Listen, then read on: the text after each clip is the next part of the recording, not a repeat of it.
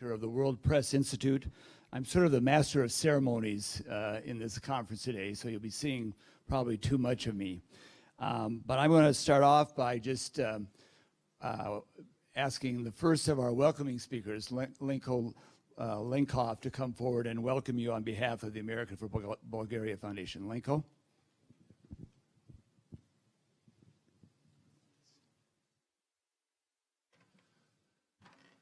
Thank you, David.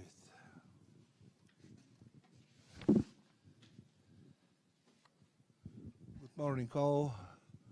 Good morning to those present in the conference room and to those that follow the conference online.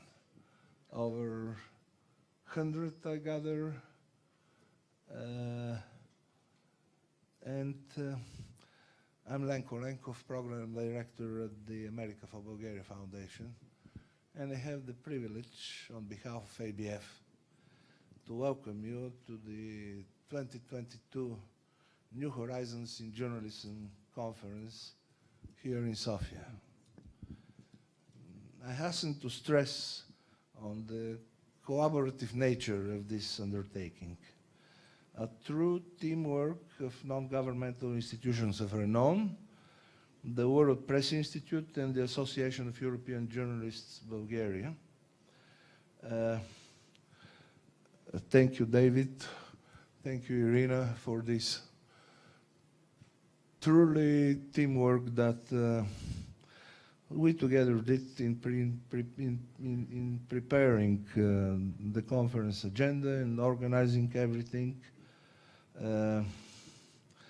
As I look around, I realize that many of you were here in the same room in September last year, 21, for a conference with the same New Horizons in Journalism title. It was a deliberate decision to go for the same title of the conference. We did not stick to the same title idea for lack of inspiration, but for a resolve to demonstrate commitment to values that are essential for our democracies to thrive.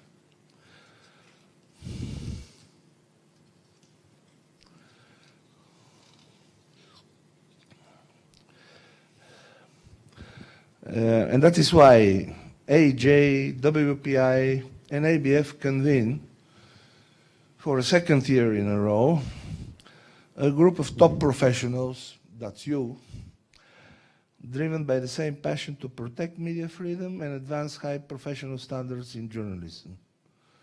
You persist, often against the odds of waves of disinformation, attempts to slap, intimidation, or of aggressive, while at times subtle, pressure on local news organizations.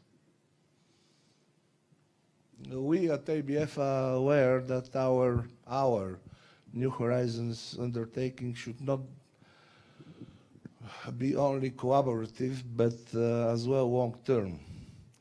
And that is why in 2023, next year, there will be a similar conference with the same title.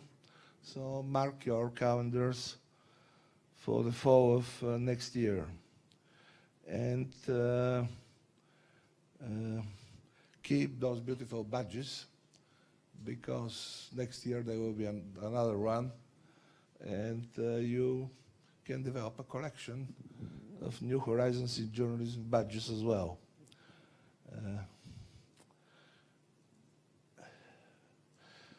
Today and tomorrow we will be sharing experiences on how to counter adverse developments in journalism, and you will be learning from each other.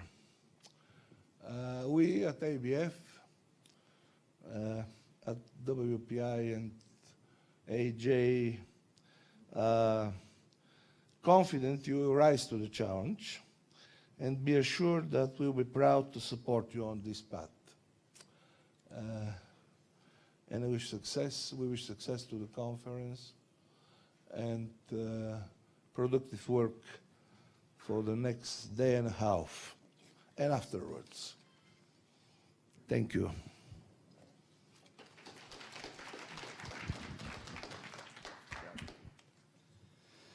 Next, I'd like to introduce Irina Nedeva, who's the chair of the Association of European Journalists in Bulgaria. They've been our on-the-ground partner here, and it's been really great to work with your people in setting up this conference. Thank you, David. Welcome to everybody. Let me say that it's a privilege and honor for AJ Bulgaria to partner in organization of the second annual WPI International Conference in Sofia, and to welcome all the guests of this conference today. I remember, as Lenko said as well, that last year we were very much excited when we pointed out the importance of the plural when we use word horizon. A year later, actually the war against Ukraine, led by the Russian Federation, inevitably narrowed the focus on a terrible military aggression against a sovereign state in Europe, against Ukraine. Now it's more difficult to talk only about new formats, the digital hype in the media scene, and only about the new production and content challenges, as the main theme has actually drastically changed. What we see is how important it is to support the free and professional media in such circumstances. We know what are the obstacles for independent journalism and how independent Russian journalists survive actually abroad, as it is not possible to work as a journalist in Russia today. We know how difficult it is for Ukrainian colleagues to do their job. Accurate reporting, editorial independent journalism, professional and ethical journalism is what we actually need more than ever today. Also, journalism having in mind the international, the broader perspective of the world, built not on the force of the powerful, but on principles of goodwill, peace, and stability. I truly believe that the topic of new horizons in plural in journalism, and the fact that it is, we have to use it in plural, not singular, are still very important. For me personally, to be honest, I love the word horizon, not only because I am working for the radio channel of the National Public Radio here in Bulgaria, named exactly Horizon. I like the plural, the idea that there are different horizons. Like in ever-changing sea, horizon and the skyline also change. War can't change this, despite the fact that war combines with other crises. Crisis with COVID and the ongoing crisis with disinformation. All this puts professional journalism at risk. That is why inspiration and good practices are so important, and I'm sure that our guests will inspire our local colleagues and vice versa. This time of crisis and war is also a test for countries with established high professional criteria in the field of media. It is even bigger challenge for countries like Bulgaria, where we still have some serious problems with editorial independence in the media environment. On behalf of AJ Bulgaria, I would like to thank the World Press Institute for the opportunity to partner with such a well-known and established and quite important organization. And I would also want to stress out how important is the organizational work of the organizational team of AJ, of my colleagues, and also, of course, not to forget to thank the America for Bulgaria Foundation for supporting this meeting and all our activities, in fact. Good luck to the conference. There are so many things to be learned and discussed with the excellent speakers during these few hours today and tomorrow. Don't forget that tomorrow is also an important day for trainings, for workshops, and welcome to Bulgaria to all our international guests.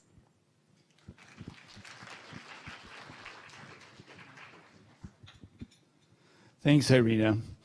As I previously mentioned, I'm David McDonald. I'm the Executive Director of the World Press Institute, and on behalf of WPI, as we call it, I want to welcome you to this conference. As Lenko mentioned, this is now the second of 3 conferences at least on journalism, and it's nice to, we have a bigger crowd this time. Last year we were coming out of COVID or in the middle of a COVID streak, and we had chairs spaced apart and looking in that direction. So if I get confused, tell me I'm supposed to be up here.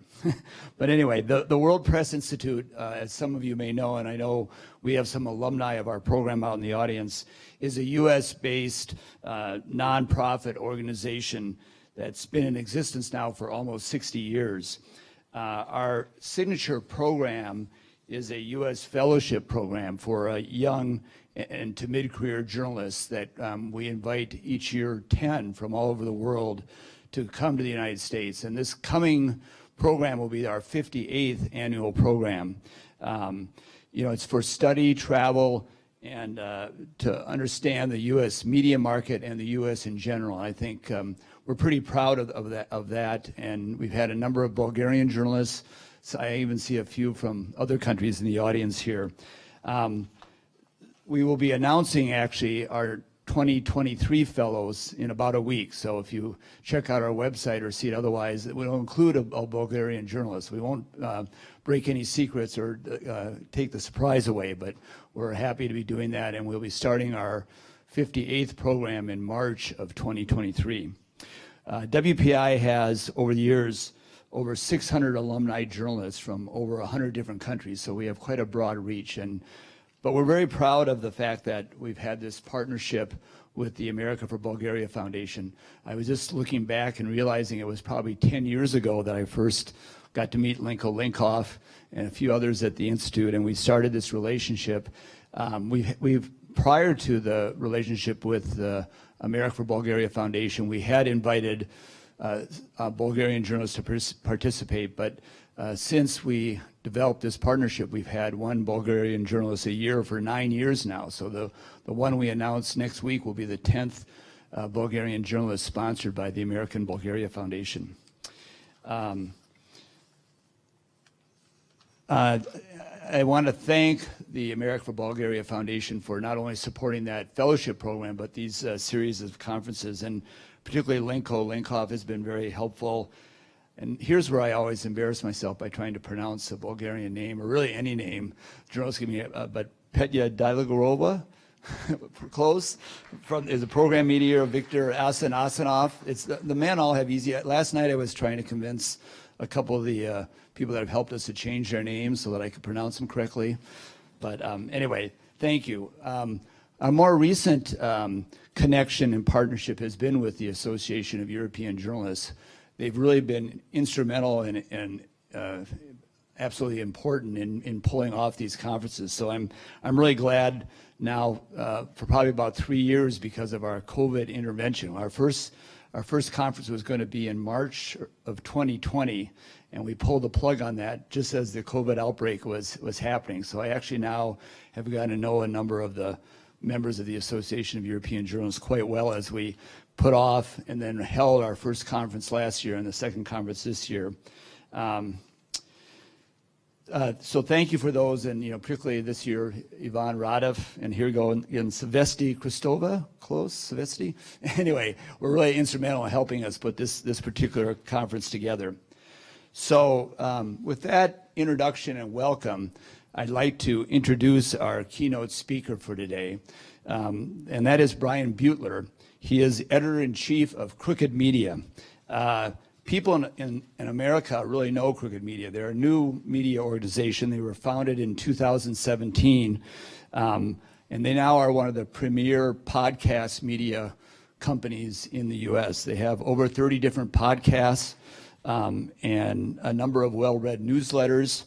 Their flagship podcast is called Pod Save America, which is a twice-weekly podcast with average of 1.5 million listeners each episode. Another podcast I might recommend to you if your English is good enough is the Pod Save the World, which is their international podcast that I listen to quite a bit. Crooked Media takes their name from a phrase of our former president, Mr. Trump, and it's, a lot of people in America really follow them and are big fans, as I am, of Crooked Media. They're headquartered in Los Angeles now. They have over 100 full-time employees. But Brian Butler, who's the editor-in-chief, is by nature or by background a congressional reporter and correspondent. So he's in Washington, D.C. And while Brian was not one of the 3 original founders of Crooked Media, he was one of their first hires. And last night at dinner, I heard about how he met with one of the founders even before it even existed. And they called him, and he became the editor-in-chief very early on in the development of that company. Before Crooked Media, Brian was a senior congressional reporter in Washington, D.C. for the news site TPM for over 5 years. He was also a columnist for Salon, which is a website that some of you may know. And he came to Crooked Media from the magazine The New Republic, which is an old and very famous magazine in the United States. He was a senior editor there. He wrote a daily column, and he hosted a podcast called Primary Concerns. And then one other little interesting fact that I just really found out about last night, and I have to mention, he was a physics and astronomy major at UC Berkeley. So if you studied something other than journalism, there's still hope for all of you, even if you started in science. His writing has appeared in the New York Times, Salon, TPM, many other outlets. And without further ado, I'm going to introduce Brian Butler.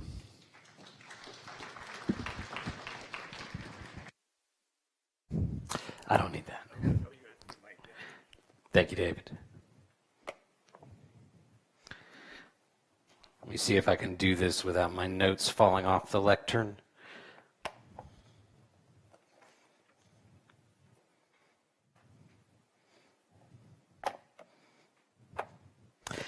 All right, good morning, everyone. Thank you to David for the introduction and for the invitation. I also want to thank the World Press Institute and the America for Bulgaria Foundation and AEJ for making this event possible, and for James Fallows, American journalist in absentia, for connecting me with these important organizations.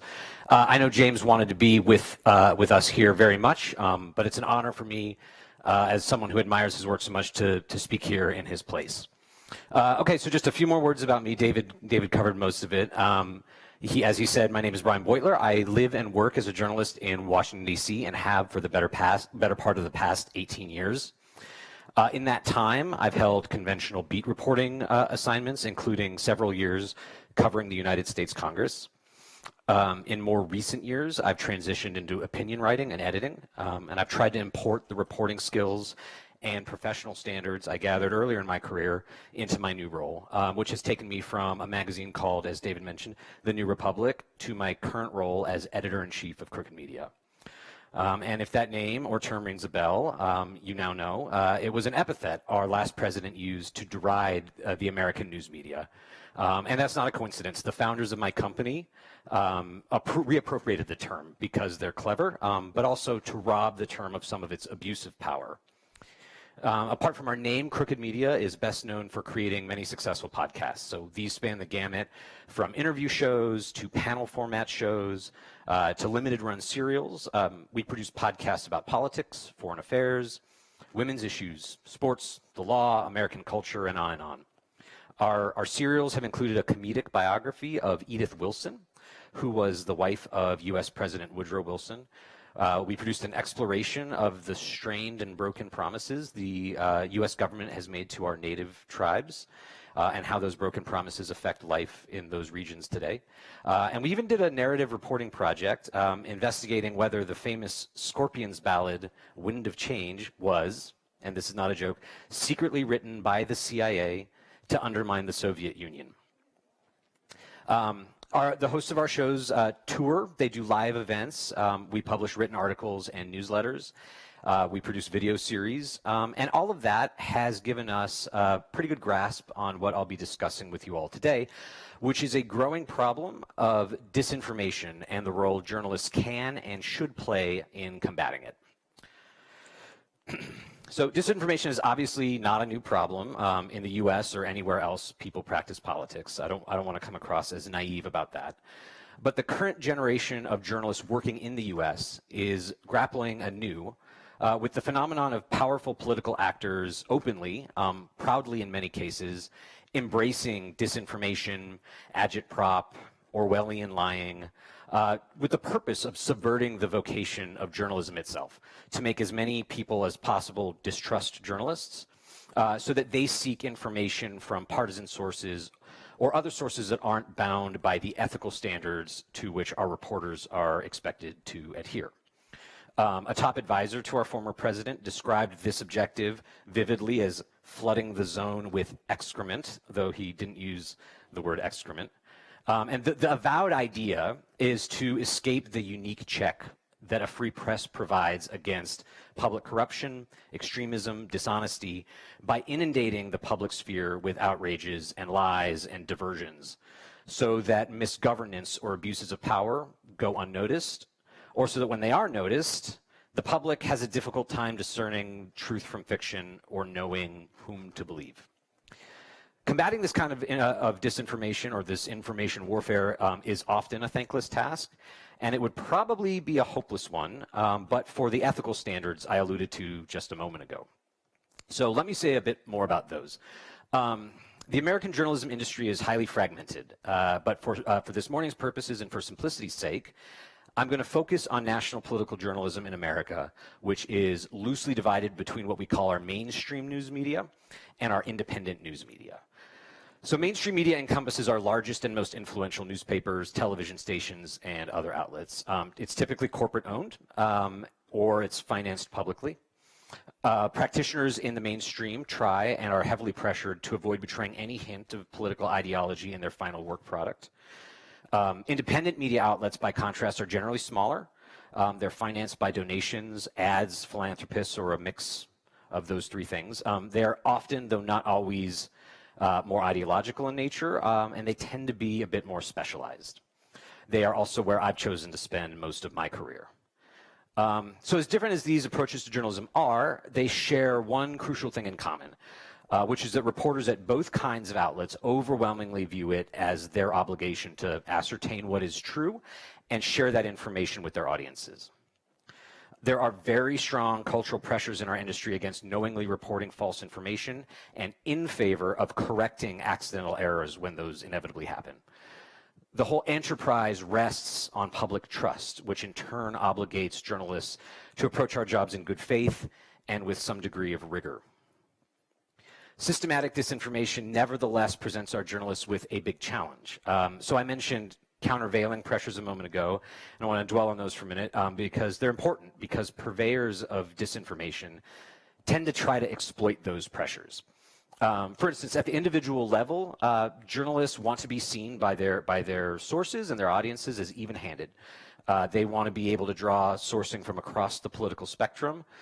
They want readers and viewers and listeners alike to think that they give public figures comparable levels of scrutiny and a comparably fair shake. But that provides a distinct advantage to powerful disinformers or to propagandists, because they can deny reporters access to information or to powerful people, or deem those reporters to be politically biased if those journalists aren't sufficiently deferential. So that's the essential tension between journalists who want to be brave truth tellers and the sources who seek to manipulate them or jerk them around. And so confronted with actors like these, I argue it is fundamentally the obligation of journalists to resist the countervailing pressures and fall back on that ideal that links us, whether we're in the mainstream or whether we're from the independent media. And that is that journalists are fact finders, and that our most solemn obligation is not to be well liked by powerful people or of any particular use to them, but to ascertain what is true and share that information with our audiences. So with all that said, I don't want to sound too exacting or demanding here. Journalists are people. I am a person. And it'd be asking too much to expect all of us to meet all of these obligations in every instance. But I'd argue that getting it right in most instances requires a combination of two character traits. First, grit, by which I mean a degree of mental and physical courage. And second, integrity, by which I mean the ability to choose what's right over what's easy and to form the mental habits required to know the difference between the two. In the US context, the physical courage aspect of grit is thankfully not a huge consideration. I note this with full awareness and with even more awareness last night after our dinner, that in many other countries, people are routinely imprisoned and or killed for whistleblowing or reporting what's true. The US, by contrast, provides journalists strong legal protections, and it is uncommon for powerful people or their allies to target journalists with violent retribution. But this background expectation that we share in the US of a free press is changing in some alarming ways. US politicians have always scapegoated journalists. There have been decades-long campaigns to discredit the media or pressure members of the media into doing the bidding of one party or another. But more recently, that kind of adversarial relationship has given way to something more like incitement.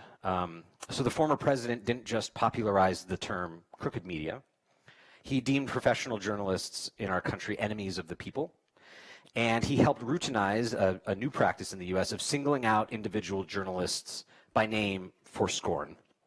And when that happens, those journalists inevitably experience harassment on social media. They experience more harassment in person at public events, and they frequently receive death threats in the mail.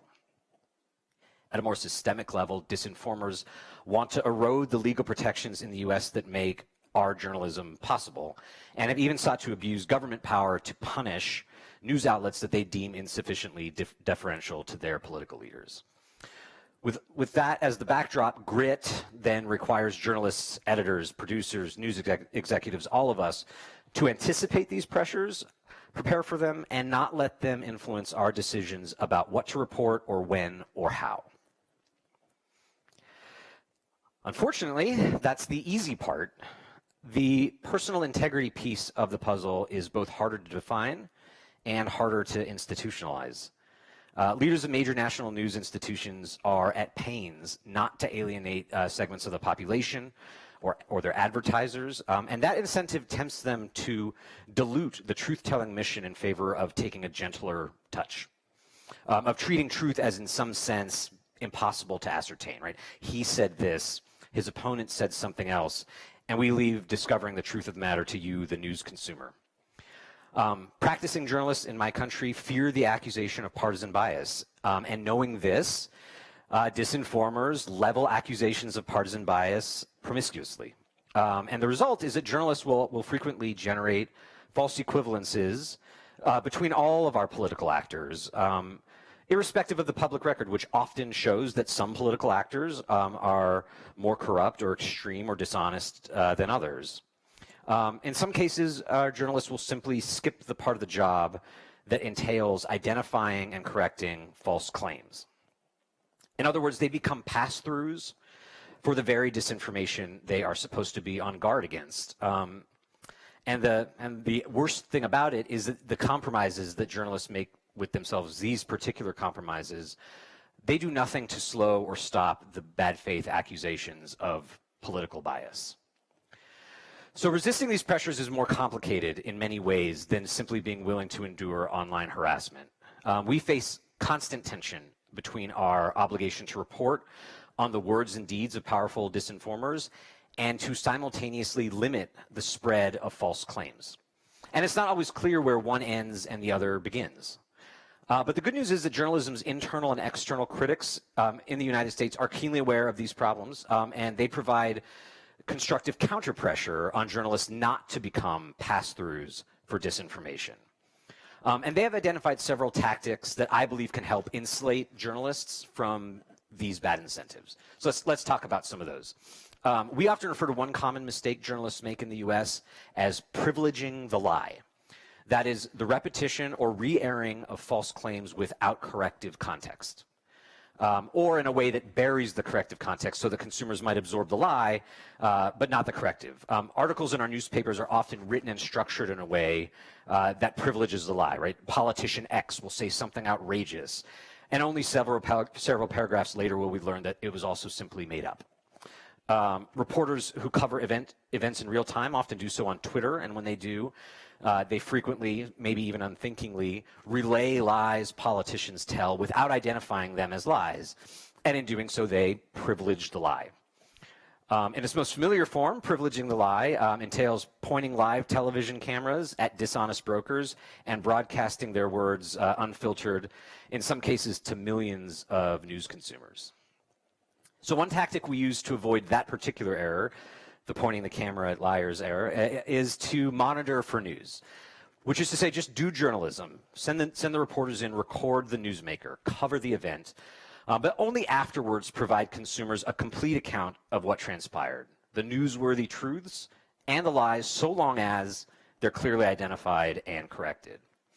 When a lie is newsworthy, journalists can create what we somewhat awkwardly refer to in our industry now as a truth sandwich. The idea is to surround newsworthy false claims with correctives. So, for instance, a politician might falsely claim that an election has been stolen. A journalist, I think, would be remiss to simply repeat the claim.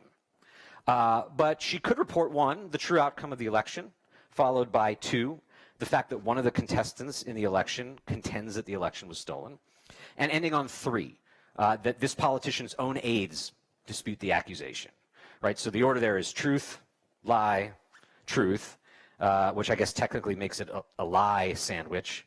But whatever you call it, or however you structure it, the idea is to resolve the dilemma that arises when an intentional effort to mislead the public, such as by claiming an election has been stolen, is itself newsworthy. Not all lies, I should say, and provocations are newsworthy, or rather, they often aren't as newsworthy enough, sufficiently newsworthy to replace other more consequential stories, kick them off of our front pages, our news programming, our social media. Sometimes when they're flooding the zone with excrement, the best thing to do is to get out of the zone. The U.S. cable news host Rachel Maddow likes to use an expression which was coined, I believe, from the Nixon era, which is watch what they do, not what they say. And that is, in fairness, a slightly categorical recommendation because journalists obviously have to do both things. But the point is to remind journalists to use considered judgment about whether a provocation is genuinely consequential or revelatory, or whether it's just meant to distract journalists and waste their limited resources. Okay, so we have not privileging the lie, we have monitoring for news, we have our sandwiches, ensconcing lies in the context of truth, and we have emphasizing deeds over words. That's not meant to be any kind of comprehensive list, but it hopefully illustrates the kinds of cues professional journalists can use to guide us through the minefields of disinformation. Then the last challenge is to make sure people actually encounter journalism. We can be perfectly rigorous and clear in our communication, but if nobody hears or reads it, we might as well be practicing in front of a mirror. And in the US, that means packaging news to reach people on platforms that weren't really built for news delivery. If you poll or interview young people in America, approximately ages 18 to 35, you'll find that very few of them consume news by reading newspapers or watching news programming on television or scrolling through the websites of news gathering outlets. They learn about the world on TikTok and on Twitter, and they learn from their peers after news has already been transformed from the raw material of news gathering into morsels of information that have spread virally online or through their communities. And I don't know how to solve that problem exactly, other than to say it's important for journalists to experiment with storytelling techniques and distribution methods. It's important because cluttering the internet with junk and lies meant to appear trustworthy is depressingly very easy. People do it for a living or to advance their political agendas or both. And we can't say we've done everything in our power to combat disinformation if we cede that train to them. So I think it's fair to expect all of this from journalists. It's what we endeavor to do at Crooked Media. But journalists could use our help too. We should be responsible consumers with good mental habits of our own.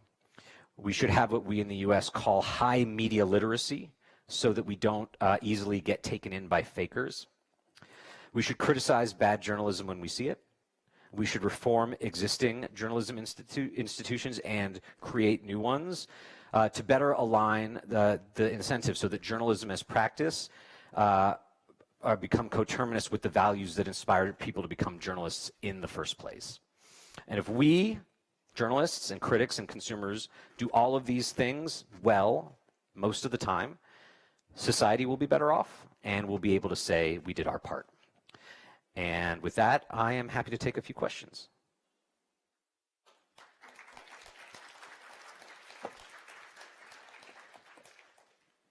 I'm going to slow you down because the translators are talking a little slower for the translation. My apologies.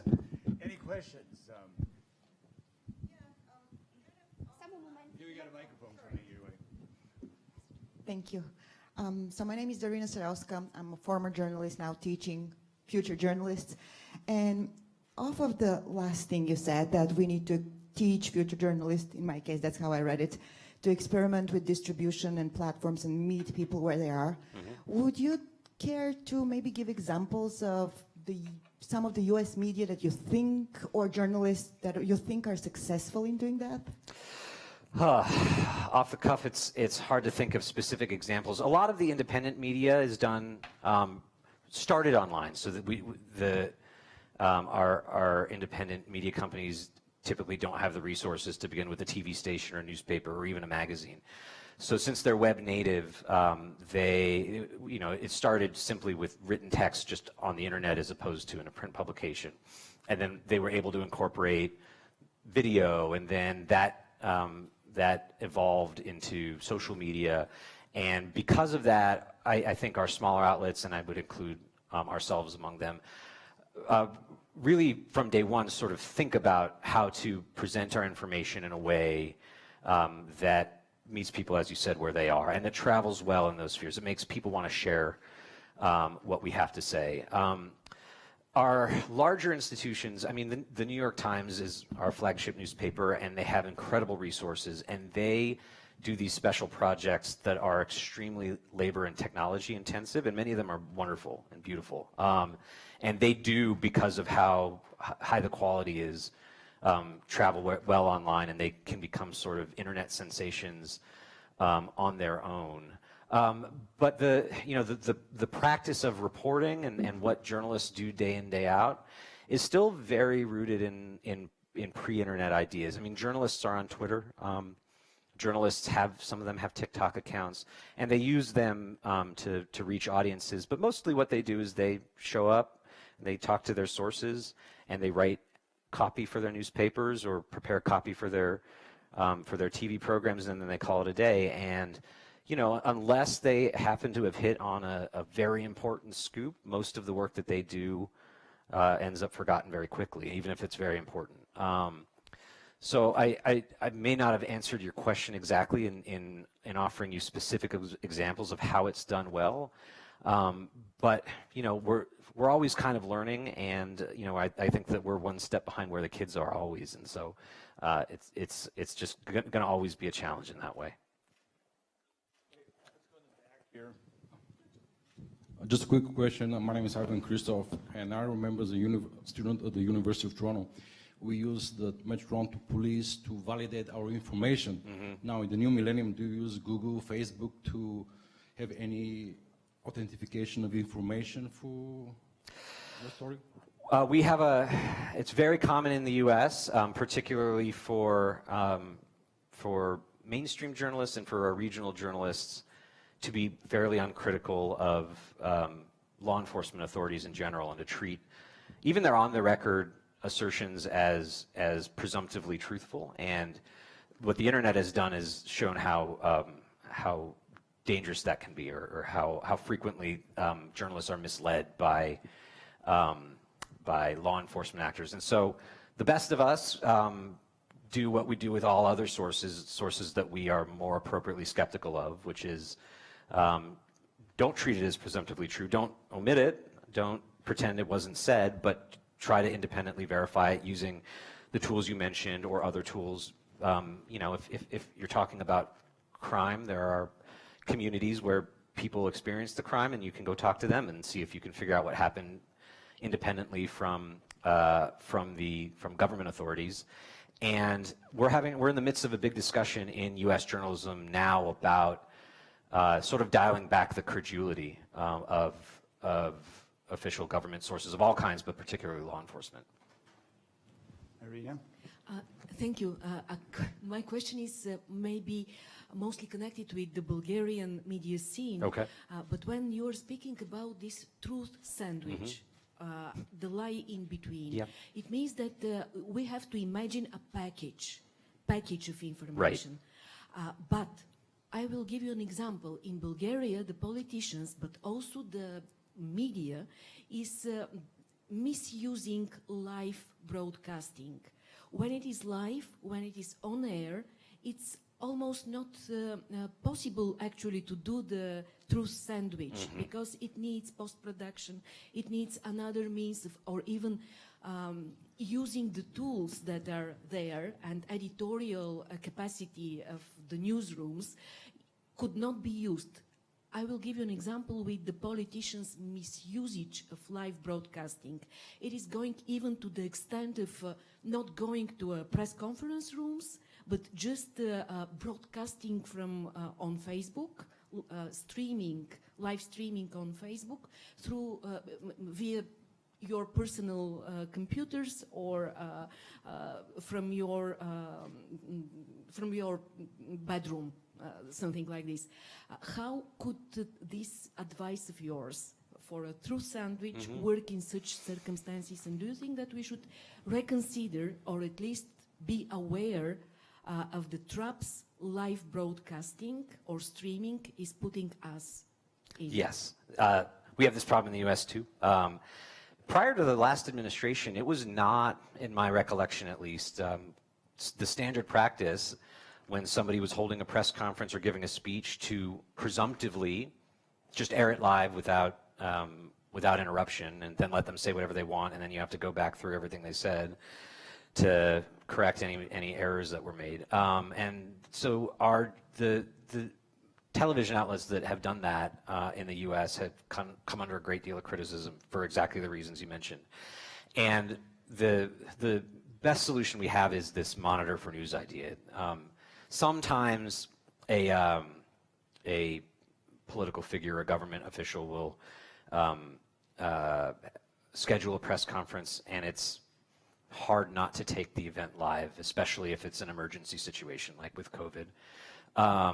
But often these are political rallies essentially dressed up as news events. And in those cases, what we recommend television stations do is alert their viewers that the event is happening, and promise them that we will bring you the important bits of it when it's over, and do the post-production aspect of it, and then bring lengthy clips. You know, don't try to be shady about it and misrepresent what was said at the. Genuinely give them a good representation of what was said at the event, but also that way you can make the truth sandwiches out of the morsels. You don't want to omit the fact that a politician held an event and told a bunch of lies, but you can then air the lies advertised as such, and it limits the damage that the lies can do, or the ability of the politician to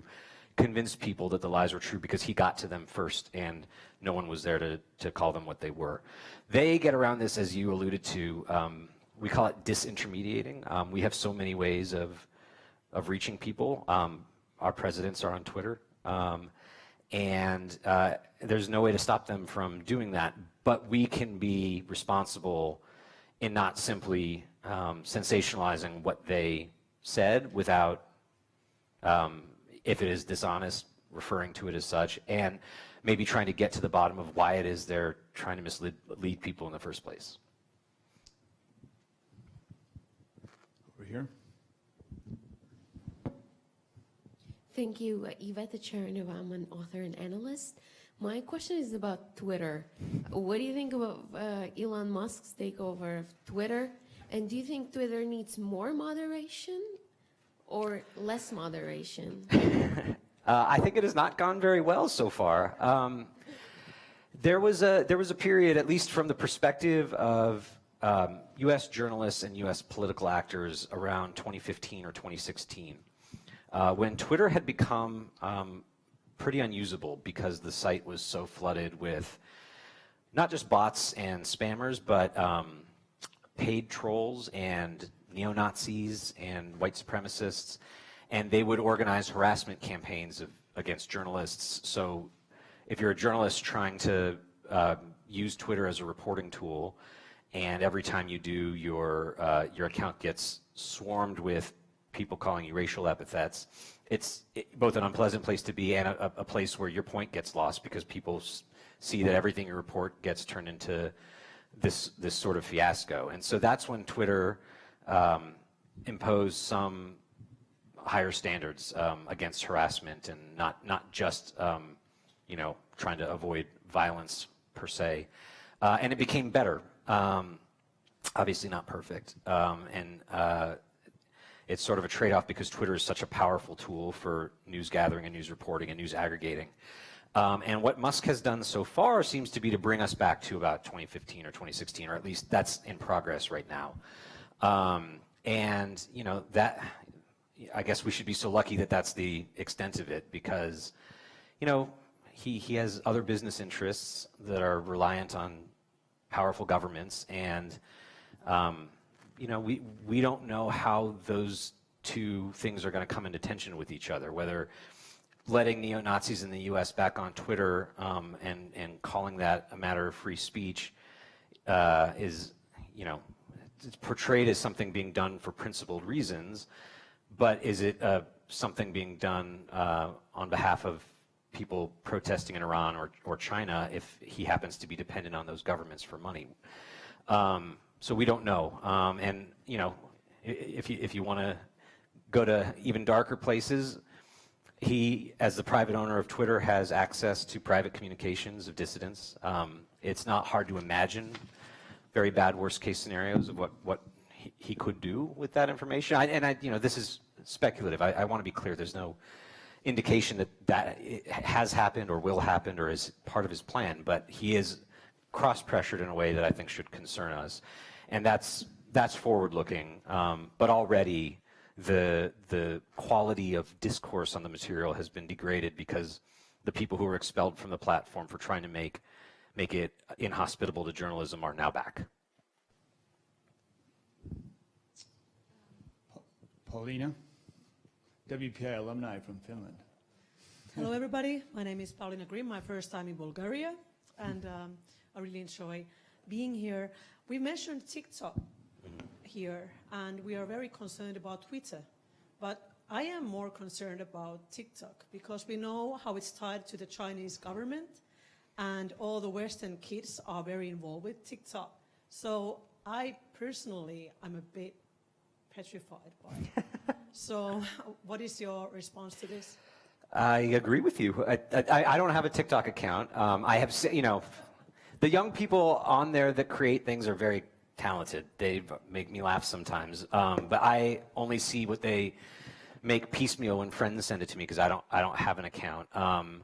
And yes, I mean, for some of the same reasons I said it's reasonable to be concerned about Musk's ownership of Twitter because he's cross-pressured by foreign government interests.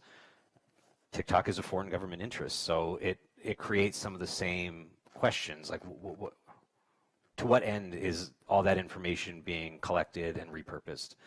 And I don't know what you do about it. I mean, I just don't know. There are discussions in our Congress about what to do about it, but they come into tension with some of our other laws and values about free speech, free expression, and telling our citizens that they can't use a platform that they love and are addicted to would be a hard sell. So it's a very thorny problem. all I can say is that I understand why you're concerned about it, and I share some of those concerns.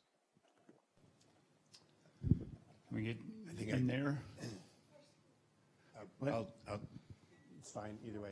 Okay, so good. I'm sorry. Anyways, Dean Starkman, I'm a journalist based in Budapest. Hey, Brian. Hi. Great talk. Everyone's totally plugged in. I wanted to see two questions or two meta things. One is journalists always tend to see the struggle between truth and falsehood as the supply side problem. Who's going to get their version out first? But of course, there's also a demand side problem, meaning people are really looking for stuff that confirms their thing, and they go into their thing. So that's like one thing I'm kind of curious about how you deal with that. And then I'm really happy about these questions about the platforms, because it's not like a ring where two wrestlers are wrestling truth and falsehood. So it's not like that at all. It's like these are not neutral spaces. These are places that are controlled by algorithms that tend to take people to where they already want to go. So I know long kind of question, but it's sort of like this water we're swimming in is to be aware of, like how to reimagine or think about the space that we're working in, the internet, and which is dominated by really a handful of platforms, TikTok, Twitter, Facebook, and that type of thing. How do we even think about addressing that space, which was not imposed by some deity? It came up because of capitalism, et cetera. Right. Yeah. We talk about gatekeepers in the U.S. and prior to the internet, what people, the news was just a handful of enormous platforms, and if you read them or watched them, you had the same information as everyone else. But even then, there was Father Coughlin, and we had plenty of disinformation and conspiracy theory prior to the internet age, and we had plenty of people doing what you're referring to, confirmation bias. They want to consume the media that confirms what they already believe about the world.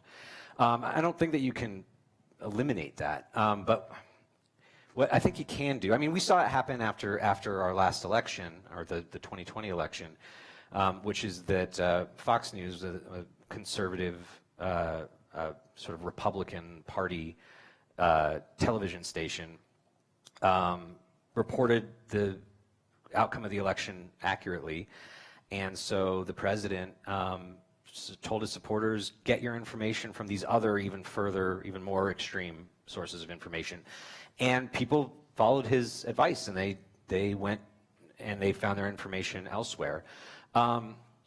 There's another side to it, which is that as strong as our protections are in the U.S., you can't defame people. You can't maliciously smear them if you know that you're telling lies. And what some of those outlets that Mr. Trump directed his followers to did was they defamed the companies that made the vote counting equipment, and so now they're facing enormous financial judgments against them because it's one thing to seek out opinion or even conspiracy theories that can confirm your belief, but if that opinion writing or opinion television or conspiracy theory fodder veers into defamatory territory, there's a penalty to be paid. So that creates a disincentive in one direction. And the other aspect of it is, I guess there's sort of a gauche aspect of it, which is political, and one is sort of aspirational and values-based, which is that I think most people think lying on purpose to mislead people is kind of gross. And people don't raise their children to do that or to admire that or to want to go into that line of work. And so when people who take their responsibilities as journalists ethically expose that, we hope that there's a political price to be paid for the people who are behind it. And in our actual last election, the one that we just had a couple weeks ago in the U.S., there's some evidence to the effect that the candidates most outwardly and unapologetically involved in this systemic disinformation stuff they did worse than just about any other candidates running. So it's not, you can't solve human nature, but I think we have pretty powerful tools to limit the amount of harm people's incentives can bring on the public sphere, both in our legal system and within journalism itself. Michael? Yeah, Brian, thanks for your comments. They're very interesting and very useful. I want to go back to something you were talking about in terms of reaching a younger audience. I think typically in the US, podcasts do reach a younger audience compared to, say, broadcast television. I want to ask you some advice, guidance, tips you might have, places like Bulgaria, other countries, and media outlets who might think about getting into the podcast space. What are the advantages, but also what are some practical thoughts on how to go about that? If you're a news organization, podcasts are growing in popularity here. What are the advantages, and what's just some practical advice? The advantages are myriad. It's changing a little bit now, but for we're still at fairly, not quite the infancy of podcasting, but it's still a pretty young format, especially to be professionalized. And so there's more room for experimentation. It reminds me of in the 2000s we had the blogosphere, which also professionalized and then just became absorbed by regular media. But it became a place where people could kind of sound out their ideas without the sort of over-exacting scrutiny of being on live television or writing in a newspaper. And so you can experiment a lot. You can delve into lots of topic matter. You can find experts on all topics and bring them on and talk to them for an hour or more about pretty much whatever you want. And then this is where the sort of personal integrity and ethics thing comes up. Since it's under scrutinized, if you make a mistake on a podcast, you're probably not likely to get a bunch of feedback telling you, hey, you screwed that up, you need to issue a correction. It's sort of on you to do that yourself. So those are the advantages, and also sort of one hidden risk. But what I would say is, I mean, you sort of want to, I think you, generally speaking, want to start with people who have some public profile to begin with. You know, it's not a coincidence that the founders of my company were well-known politicos before they founded Crooked Media.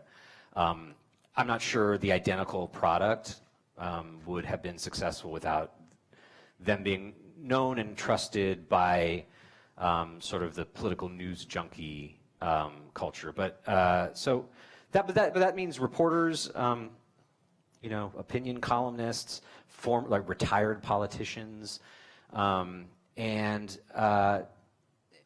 you know, the strategies for getting that off the ground, I think, are comparable to, you know, drawing attention to just about any product that we make as journalists. Is some degree of marketing. It's trying to get questions that are on people's minds answered. It's trying to break news, and you know, if you mix those elements together, you can build an audience that's large enough to at least make the podcast itself, that product, financially viable. So I hope that answers your question. I hope that at least is a start. There are other niche podcasts that are underwritten, or that they're you know, they're universities produce them. They don't have wide audiences and they're not meant to. And those can be very valuable too, especially if you're someone like me who, you know, a big part of what I do involves mining just the world of information out there. But if you're talking about a product that is sort of self-perpetuating and doesn't require injections of money from the outside or institutional support, you know, starting with people who are professional, ethical, and have a public profile, and, you know, a good sense for how to make conversations compelling, those are the ingredients. There's a question here in the middle somewhere, and then Yeah. there's a gentleman behind that I pointed out to. I mean, the next one can be there, but go ahead. Hi. So my question is connected with the fact that a lot of young people nowadays tend to make really radicalized opinions on certain topics because of their attention span. Because of social media, a lot of people tend to only read titles of the articles or to just like look at the TikTok or some tweet and decide where they stand on a certain point. How do you deal with that? Because we have to like Yeah. adapt. Well, if there's good news there is that I think it's always kind of been like that, even before our attentions was spliced super thin by social media. How do you deal with it? I mean, I think you do the best you can. You know, like I alluded to in the speech, you want to try to, you know, if you know where they're getting their information, you know where to find them. If you believe that they are sort of being fed either by algorithms or by their own selection of who to follow, you know, junk or if not junk, you know, highly incendiary, sort of misleading ideas about things, you try to compete in that space and provide alternative content that is equally digestible and fun and addictive, but that ideally conveys true things. And I mean, on the disinformation topic, you know, every election, our social media gets inundated with reporting about Election Day being a different day than it actually is. After Election Day, for instance. So vote Tuesday, November 12th, when the election was actually already over, which, you know, there might even be laws against it, but it happens all the time. And it's hard to measure what the impact of that kind of thing is. But, you know, what a lot of news outlets do, what we do, is try to package fun social information that has accurate information. And, you know, hopefully you reach some of the people in doing that are otherwise being inundated with agitprop or disinformation or, you know, sort of extreme content. But it goes back to what we were talking about before. Sometimes people just want what they want, and they're gonna stick with that kind of thing, and there's sort of very little you can do about it other than just try as hard as you can. Question in the middle back there. Hi, my name is Bobby Angelov. I'm a media researcher and journalist, more likely academic extremist, something like this. You used a couple of times the words mental and journalist in the same sentence. Yeah, so it seemed right somehow, because when somebody asks me on the street, what are you working, and I say, oh, I'm a journalist, the most common reaction is, oh, nice, something like this. But when I ask a young person, what are you studying, and he or she said, I'm studying journalism, I'm always saying, oh, nice as well, but my eyes are saying, what is wrong with you? Mm-hmm. Something like this. So my question is, do you have in the US mental health trainings, especially for journalists? What kind of trainings and who is initiating them? Yeah, there's no standard, but it's more common now because the topic matter in journalism is often fraught, sometimes traumatizing. We have this phenomenon in the US of mass shootings, and the journalists who cover those often end up as traumatized as a war reporter. So their outlets will often provide counseling. I think it's usually instituted by the human resources departments of those institutions in order to keep the workplace sustainable. You know, ideally you need those people to come back and do their job again, even if it means going back into a shooting zone or to cover an election that has become extremely poisonous with toxic ideas. And journalists themselves, in no sort of organized form or fashion, are becoming more open, either within their outlets or on their own social media, about the toll that some of the harder parts of the job have taken on them, and to try to demystify and take the stigma away from the idea of sort of seeking mental health therapy because of your job. And I think the effect has been generally good, and you know, more and more journalists avail themselves of services like those, and there's very little, maybe none. There's like no price to be paid within the industry for taking advantage of those things. But it's not a standard. It's like our company, I don't believe, has a like its own internal mental health issue. We just encourage people who need to take time to do that, or if they need to talk to someone to do that, and we could even help arrange it. Another question there in the middle. And then Hello, Emilia Slavova, Sofia University. I'm a linguist, sociolinguist, and I'm very happy that you mentioned the truth sandwich, which actually comes from George Lakoff, who is also a linguist. That's right.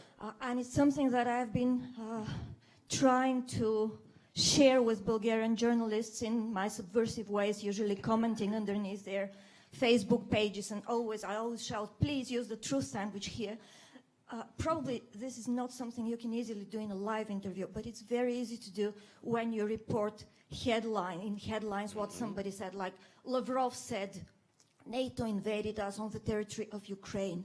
Do you need to post this as the headline of your story? There's so many ways to surround it and to give context and to explain that this is a blatant lie. So I would like to tell all colleagues, journalists here, think about the headlines. Most people read the headlines only. Don't quote people who are obviously lying for what they're saying. And yes, use the truth sandwich. I agree. And you know, implicit in the term truth sandwich is that, you know, somebody like Lavrov, you can't wish him out of existence, and you can't do journalism by omitting everything he says, every lie he tells. The fact that he's out there lying is very important. So it's about how to make sure that he doesn't get what he's after, which is to mislead. And whether you embed it in a sandwich the way George Lakoff advised, or just otherwise, as you said, there's just so many ways to convey that somebody important said something for nefarious purposes that was untrue, as opposed to just repeating what they said. And it really ought not be such a challenge for journalists to get this right almost every time. But they're learning on the job. As I was saying, this is the extent of it, and the sort of bald-facedness of it is new in a U.S. context, and so many of our working journalists are not used to it, and they're doing things the way they did when things were slightly more anchored in truth, or the expectation was at least. And the consequences are often galling, these headlines that simply just repeat a false claim, and often that's all that somebody will read. question here in the front row or second row. Orlin Buetz, if we imagine that Twitter starts moderating content in favor of Trump and the Republican Party, how will you deal with that? I am asking because in Bulgaria we have such a problem with other social networks. Yeah, how do we deal with it? I mean, there's not much we can do about it. We can report on it happening. Our social media before the Musk purchased Twitter is the algorithms are meant to pick out stories or content that fosters engagement. What fosters engagement? Things that make people angry, things that are outrageous, right? And so the politicians who traffic in that kind of content are already, it's not that somebody is behind the scenes, like making sure that the worst politicians are getting the most attention on social media, but they've written the algorithm in a way that the worst kinds of people just do end up getting that kind of attention. So it's not totally clear to me how much different the world would be if Elon Musk decided he just wanted to pick his favorite politician and make that person the star of Twitter all the time versus what just happens with the way Twitter works to begin with, which is that, to take Donald Trump, the example you gave, he was kicked off of Twitter. Musk has let him back on, but because in the meantime he started his own social media company, he hasn't been using Twitter per se. But if he started, it would be just like during his presidency. It would be nonstop cascade of farrago of lies, and all of those would end up with tons of engagement, and then they'd be put on television news just like they were before. And that would happen even without Musk deciding affirmatively that he wanted to see more of that. Which is to say, so we're kind of living in that world anyway, and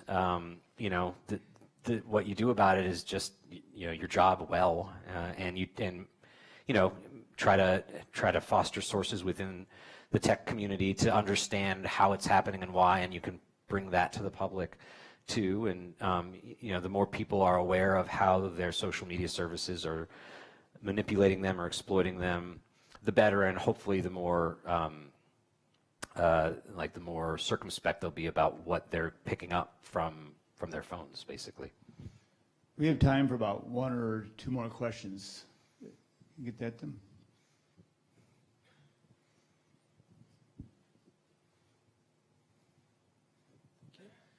Hello, thank you. My name is Frank Stier. I'm a German journalist. In the last years, we talked a lot about disinformation. We talked, or you talked also today. I wonder whether there is some aspects of disinformation we may talk not enough in the last years.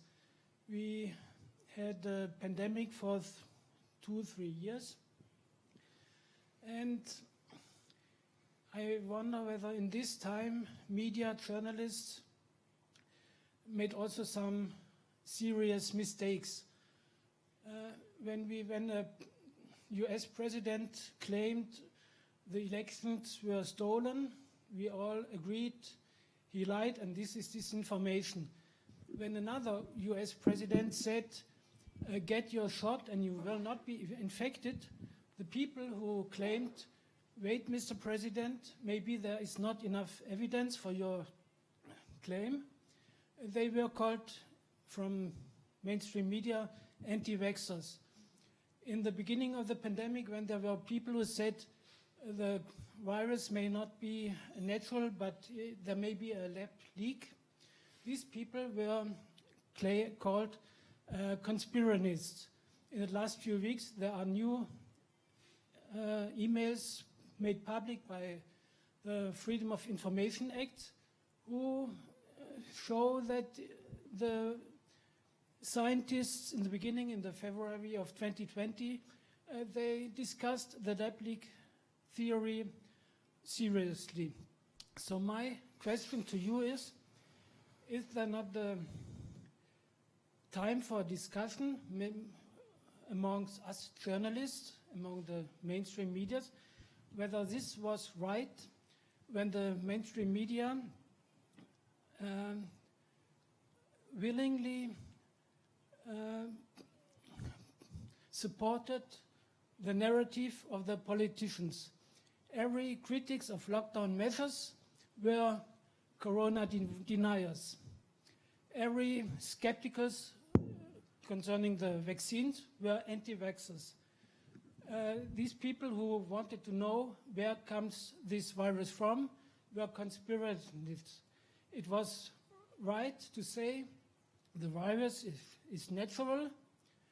We don't come out of the pandemic if we don't get vaccinated, the whole people on the planet. We have to lock down the whole societies to be safe and healthy.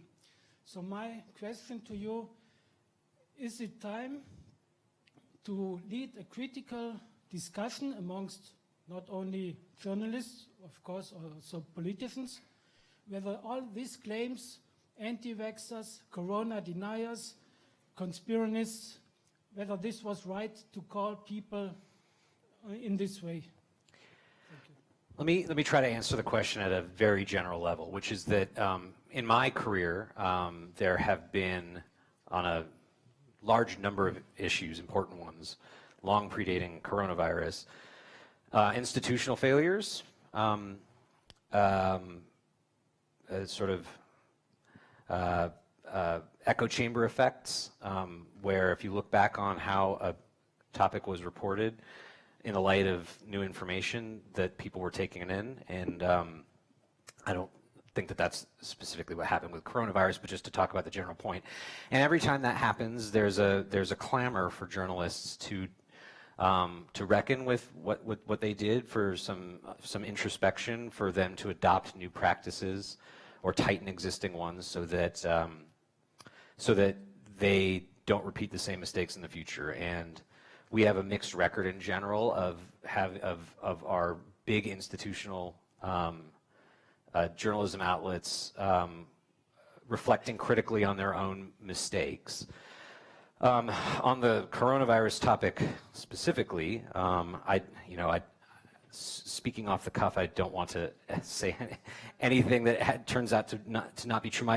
My understanding, and I think what journalists should, and I think generally do, try to report when this topic of the origin of the virus arises, is that there is no smoking gun that allows you to know either way, and there are many scientists who say one thing and others who think something else, but neither of them knows with any certainty. And that's sort of all that a journalist can do. We had in our country a brief dust up over this question that I did think ended up in a somewhat unproductive place, which is that because of how the president mismanaged the earliest days of the pandemic, there are members of his party that wanted to absolve him by casting blame for what happened anywhere else. And a big part of the sensation of this topic, of whether it was a lab origin or not, originated with members of his party trying to just divert public criticism of him to anywhere else.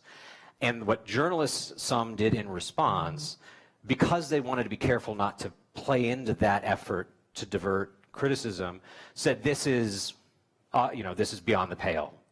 When what they should have said is, we don't know what the truth is, but this person is making claims that he can't substantiate in order to protect a political ally of his. That would have been, I think, a better way to go about it. And in sort of the cold light of 2020 hindsight, in 2020 hindsight, we might be able to have another one of these rounds of public conversation about how well or poorly journalists did, and what they could change about their practices, so that if there's another pandemic or any other kind of mass global event that requires them to do better, that they don't make those mistakes again.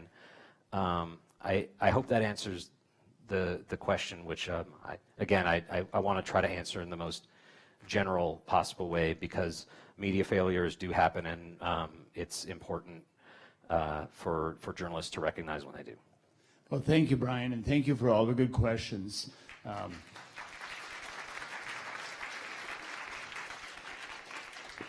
So, since this is sponsored by the America for Bulgarian Foundation, and I'm an American, we're on American time now, so you're going to get a 15-minute coffee break, but really try to be back in 15 minutes. And we'll continue the conversation on disinformation and propaganda. See you at 10:45. Thanks. Good job. Sorry if I was too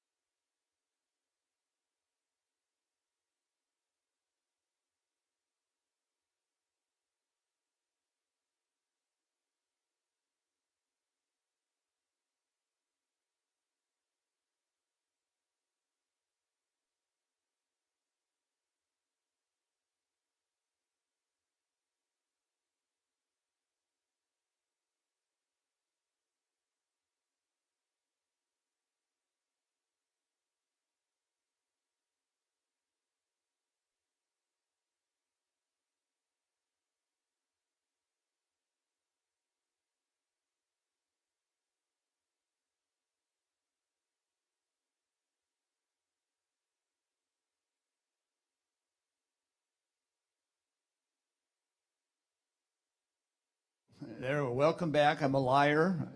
So much for American time, but one of our panelists is the star here, media celebrity from Russia, also a WPI alumni, Alexei Kolov. I'm going to introduce Michael Montgomery, the moderator of this panel, and then Michael's going to have a brief introduction and introduce the panelists. Michael is a senior producer, reporter for Reveal, which is part of the Center for Investigative Reporting in San Francisco. He's also a WPI board member, but his history goes back to this area, or at least the Balkans. He was a correspondent in the Balkans as Yugoslavia was breaking up, I think, in the 1989-90 period. And he wants you to know that he was in Bulgaria in 1989, and he can tell you the story about that. But I think without further ado, I'm going to, one last thing about him is that Michael, when he was a student at Macalester College in Minnesota, drove a van full of WPI journalists all over the upper Midwest. So he's got a lot of connections to the World Press Institute.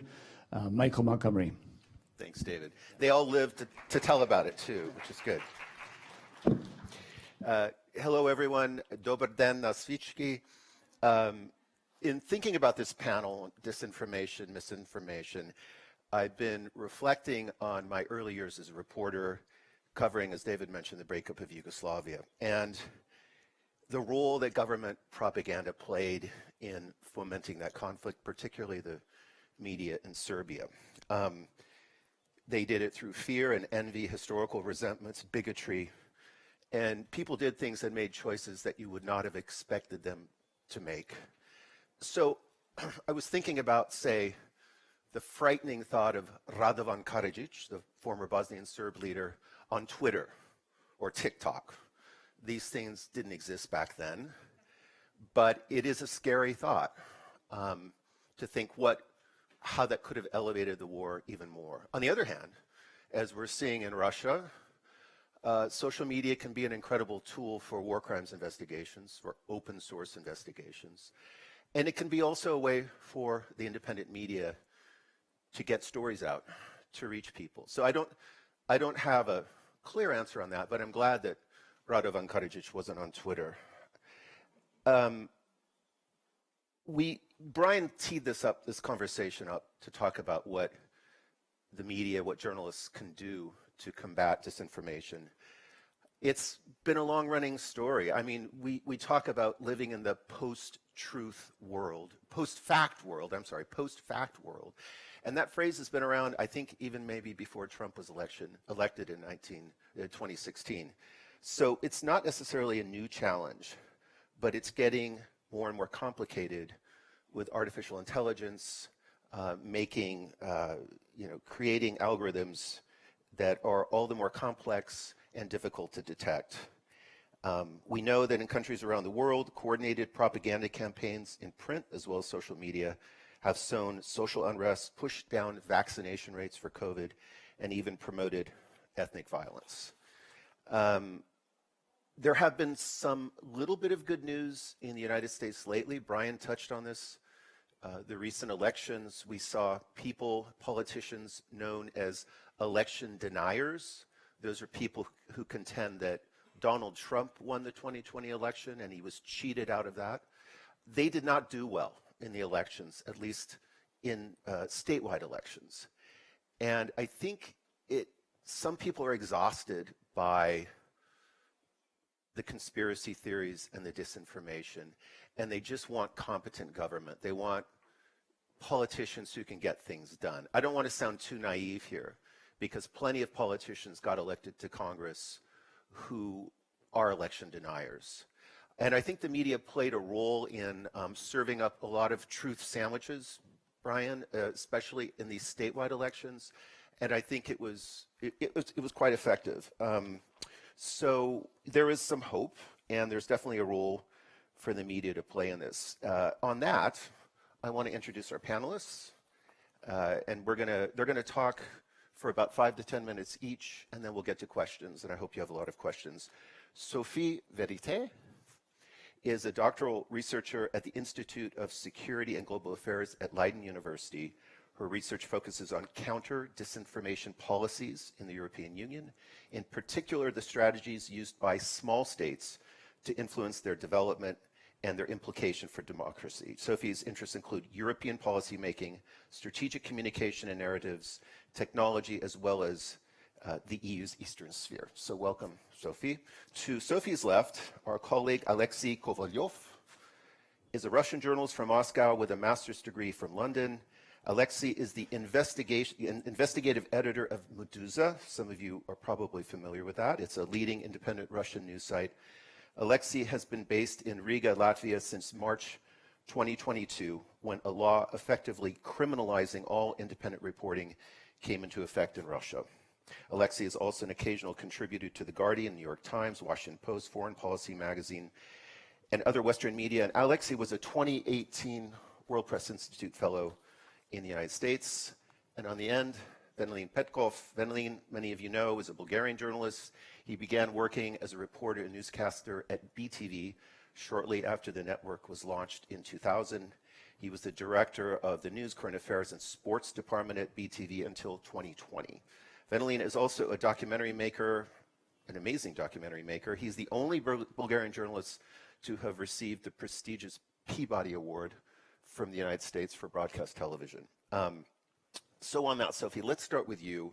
You have done a lot of research into this area, and I want you to set a little bit of context in terms of understanding. You know, I mentioned propaganda from the Balkan Wars. Talk a little bit about differences between propaganda and misinformation, and then let's get to how the media and regulators can challenge that. Absolutely. I have prepared a little presentation which should work. Yes, but to give a little bit of context, thank you so much, Michael. Before I started working as a doctoral researcher now at Leiden University. Before that, I completed a Master of Philosophy in Politics at Oxford University, which made me really delve into this sort of issue from a philosophical perspective. And before that, I was working for the EU, implementing the EU's public diplomacy campaign in its eastern neighborhood. So that's Armenia, Azerbaijan, Belarus, Georgia, Moldova, and Ukraine, just to give you a little bit of context. So I'm very happy to be here with you today to introduce this topic, which is something that has been on my mind for almost a decade now. And this presentation has three main objectives. Oh God, is this going to work?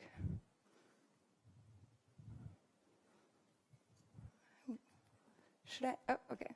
Right. First of all, I want to clarify the differences between the key concepts we've been referring to, misinformation, disinformation, propaganda. Then I want to go into what kind of problems are we dealing with, what is the beast that we are talking about, and then finally what has been done and what can we do about it. So let's start with conceptual clarifications. Yes. This panel is entitled Combating Disinformation and Propaganda. And although these two terms, disinformation and propaganda, are related, they are different. Propaganda is information shared. I want to make sure that this is going properly. Information shared to promote a political cause. Very often, but not exclusively, misleading. It is by definition subjective. I'm fairly certain that my work in EU public diplomacy would have been considered as propaganda by some other people in the world, right? So in other words, whether you decide to call it strategic communication, public diplomacy, or propaganda is a little bit of a matter of perspective. On the other hand, scholars understand disinformation as the intentional and systematic manipulation of information deceiving a target audience to cause public harm, generate profit, or advance political goals. And the key terms here are intentional and systematic. And we're already running into a little bit of an issue here. Intent is a little bit subjective, right? What we may perceive as intent to harm may be perceived by someone else as intent to protect from harm. And also, influence campaigns, as you know, are heavily relying on ordinary citizens to relay that information. And they're not sometimes aware that that information is false or misleading or deceptive. They probably don't have the intent to cause harm.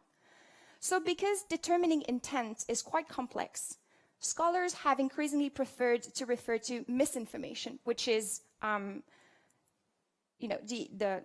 incorrect or misleading information, but not necessarily deceptive. And all of this is causing a lot of issues because it operates in an increasingly chaotic information order, or what a lot of people start calling information disorder.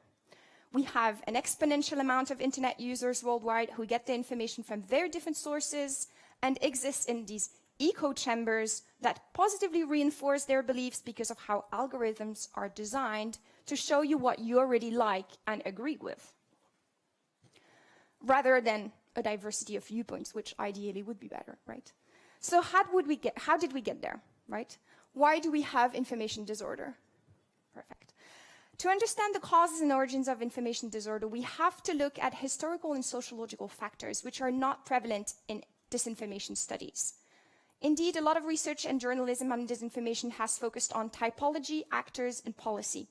What strategies do we see? Who is behind it? What can we do about it? And it's understandable because political actors are pressured to act swiftly.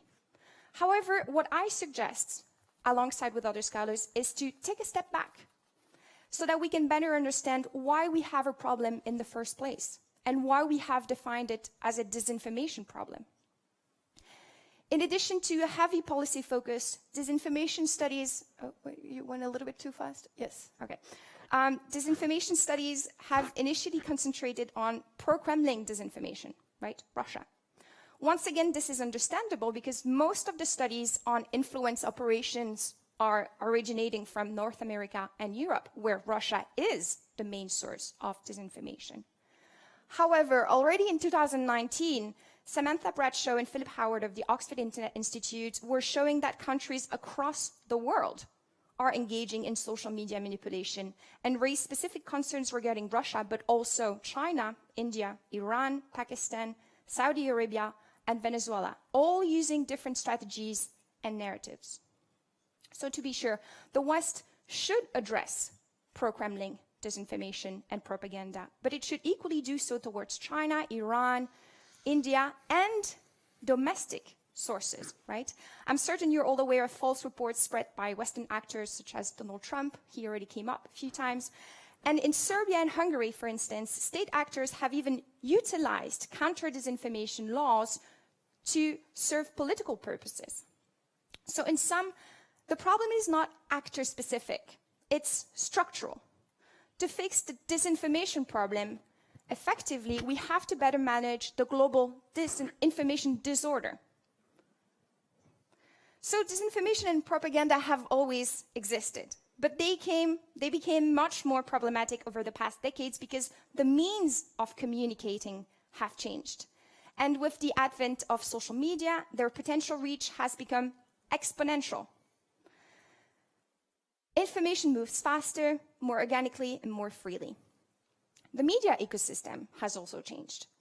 And business models have increasingly relied on advertising, which capitalizes on users' attention and data. Therefore, incentivizing personalized, emotional, and sensationalist content, which is what disinformation thrives in. But this is changing. The Reuters Institute for the Study of Journalism predicts a sizable increase of subscription-based revenue for news media. And finally, the public gets more information. Therefore, it can be more skeptical. Yep. And less trusting, less agreeable, right? And this is a positive development because the world as we know it is far from being perfectly organized. We need constructive criticism. We need diversity of ideas. But this is also what makes disinformation powerful. It builds on existing pitfalls, myth, and grievances. Absolute trust in authorities, for most people, is not rational. And using the words of political scientist Pippa Norris, blind compliance raises as many issues as cynicism does. We should therefore praise skepticism. And she refers to the Russian proverb, let me try this, doveryay na proveryay, trust but verify. So what has been done? And what can we do to manage the information disorder? Policies which aim to tackle disinformation were born within foreign and security policies, therefore focusing on foreign actors. For Western states, that was Russia and also China. However, it became quickly apparent that the problem emanated as much from the outside as it did from the inside, right? It's uncomfortable to admit it, but in addition to toxic digital platforms and foreign actors, domestic news media and political elites also fuel the information disorder. There's only so much we can do to control others' behavior. State, individuals. It's extremely difficult to change someone's mind. Deterrence and debunking are not enough. In fact, they may even have adverse effects. And misinformation is driven more by individual emotional and cognitive responses than information technologies such as AI and algorithms. So what we can do, however, is to build our society's resilience. And that goes through civic education, critical thinking, media literacy, and support for quality journalism. And that's why we are all here. Studies show that higher education is linked to more trust in media, which is linked to less disinformation exposure. In France, the Ministry of Education has designed material on scientific disinformation to enable high school students, and the UK has already also implemented similar strategies. So we see that this is slowly evolving in Europe. We should empower also scientists, journalists, and researchers to better communicate their knowledge. We need to make facts and logical reasoning as sexy as conspiracy theories without revolving to clickbait and emotional headlines. So we should also encourage reforms in the digital public sphere. And what I mean by that is that right now, online platforms act like trans-border public spheres. We discuss and we learn about social political issues worldwide. However, these fora are primarily governed by private actors, Meta or Facebook, Google, Twitter, who are conducting their business with the primary objective to maximize profit and are anything but transparent about it. So the public sphere should be public. There should be more transparency, accountability, competition, and pluralism. And with upcoming European regulations such as the Digital Services Act, this is a very important one, and the Data Act, that's going to come soon, the EU is setting the stage for this. But as long as information disorder poses problems somewhere, it's inevitably going to have consequences on the West. And last but not least, we should address the shortcomings on which disinformation feeds in the first place. It's easy to blame others, but let's look into the mirror. According to a study conducted at the University of Cambridge, young generations are disillusioned with democratic politics now more than ever in living memory. Many Western democracies are showing concerning signs of corrosion and policy gridlock. Polarization is rising and inequalities are deepening. So in addition to treating the symptoms of information disorder, we must treat its causes by addressing it jointly with public trust. Yep. So in sum, there is no easy fix to the information disorder. It requires comprehensive and far-reaching solutions. However, I choose to see disinformation, propaganda, and information disorder as a positive development, yes. Because it's a challenge, but as all challenges, it provides a choice to feel threatened, defensive, and to deny criticism, or to embrace it as an opportunity to have better decision-making, persistence, and growth. And I'll stop there. Thank you. Thank you, Sophie. That was great.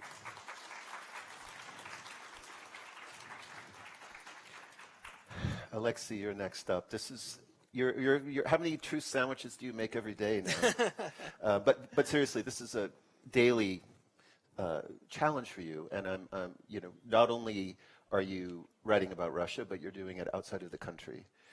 So talk about the challenges you've been facing and some of the strategies you've developed in countering disinformation, in reporting the facts and reporting the truths, as Brian talked about. Okay, hello everyone, and I'm indeed a 2018 WPI Fellow, a proud one. I am, since 2019, I'm the investigative editor with Medusa. which was founded in 2014 in Riga, Latvia, with this outcome in mind, that we'll have to one day we'll need a base outside of Russia, and it was a strategic decision which really paid off in March this year, when we had to evacuate all of our staff in Russia. That's about 25 reporters and editors, including myself and their families, on the day that when the Russian parliament passed these two pieces of legislation that now all but guarantee myself and my colleagues 5 to 7 years in prison just for calling the war, not a special military operation as the Kremlin insists it should be called. I have, thank you, Sophie, for this laying the groundwork, the theoretical groundwork for something that I've been doing by trial and error since 2015, when I founded a website that was called Noodle Remover. In Russian, that's a very popular expression. To hang noodles on someone's ears means to lie, to deceive them. So I was sort of figuratively removing those noodles from my compatriots' ears, because 2014 and 2015, when I started watching the coverage of the war in Ukraine, which for both us and Ukrainians didn't really start in February this year, but in February 2014, when Russia first annexed the Crimea and then moved on to occupy parts of Ukraine while denying it was happening. So I watched the television reports and the reports in Russian television and state media, and I thought I was the only one noticing how much disconnected from reality it really was. I mean, you see the troops on Russian on television that are wearing Russian uniforms just without the insignia, and then Putin goes on a live press conference and says, no, they are not there.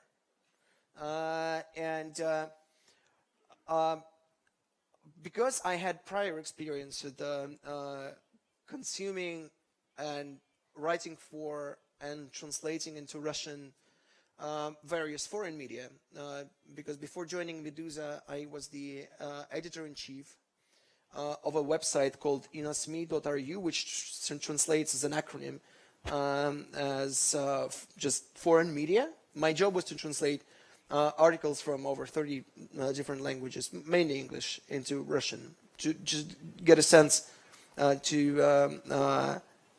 allow my compatriots see what kind of coverage there is, mostly about Russia, but also about other matters. And based on that experience, I started noticing how one of the favorite disinformation vehicles employed by Russian television was the reference to an outside source. So foreign media are saying that the support for the independence of Crimea in the West is increasing, for example. So they are always, even still now, with all the performatory anti-Western sentiments and anti-American and primarily on Russian television, the most popular argument is that here's a former White House official claiming that most Americans support the independence of Crimea. It's not false per se. I mean, that's where it's getting really tricky. And this is one of the reasons that I founded this website. Okay, if we Google him, this guy, and he's indeed an ex-White House official, but the last time his career ended as an assistant department, associate or assistant department chief back in 1982. So his experience in American foreign policy was 40 years ago and hardly relevant now. But it takes a lot more time to explain that than to say, here's a White House official saying that most Americans support Russia. Or here's Tucker Carlson saying that, right? Yeah, Tucker Carlson has, I think Tucker Carlson spends more time on Russian airtime than he does in the States, because that is the most popular argument I've seen. So I started my website as a kind of a providing context to these claims, because it's not always a white and black, just saying this is not true. Here are the facts, and that is my empirically, by trial and error, I found that is just never enough. Because the problem is, and when I'm talking about disinformation and misinformation and countering it and propaganda, for example, in Russia, you have to keep in mind that the cost of acknowledging something as disinformation in Russia is much higher, because we are in Russia. When I'm telling my compatriot, these claims by the Kremlin that Russians and Ukrainians are really one people, which is why Russia is entitled to wage a war on Ukraine, is untrue. So they are faced with a choice, either to accept it or respond that people in the Kremlin should know better, they are leaders, or no, here's an article in an American journal saying that this is true, or accept it and say, hey, you're actually right. So then they are faced with a very difficult choice. Whether they accept it as something as fundamentally untrue, but keep silent about it, and are tortured by their inaction, on their inability to act upon it, or they are forced to speak out against it, being unable to tolerate this internal conflict anymore. But in that sense, as of March this year, this is punishable by up to 5 to 7 years in prison, and some people have already suffered for it, for speaking out. So the consequences of it's not just about countering disinformation with factual information, but also keeping in mind of the costs of accepting it as such. At Medusa, obviously, we spend a lot of time, and we also have an English website, if you want to take a look at that. We do spend a lot of time countering those historical myths, but of course there's the problem of investment of resources. So it takes literally a fraction of a second for Putin to make another simply untrue or misleading claim, or one of his favorite subtle distortions of history. But it takes then us dozens of hours research and then writing basically a historical thesis on why this is a manipulation. And obviously he's broadcasting his manipulation to an audience of dozens or even hundreds of millions. And we, without tooting my own horn too much, we are the most popular independent Russian media outlet with a daily audience of about 1 million page views. But that, in absolute terms, it sounds like a lot, but it's still less than 1% of Russia's population. So this is always a very uneven ground, and there's no practical way of evening the field in our favor. They can get your information. I mean, you're on Telegram. There's all sorts of ways people in Russia can get access to Medusa's. That is actually a very good point, because I'm often asked, so why hasn't Russia banned YouTube and Telegram, for example? For example, Medusa on Telegram has twice as many subscribers as the biggest state-owned news agency. So we have 2 million subscribers on Telegram, and the logical thing would be for Russia to ban Telegram, which it actually tried once in 2018, which resulted in basically turning off half of the Russian internet. But the state media and the state, let's call it disinformation industry, relies on the same online infrastructure as us. So they cannot ban Telegram without cutting themselves off a significant chunk of their audience, because it's a fact that I think it's true not only for Russia but also for other countries as well. So most legacy media consumers are 50 years and upwards, and all the online media are very skewed towards the younger population, which is true for many other countries too. But they also, the Kremlin media managers are also aware of that. So they cannot ban YouTube and Telegram simply because they rely on them as means to deliver the disinformation to younger audiences. At Medusa, yes, we, in my own, noodle remover, by the way, is dormant now because Medusa is taking up so much of my time, but I'm also quite happy that it inspired many followers, and there are excellent news programs on independent media like TV Rain in Russia that are doing basically the same thing, but a lot more consistently than I did as a one-man operation. But also, I came to think of it as an investment, as a long-term investment, because I learned the hard way that disinformation can be so effective because it's not appealing to a rational side, because it's dealing in emotions. It's basically selling. It's a strong drug. That you cannot, it doesn't work when you say just don't use drugs. Drugs are bad because drugs give you a very strong high that factual information just doesn't quite cut it. But I came to think of it as my work as both noodle remover and Medusa, as I know that I'm a failure in fighting disinformation even within my own family. That's how hard it is. And in Russia, it's a special kind of problem because millions of Russian families, including mine, have close familial ties with Ukraine.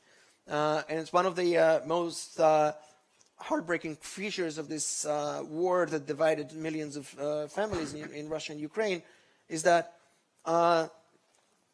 relatives in Ukraine were calling their relatives in Moscow and telling them the Russian army is bombing us, and they would respond with no, that cannot be true, because when being told on television that Russian army is only precision striking military targets, so they wouldn't believe, so they would choose to believe the Russian state television other than the relatives. But not because the Russian television is so, Russian propaganda and Russian disinformation is so terrifyingly effective.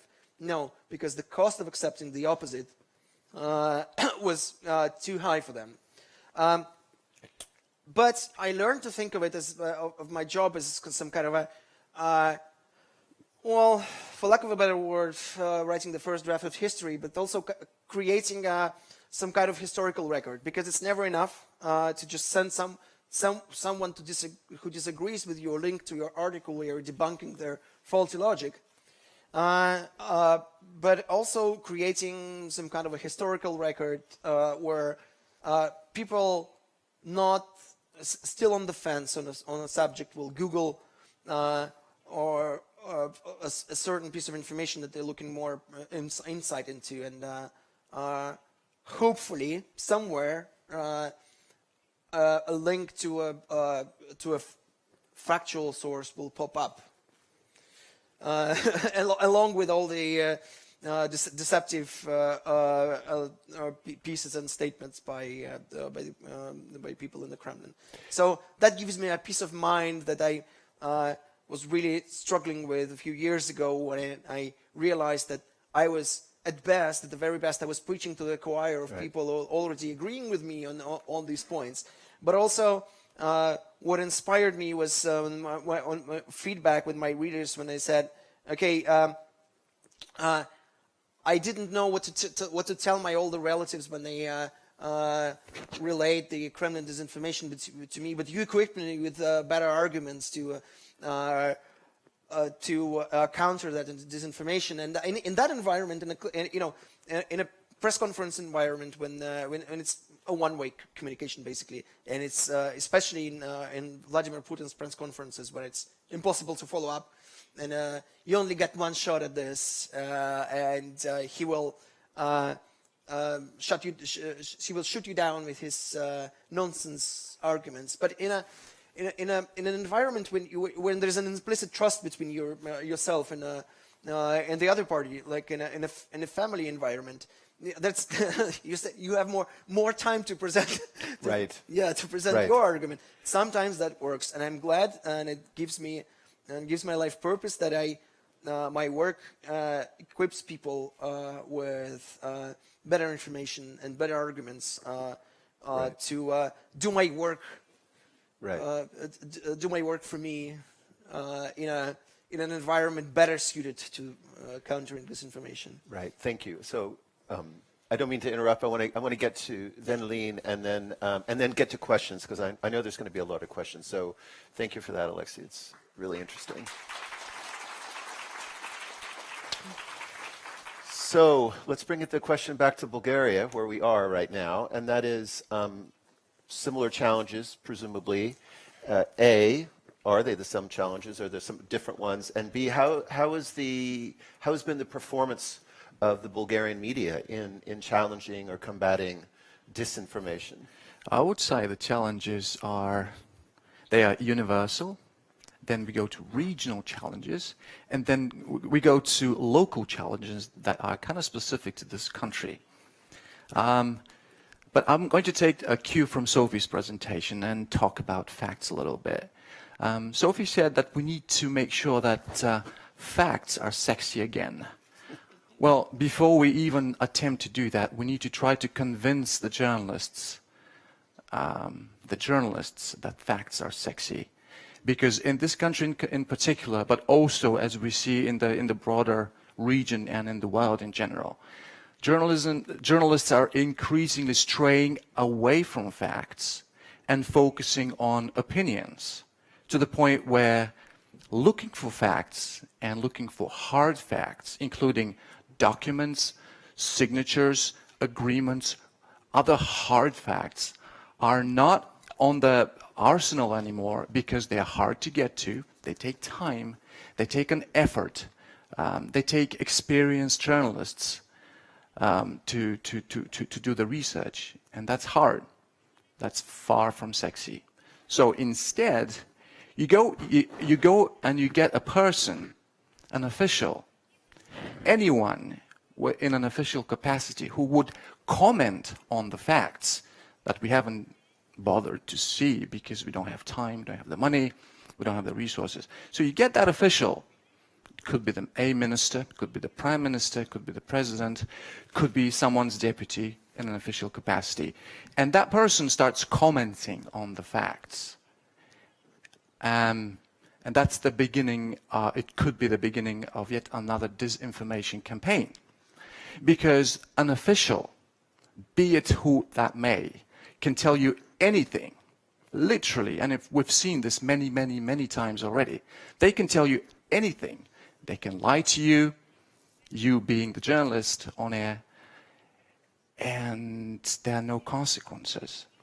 And the politicians have learned that game very, very well already, because they know that journalists don't have the time, the money, the resources to go check the facts, and they can tell anything they want, and it just usually flies.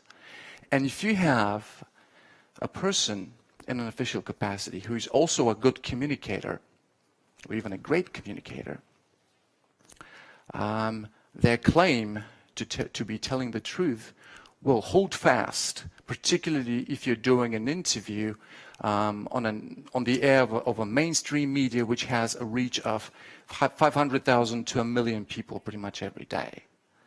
And then, even if you are someone who has a fact-checking platform, if you check the facts and if you prove that this politician was lying, there's still zero consequences, because the lie is already out there and it was seen and accepted by 500,000 people on live television. So how do you make that sexy? It's very difficult, because the journalists have strayed away from looking for facts. Here we go to a universal problem. When I was a student in the 1990s, the resource problem of journalism in general, and newsrooms in general, was already a matter of in-depth discussions. Back in the 90s, everyone was complaining about the shrinking resources for journalists, so that people in the news, people in journalism departments didn't have enough time and resources to check facts, to spend enough time on a story, to actually go to go in depth and to find the actual truth in the form of documents and signatures and who did what on the record. That was back in the 90s.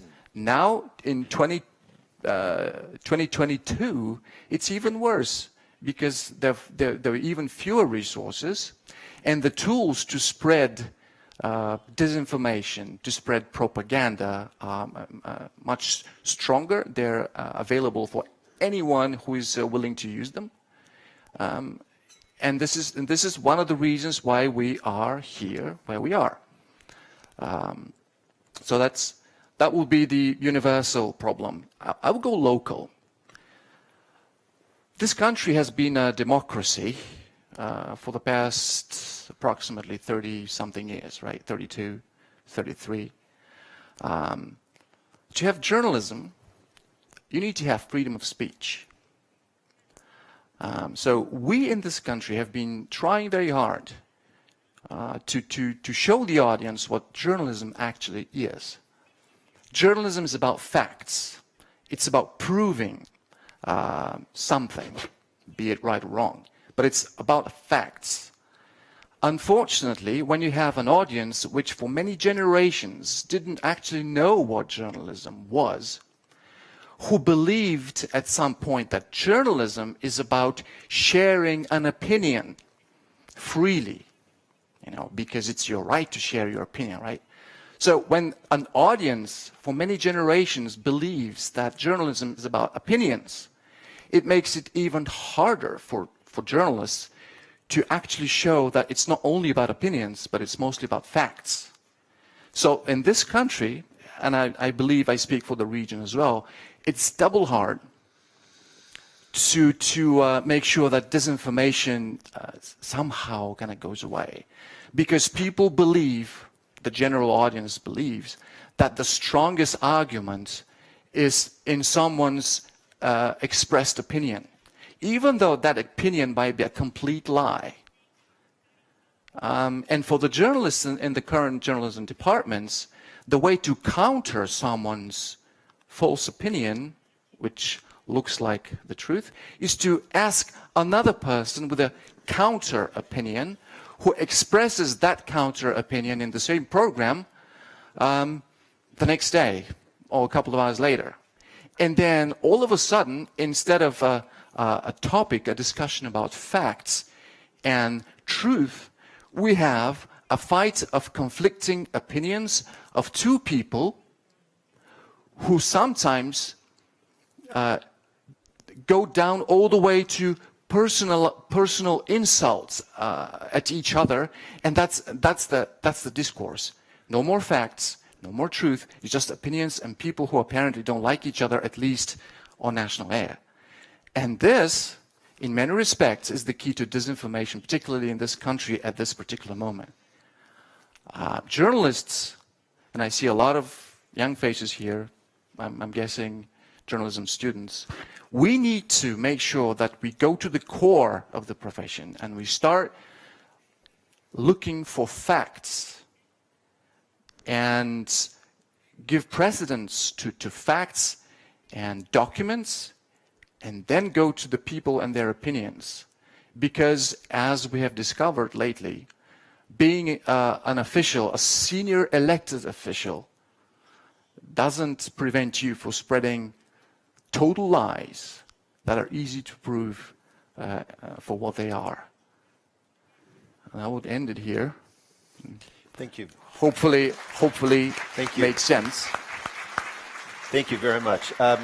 The question of, Brian may have had a more artful term for it, even-handedness was a big issue with the rise of Donald Trump. Do you accept what he says and then get someone else, an expert or an official, disagree with him as if it's an even-handed debate, or do you call it out as a lie or a falsehood?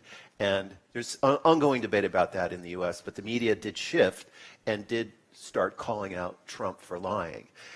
Let's go to some questions. We got a really interesting group panelists, and I know there's a lot of you out there with thoughts. So questions, please.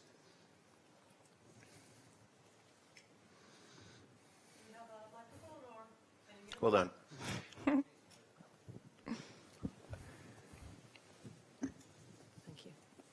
So I'm Paulina Grimm from Finland, working a radio station, and I have 100 questions, but I will.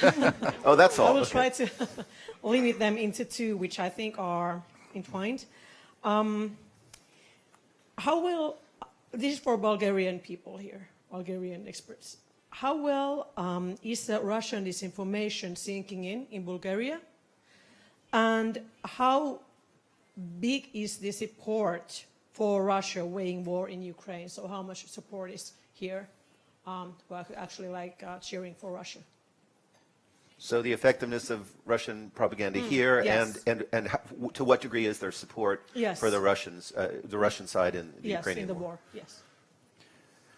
It falls on me to actually answer that question, but it's very difficult to generalize.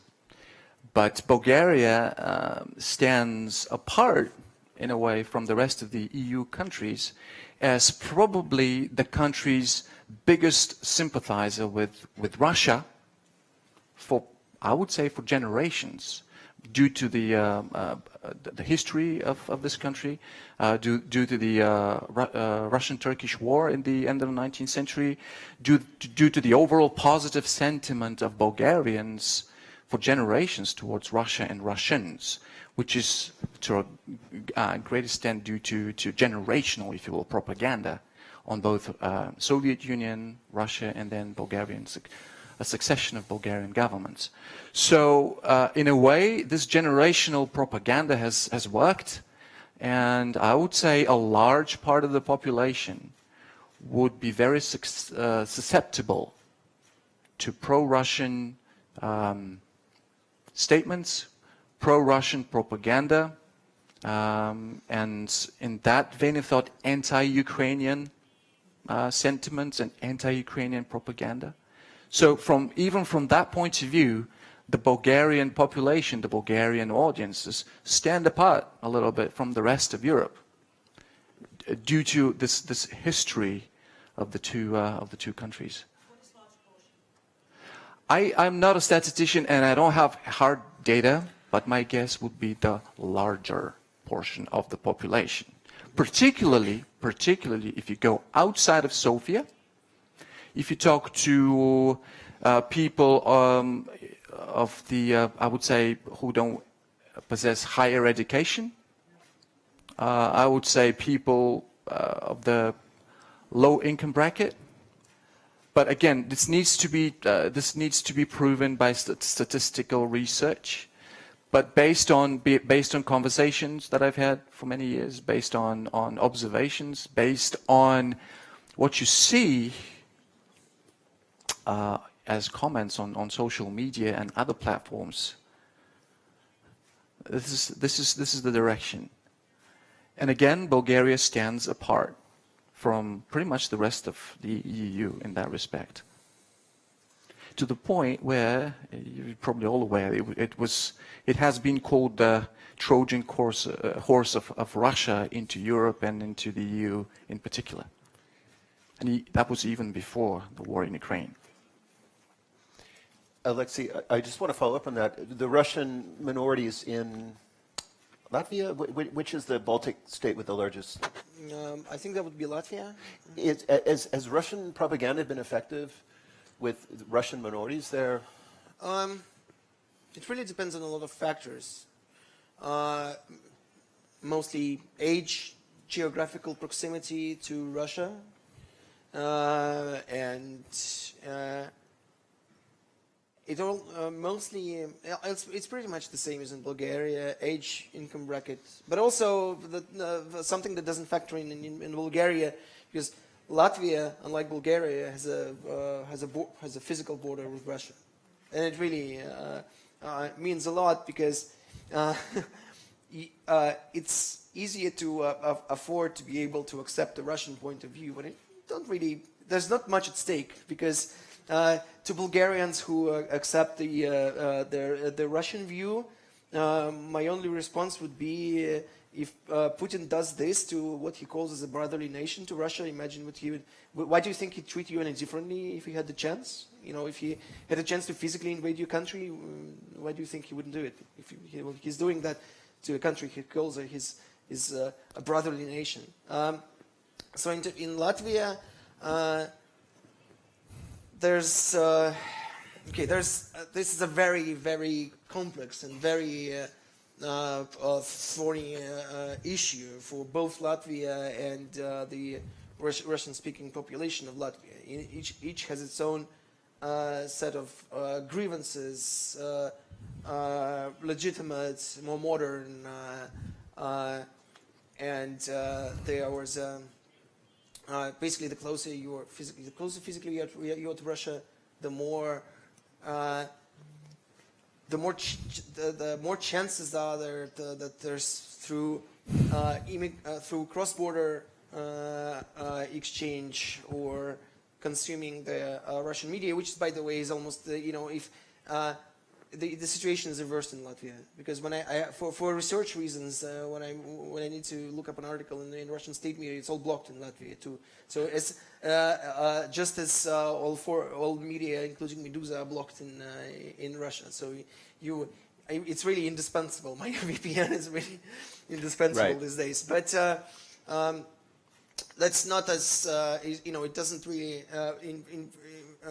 I would say that empirically, I don't think there's a recent hard data. I would say that still at least a half of Russian-speaking Latvians don't support the war, because they see it as an attempt to manipulate them by claiming that they are. Being Russian means unquestioningly supporting. Being Russian, even if you're not a Russian citizen, means supporting the Kremlin, which is not true. Right, right. Okay. Other questions?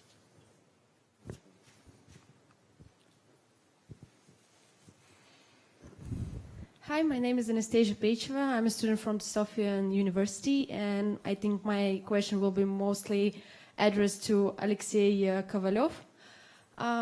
Since we all know that Russia doesn't have mostly the freedom of speech, do you think it is realistic, and how it can be again reborn there? And my second question will be, often I hear in Bulgaria, people say that it's just Putin's war and all Russian citizens are innocent in it because of the propaganda. And do you think it is right to say it, since there's a lot of sources, even Medusa, if you want to, you can find where to get reliable information and not be influenced by propaganda. So do you think it's right to say it that way, that nobody's innocent but Putin? Yeah. I'm glad that you mentioned that, because what makes the Russian disinformation industry so special in that it's not really propaganda in a way that it doesn't promote a single coherent point of view or policy. It's just the opposite, which makes our job even harder, because, for example, we spend a month debunking the Kremlin's claims that it's not striking civilian infrastructure by painstakingly collective evidence to the opposite of the ruined homes and hospitals and power grid and everything. And then the next day, it's not actually the next day, it's 7 months later, but then the state-owned media just come out and say, sure, yes, we are striking civilian infrastructure to terrorize the Ukrainian population into submitting to us. That's, I mean, how can you possibly counter that? I mean, when they're saying something, and it's a fairly regular occurrence that what it does, one point that it does drive across regularly, there's is not that it's not that what the Kremlin says is right and what everybody else says is wrong. Is that no one, the truth is inherently impossible to ascertain. Nobody is right or wrong. You don't have to believe us, obviously, because we'll say the opposite of what we're saying today, but nobody is right, or nobody is ever right. So you cannot really know what the truth is, and as such, everything, nothing is true and everything is possible, as Peter Pomerantsev put it in a title of his book, which is the MO for the Kremlin. Okay, going back to your question about the freedom of speech, it doesn't exist now, but empirically we know that it's, the habit of, there was a very brief moment in 2018 when Russia hosted the World Cup, and it was such a time when Russians saw that their country could be really different. For at least 2 weeks, all the policemen could be polite and tolerant. You could go around Moscow draped in a rainbow flag, and nobody would hassle you and harass you. So a country, if it wants to, it can be different. So the same goes for freedom of speech. It's a habit that's fairly easy to pick up, and well, at least we are keeping the tradition of free speech alive, hoping that one day we won't be almost the only ones who are reporting the facts. So it's I know that there's a great demand for free speech and factual information. So I'm fairly optimistic in that sense. Okay, so your second question was... Maybe you should stay on the optimism and let's stay optimistic. Okay, next question. Right there. Hello. So I have two questions, also addressed to the Medusa representative, and they're as they follow. Firstly, about Russia's current state. So basically, Russia is undergoing through a lot of changes, like economic sanctions, like a lot of protests that are currently erupting, a lot more than we have seen in the past, and also things like, I don't know, mobilization that I think that have an effect basically on the population. So my first question is it likely for change to occur in Russia in the foreseeable future? And the second one is more about the jurisdiction around the project you had about translating foreign articles. I think such deed would do a great impact here in Bulgaria where we also have some kind of similar problems with disinformation. That's it. Okay, let's unpack this. And I'll try to be brief too, so that others can have the chance to ask questions, not just to myself. Okay, so the protests in Russia and a general discontent. So this September, hundreds of thousands of Russian families really learned the hard way the difference between what they see on television and what is the truth.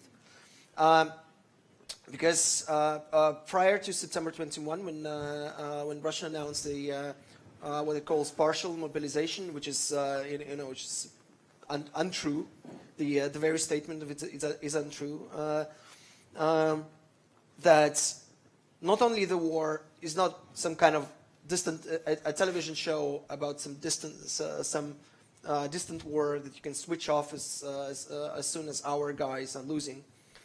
Or some kind of a football match that you are free to choose whether to watch or not. In September, war knocked on the door, literally, on hundreds of thousands of Russian families, and demanded that they go and fight this war themselves. So it's one thing to answer. This is one of the points they also wanted to make. When you see the polls. That 60 or 70, 80% of Russians support the war. Just keep in mind that the public opinion firms doing this research, they're not even allowed to ask this question, do you support the war? because the answer would be really different. What they are really asking is, do you support the decision of Vladimir Putin to start the special military operations? That's the phrasing they're using. And it's very different from asking, do you support the war in Ukraine? Because the word itself sounds so absurd to millions of Russian families who have Ukrainian relatives. So the war knocked on many people's doors and said, okay, now it's your turn to fight in the war. And then many people learned that the reality, the difference between what they see on television and the reality on the ground, what the state of the Russian army really is, couldn't be more different. So it's worlds away from what they get used to seeing on television and these high-tech military exercises with the latest Armata tanks driving in slow motion, and it's really the Russian army is in really bad shape, and it's especially jarring when it's your turn to be in those mud-filled trenches with no winter uniform. So that is that has a very detrimental. That is, we cannot say for sure to what an extent, because again, there is no credible public opinion data coming out of Russia, and independent researchers who try to conduct their own research report that the rejection rate, that is, people who simply refuse to answer the question, is about 90%. So all the poll data coming out of Russia is based on maybe 7 to 10% of 90% of people don't simply refuse to answer the questions. Yeah. So all the data coming out of Russia is based on the is heavily skewed towards people who agree to answer the survey in the first place. So you have to keep that in mind. So I cannot say for sure how many. How fundamentally the mobilization changed the public opinion in Russia, but it's a very, very significant factor when so many people simultaneously are forced, not in the situation when they can accept a different opinion or not, but they were forced to accept the fact that everything they've been told on the television is simply untrue. And it's thanks to social media, Telegram and others, that we're seeing these stories of these Russian conscripts and where they're ending up. Some are ending up in these makeshift prisons, for refusing to fight. It's remarkable. Yes, and it's you cannot simply ignore it. Everyone has every soldier and their mother has a mobile phone, and the flood of these videos on social media from Russian soldiers complaining about their conditions, and it's simply too large to ignore. So the Kremlin media have now pivoted from denying it to saying, "But what did you expect? It's war." Yeah, so right, what did you expect a 5-star resort? We got time for a couple more questions for any of our panelists. Hi everyone. My name's Camilla Barth. I'm a 2014 World Press Institute Fellow. I'm also a journalist and a trainer and a consultant in South Africa. And I do a lot of training with journalists on the continent regarding fact-checking and countering mis and disinformation. And I guess my questions for the whole panel, or anyone on the panel who might have a perspective on this, and that's around the role that journalists can play in terms of increasing media literacy. I mean, we talk about the battles we have in convincing our own family members of the facts, let alone people who don't know us, people who don't trust us. How can we, or I suppose the question is, should we as journalists have a role in increasing media literacy among our audiences, and what better role might we play there? Thank you. Sophie, you want to start? Sure. If my mic is working. Yes. Thank you, Camilla, for your question. I can't see you also because I don't have my glasses, but anyway. The role for journalists, I think, of course it's important, but it's also important to remember that it's not your sole responsibility. So it should be, as I said before, a comprehensive effort, right? So, but definitely the journalists have a role to play, and I think time and patience is definitely something that came up a lot in the discussion.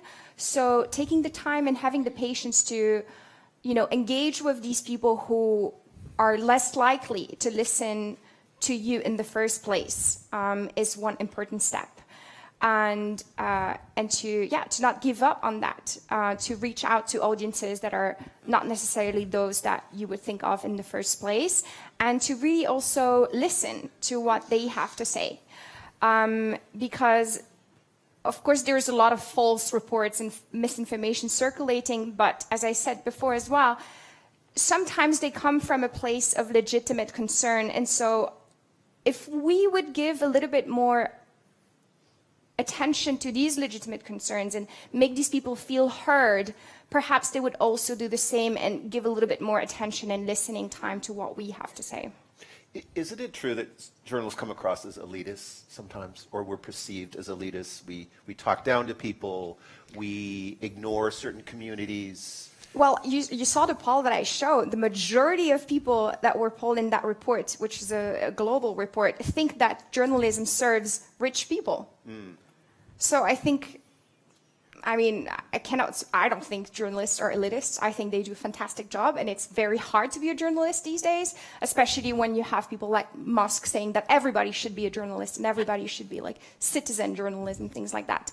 But the reality is that media in general is perceived to serve a purpose that is not the public, in the public's interest, in the general public's interest, but rather sort of serving this elitist agenda. Whether that's accurate, that's a different question, but I think that's the perception. Veneline, I want to ask you that. This came up last year in the conference, and I think we'll hear more about it in the local journalism panel later, but in Bulgaria, a couple big cities, Sofia, and then, you know, a lot of rural. Is there a perception of, you know, the elite journalists from Sofia? Yes, naturally you have a TV screen where you see well-dressed people, mostly, who rub shoulders with other well-dressed people who are in official capacities. Those would be politicians, those would be the leaders of businesses or institutions. So immediately the people rubbing shoulders with those leaders of, you know, companies or public servants are perceived of as part of them. And it's been a long time since I saw a journalist, and I know one at least in this audience, I can't see him now, Ivan, who was seen on air being, you know, experiencing a grenade exploding pretty much right next to him, or a gas container, you know, blowing tear gas so that he could wear a gas mask. That, for some reason, you know, those images have kind of, I don't see these images anymore. Even though we have an ongoing war in Ukraine, I don't think there's a single Bulgarian journalist there. You mostly see journalists of the type that I mentioned before, well-dressed guys rubbing shoulders with other well-dressed people, and that immediately, it's following the rule that a picture is worth 1,000 words. Immediately, it lumps these two groups together, branding the journalist as elitist. If you couple this with the problem that there has been probably no investigation which would be relevant to embezzlement of public funds or anything that would be harmful for the larger audience coming from the mainstream media being done by any of these well-dressed guys on air, that coupled with the rubbing shoulders problem, that definitely brands journalists as elitist and part of, you know, the establishment rather than people taking the side of the ordinary audiences, ordinary people. Thank you. Okay, we have time for one more question, if there's one out there. Yeah, I have the microphone, thankfully. I was wondering, Sophie tabled some solutions to combat misinformation and disinformation. One of them is to improve media literacy. And unfortunately, Bulgaria is not scoring so well in terms of media literacy. So I was wondering if something's already being done at the legislative or policy level to improve resilience against misinformation by improving media literacy. Do you mean in other countries or in Bulgaria? Here in Bulgaria. Okay, yeah. Bulgaria. Yeah, thank you. That's a great question. I'm not specifically an expert on what's being done in Bulgaria, and actually most of the efforts about media literacy are related to education, right? Which is in the European Union national competence, right? So there is not so much that can be done at the European level about it. And for that reason, it's really up to each member state to decide what can be done. And it's very different across countries. However, there is a lot that's being done at the European level to raise awareness about these issues, and that has an influence afterwards on what's being done at the national level, right? Because there is this sort of like what's called Europeanization. I don't know if there's any European studies students, but you know, the influence of member states on institutions and then the influence of institutions on member states.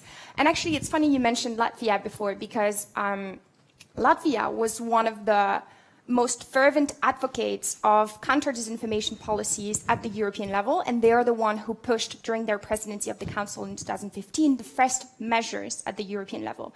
So you can really see that, you know, national states have influence at the European level, and then that afterwards had a huge impact on all of the EU member states and how they started implementing counter-disinformation measures.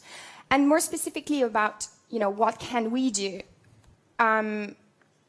First of all, fact-checking is a practice that can be more regular in journalists and also for the general public. And there are so many websites that exist to do fact-checking, and there's also fantastic websites that are containing disinformation databases. For instance, if you Google EU versus disinformation, there is a very great platform there.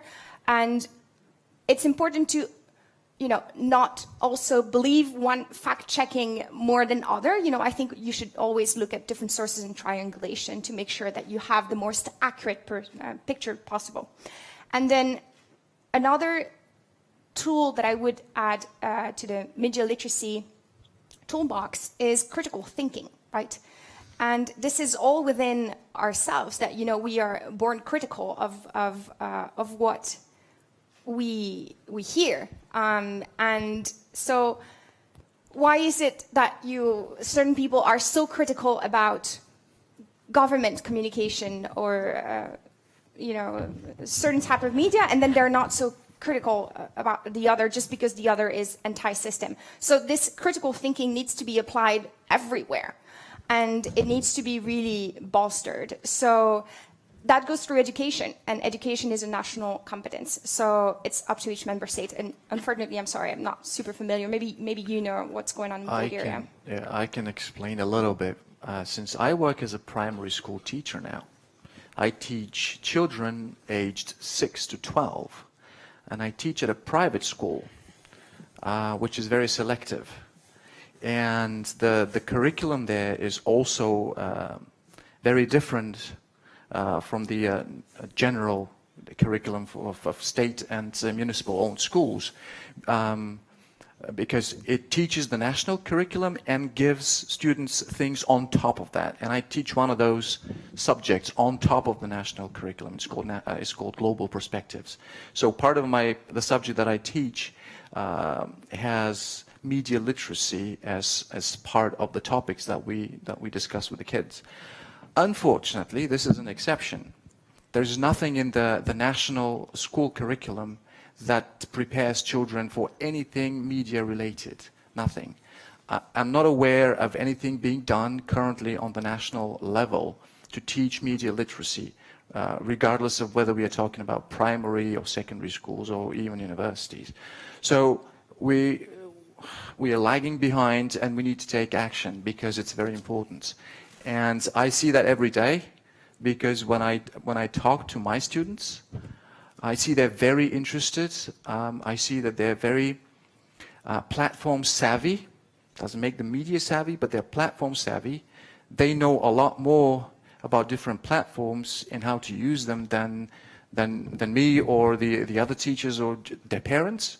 So we need to take that as an opportunity to start. But unfortunately, I'm not aware of anything being done on the national level. Thank you. Yep, thank you, Michael, Venelin, Sophie. Alexei, nice panel. Applause. Thank you.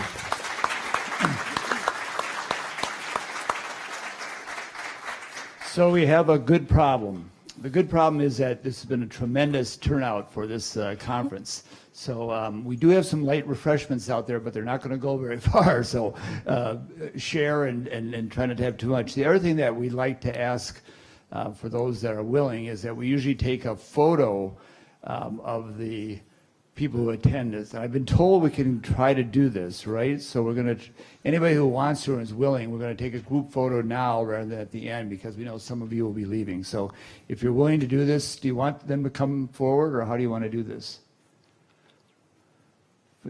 So, okay, when you get up, if you're willing, come here, we'll take a quick photo and then you can go eat. So we'll start again at about 1:15 for the next panel. Thank you.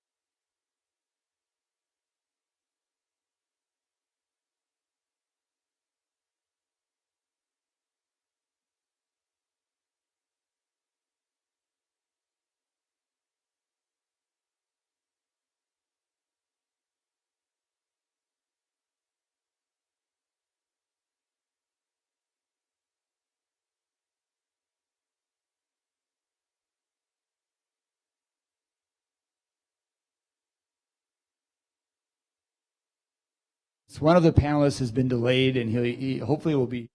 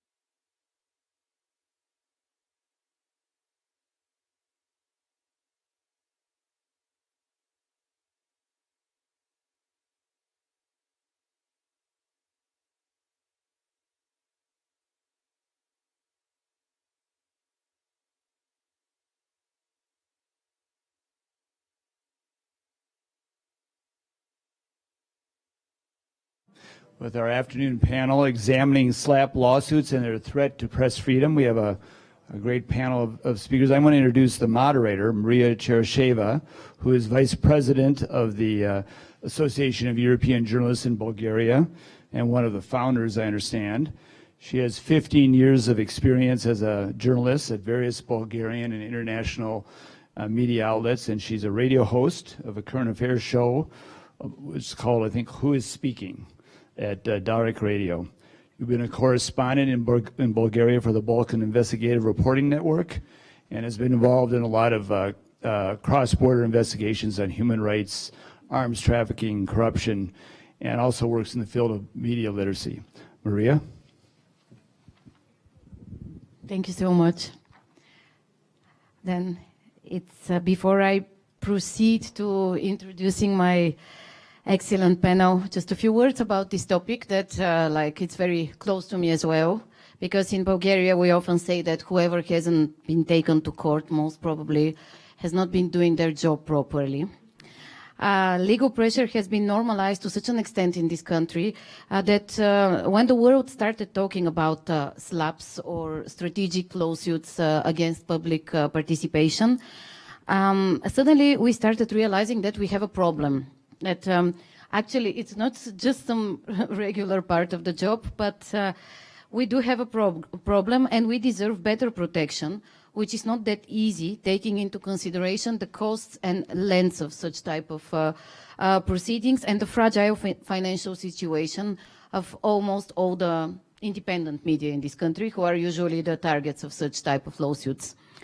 So the fact that today we are here in an international audience talking about SLAPs is already very good news for journalists in Bulgaria and Europe. The fact that we're talking about SLAP legislation in Europe, which will soon be adopted and implemented in our countries, is even better news, but we still have a long way to go, as the rich and powerful are usually way ahead of us. But I think the people in this panel are doing their best to answer them. So let's see where we stand now with the participants in my panel. I will start from my left. Laura Georgieva-Mateva is a legal program coordinator at the Anti-Corruption Fund, like a non-governmental organization here in Bulgaria, which mixes journalism with legal proceedings against high-level corruption. She's an attorney at law, experienced in litigation and consultation in the fields of civil, corporate, and administrative law, member of the Sofia Bar Association, and a certified mediator. Hi, Laura. Hello. It's a pleasure to be here today. We're very glad we have you here. Flutura Kusari from the European Center for Press and Media Freedom. She runs the legal program of the organization, which has supported more than 250 journalists facing legal actions to cover their lawsuit fees. We'll talk a bit more about these fees and depending on the different countries. Flutura represents the ECPMF at the European Anti-SLAP Coalition and case, and is a member of the Anti-SLAP Experts Committee by the European Commission and the Council of Europe. Hi, Flutura. Thank you for having me. Thank you for coming here. Stoyana Georgieva is the editor-in-chief of Media Pool. Since she founded the platform in 2000, I think it's kind of the first news media platform in Bulgaria. Yeah, I'm right. She has strived to build an independent and quality publication. She has participated in various civic projects and initiatives, and has been a jury in many journalistic competitions. Also, a target in some of the lawsuits that we're going to talk about, not surprisingly. And then Alexander Kashamov, a human rights lawyer. I would say I don't know what we journalists would do without Alexander Kashamov here in Bulgaria to defend us in court. He has worked in the field of access to information, freedom of expression, privacy, and personal data protection since 1997.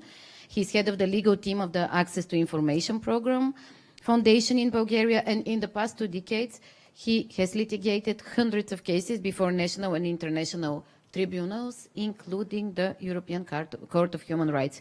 He's also author and co-author of 5 books chapter of books, analysis, and many more. Yeah, I'm really privileged to moderate this panel today. Thanks to the organizers.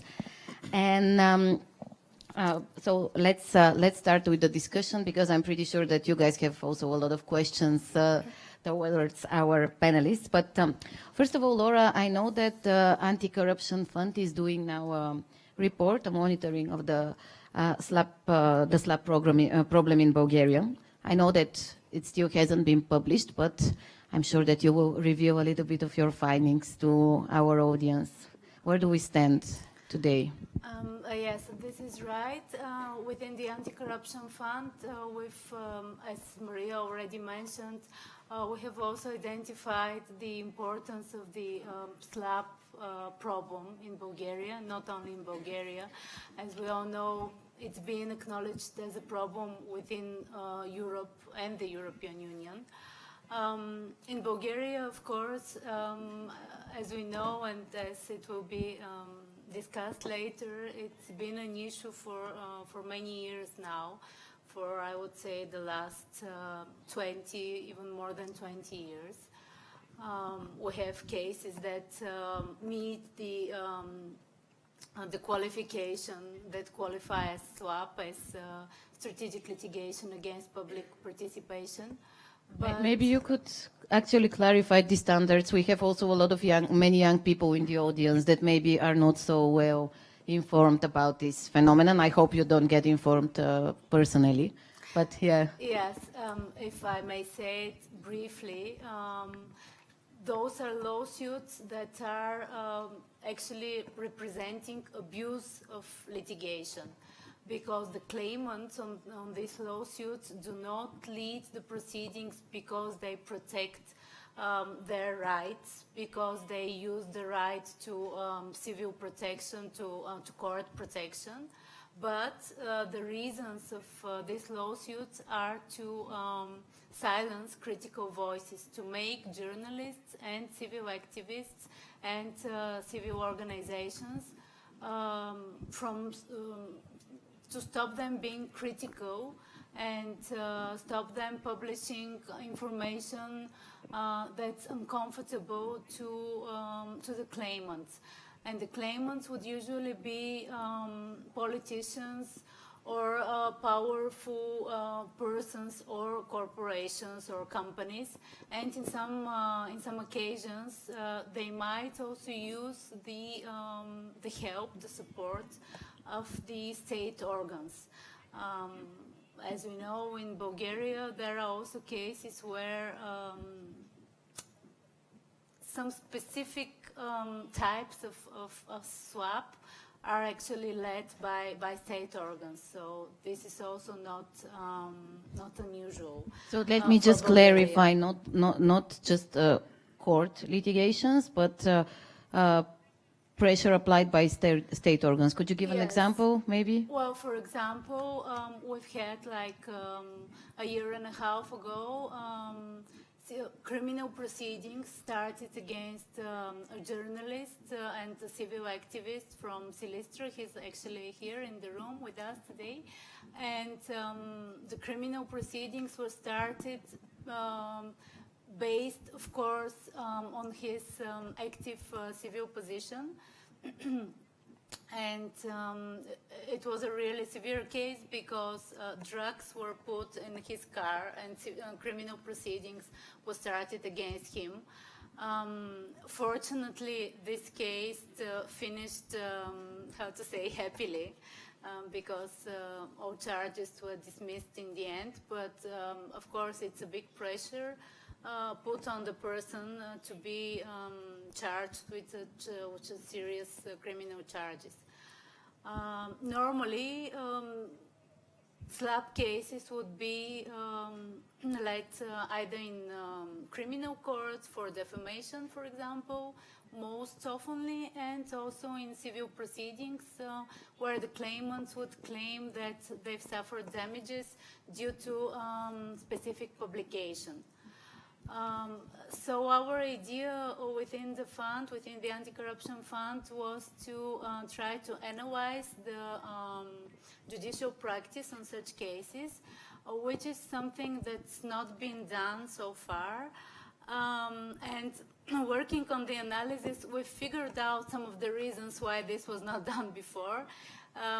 It happened that actually it's not so easy to do that because the judgment is always very concrete on each case if it qualifies as swap or no. Because not all, and this needs to be made very, this needs to be said very clear, not all cases and not every case against a journalist or a civil activist is slap. Because there are journalists, of course, that do not meet the journalistic standards and that are woefully taken to court. But of course, people have the right to defend themselves in court. Yes, of course. So one main difficulty was to first to gather information about these cases. And another, because you cannot take statistical information on such cases. On such cases, nobody gathers such information. For example, if you go to criminal courts, you might get all the cases that are led against journalists, but as I said, those are not all swap cases. And if we go to civil proceedings, to the civil court, you cannot at all pick the slap cases just by statistic information because they're qualified under legal provision that gathers a very large and big variety of cases that have nothing to do with cases against journalists. So we're still working on analyzing the cases. We're talking with a lot of journalists that are being defendants to such cases, or know other colleagues that have been taken as defendants on such cases. And we're trying to get as many cases as practically possible and to analyze them so that we really take all those that qualify as slaps. But and probably your findings will then serve also to the Bulgarian legislators when the Bulgarian state will start implementing the future European legislation. Sounds complicated, but it's very, very important, everything that's happening now. But one more thing, you're a non-governmental organization. We usually relate SLAPs mostly to journalists, citizen journalists, but non-governmental organizations are also often subject to such type of pressure. And from what I heard, actually the Anti-Corruption Fund as well has its own SLAP. Yes, this is true. Actually, we can say we have at least two such cases. One is the claimant is a prosecutor that's taken us to court due to privacy protection infringement, he says, and this is because we published a prosecution decree as a whole, as it is, including with his signature. So he states that this was infringement, and the publication of a signature, yes, it's an official act, and actually it has requisites by law. So if we don't publish the signature, it actually doesn't qualify. I might have written it on my own computer. But this case is still pending, and we have another case where the claimant is a politician. He used to be a member of parliament for many years. He used to be a counselor on anti-corruption issues to former Prime Minister Borisov. He's now a municipal advisor, member of the council of the municipality in Sandanski, and he's taking us to court for... I'm really tempted to ask who is he. Yeah, it's the names. Yes, he's Yana Yanev, and it has something to do. I mean, the reason for him taking us to court is for our investigations, which was based on tapes. where he talks a lot and provides his own vision on how the anti-corruption institutions work in Bulgaria and who's related to who and who is actually taking decisions within the specialized prosecution mainly and within the specialized judiciary. That was actually closed down this year, very, very recently, due to inefficiency, actually. So he's claiming in court that those were his own personal conversations, that we were not supposed to tape him and publish them. And also he claims that we owe him remuneration in his capacity as an actor. In the same time, he claims damages. Good sense of humor. Yes, well, in the same time, he claims damages for taking his personal life public and for taking part in our movie, because actually those tapes were part of short audiovisual products that we produce and distribute. This case is also pending and it will go to second instance. We won on the first instance. So now, but he's appealing the decision. So now we're expecting the next sessions and going to the second instance. Hopefully, the next court would be, I would say, wise as the first one, but we'll see. Yeah, this is actually one of the characteristics of these lawsuits, that very often the claimants know that they're not gonna, they have very low chances to win, even in judiciary systems that have certain troubles, such as the Bulgarian one, but the whole pressure and the whole process that takes years, of course, is problematic for journalists and organizations. And as you can see, even an organization full of legal experts can be taken to court with such claims. But now I will move to Stojana, as we already mentioned, as an editor-in-chief of an independent media in Bulgaria. You have something to say about it, and you have some news to share with us as well. Yes, we will share together with Mr. Kashimov our lawsuit. Maybe it will be case study, and it is already. It is already case study, and okay, I will describe briefly for our foreign guests the case.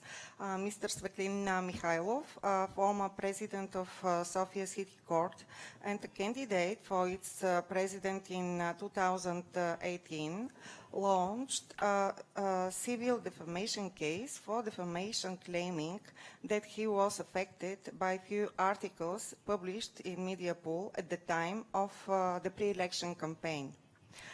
He started the case against the InfoSpace Foundation, which is the publisher of Mediapool, against the editor-in-chief, which is me, and also against the reporter who wrote the articles, Boris Mitov. Mikhailov claimed damages in amount of 50,000 Bulgarian level and asked for collateral of his claim.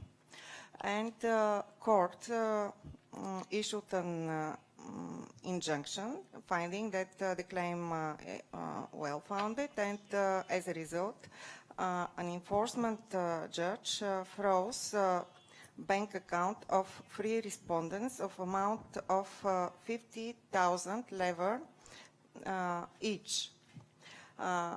After a year and a half, and after a request on behalf of our representative, Mr. Kashimov, the 2 personal bank accounts of my and of Boris were frozen, defrosted, unblocked, but the 2 banks account of the company stayed frozen till today, and they still will state, and the amount is approximately 100,000 leva. The articles that Svetlin Mikhailov claims have defamed him and had shaken him so much that he could not resist it to file a lawsuit are actually background materials. They recall all the loud public scandals surrounding the personality of Svetlin Mikhailov through the years. They cited statements by politicians and other public figures, as well as compromising data, information, and articles that have been published in other media, including Mediapool, for years. And over the years, Svetlin Mikhailov has not filed a case against any other media, nor against Mediapool, although the same claims has been released earlier. Mr. Mikhailov did not seek contact with the editorial office of Mediapool to request a right to reply. And there was no doubt for us that the case filed by Mr. Mikhailov is a targeted attack against Mediapool, which is independent media, smaller compared to other publications, but influential, including in the judicial circles, in higher rank administration and decision makers in Bulgaria. This case was a serious blow and pressure for us, and still it is. First, because it created problems with the normal financing of current activity of the publication at the beginning. The account from which the monthly salaries of journalists are paid was seized. Thanks to the fact that the account was fed with additional assets, the work continued. Mediapool does not have its own lawyers, accountants, and financiers to deal with bank issues, with current financial statements, and so on. For all these activities, we have to outsource. The legal defense in this case was initially taken by another lawyer who was later found to be untrustworthy, and we are very glad that it was in time that Mr. Kashimov took up the case and accepted it not only as another legal battle, but also as a mission and cause. And I would say that apart from bank account problems and the other problems, that the real risk for us was if we are convicted, it's about the reputation of the media and the journalists.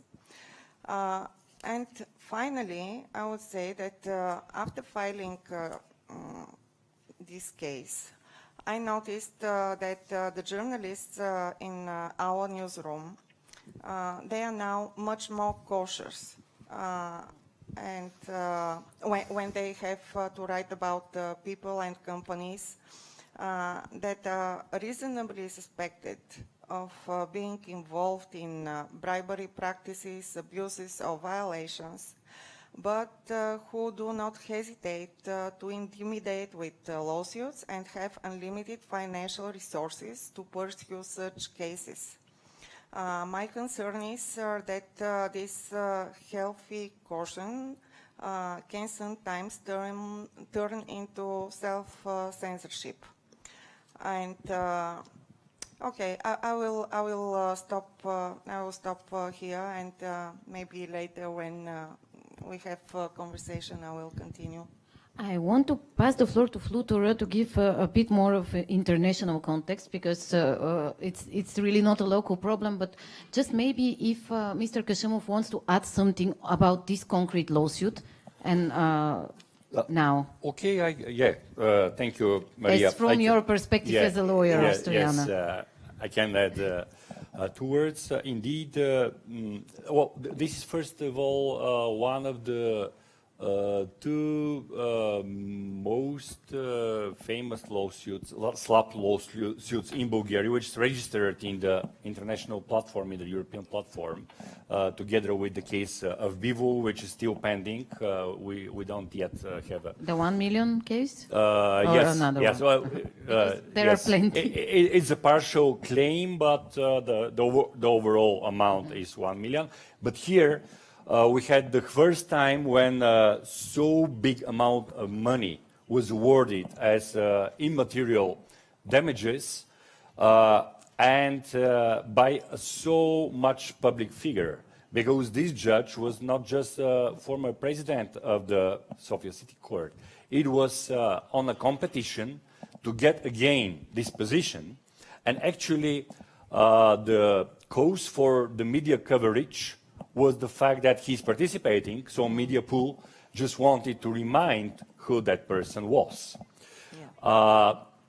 As a result, they were convicted in the first instance court to pay, I just counted today, together with the interest, which is obligatorily awarded in these cases, and with costs, it had to be about 110,000 Bulgarian level, which is nearly 60,000 euro. Now it is not completely won, but now the last amount, which was minimized by the appellate court, is 2,000 euro. And they awarded us a lot of costs and all that stuff. So in the end, media pool...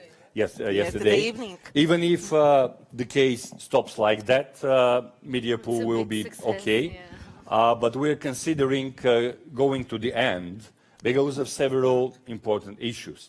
Perhaps I can come back when I'm talking together with other cases. I can briefly say that this was the first time when we had Stoyana being a respondent in the case, not just in her capacity of editor-in-chief, where she's relatively safe because at least the Supreme Court would say that she cannot be held responsible because of the practice. However, this was the first time when she was found responsible in her capacity of real owner of a company which owns media. So the money laundering directive, which some time ago set this issue together with other Council of Europe standards on transparency of media ownership, was turned against media freedom, which is very, very important to keep in mind that different standards on freedom of expression and on other human rights should be understood together and not be tackled one against another. I'm stopping here. I will have then the continuation. Yeah, of course. In this case, we can see when actually European legislation is used against the interests of journalists and companies. Many of us know that sometimes with GDPR, there are similar problems, like with the good intention of protection of privacy. Unfortunately, sometimes it's used again for lawsuits against journalists. Now I will pass the floor to the legal experts. Mr. Kashamov already had a small contribution. We'll continue, but I wanted to move a little bit out of the Bulgarian context. We have other things going on in this country, not only slaps, but we have plenty of them as well. Flutura Kusari will provide us with a timeline of events throughout Europe that led to the creation of something really good as an answer to these trends that we've been alarming you in the last half an hour. It's a pan-European anti-SLAPP coalition which has achieved remarkable results so far, although it's not that old. I mean, you will tell us a little bit more. And actually moving things in the EU usually takes time. So we can say that they've been quite effective. So Flutura, please. Thank you. I'll stand there because I have a presentation and it helps to be here.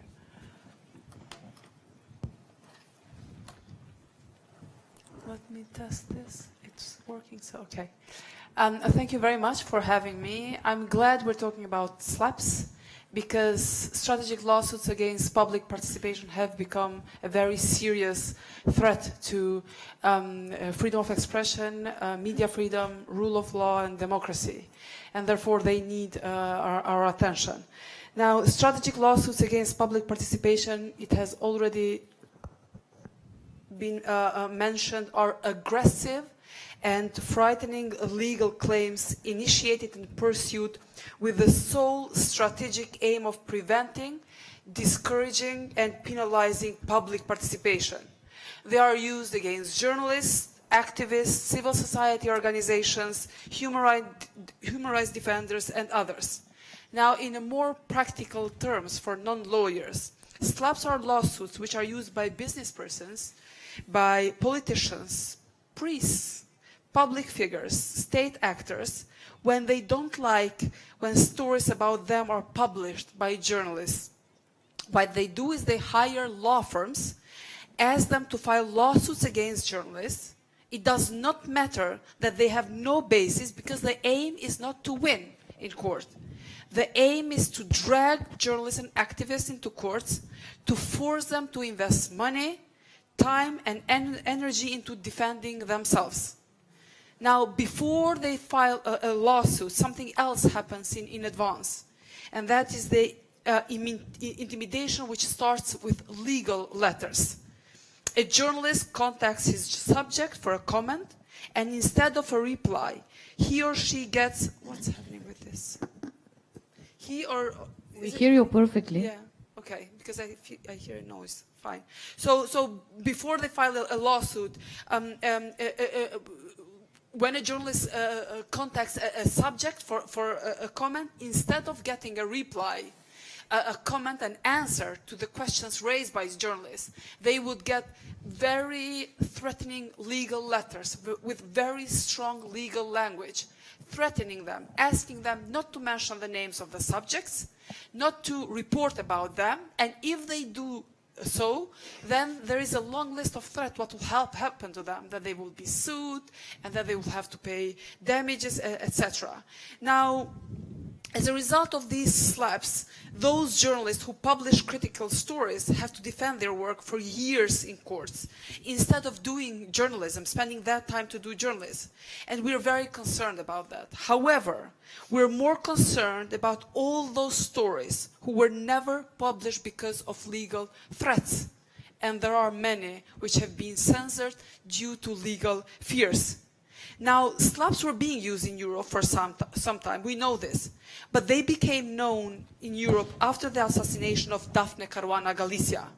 We discovered that SLAPs, the cancer of public participation, were secretly spreading by targeting journalists and other public watchdogs in many European countries. And we decided to fight SLAPs. We created the first European anti-SLAP movement in Europe. And here I'll provide the timeline of events which led to this movement. It started in 2017 when the most famous and the best investigative Maltese journalist Daphne Caruana Galizia was brutally assassinated by a car bomb. At the time of her assassination, she had 47 active defamation lawsuits against her. Following the tragic development in Malta, members of the European Parliament, especially David Casa, together with other members of the European Parliament, were the first ones to officially address the European Commission, asking the former Vice President of the Commission to propose anti-SLAP legislation. Casa and other members of the European Parliament then organized an event in Strasbourg to discuss the protection of journalists and reiterated the need for European anti-SLAP legislation. Now, throughout 2018, Casa was the most vocal member of the European Parliament and one of the first politicians in Europe to push for anti-SLAP legislation at international level. And I mention him, and I'll mention other politicians, because we can't fight SLAPs if there are no good politicians willing to help and support journalists and civil society. And we were lucky enough to find some good politicians at European level.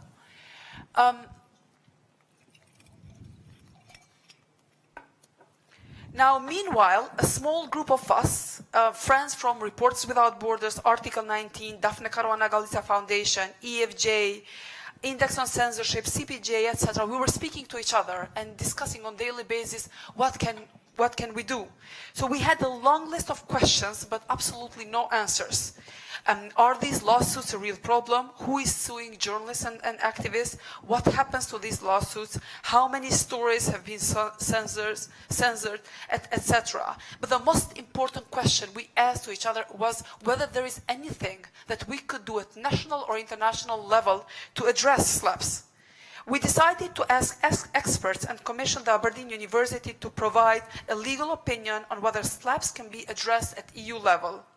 Here in the picture, we are at the Aberdeen University premises strategizing how to approach to the European Commission. Now, fast forward a few months, the ECPMF organized an anti-slap expert talk in Brussels. Our colleague and friend Justin Borge from Aberdeen University presented the legal analysis and made it clear that indeed EU has the competence to address slaps. Now, the idea of this event that you see in the picture was to bring together around 20 people in Brussels and to discuss anti-slap legislative solutions. Around 100 attended, which proved that there was interest in Brussels, especially from policymakers, to address slaps. Now, the same small group of people continued to have discussions, but it became clear that we needed to organize ourselves better in order to have impact. Greenpeace International, who already had experience in mobilizing civil society on anti-slap in US, joined us, and since then, there was absolutely nothing to stop us to raise the issue of slaps at European level. This picture was taken in an event organized in Amsterdam by Greenpeace International and University of Amsterdam. Now, to prove that slaps are a problem, we need to document them. The most difficult part was and remains to convince journalists to go public. Lawyers, some of them, tend to advise slaps victims not to go public.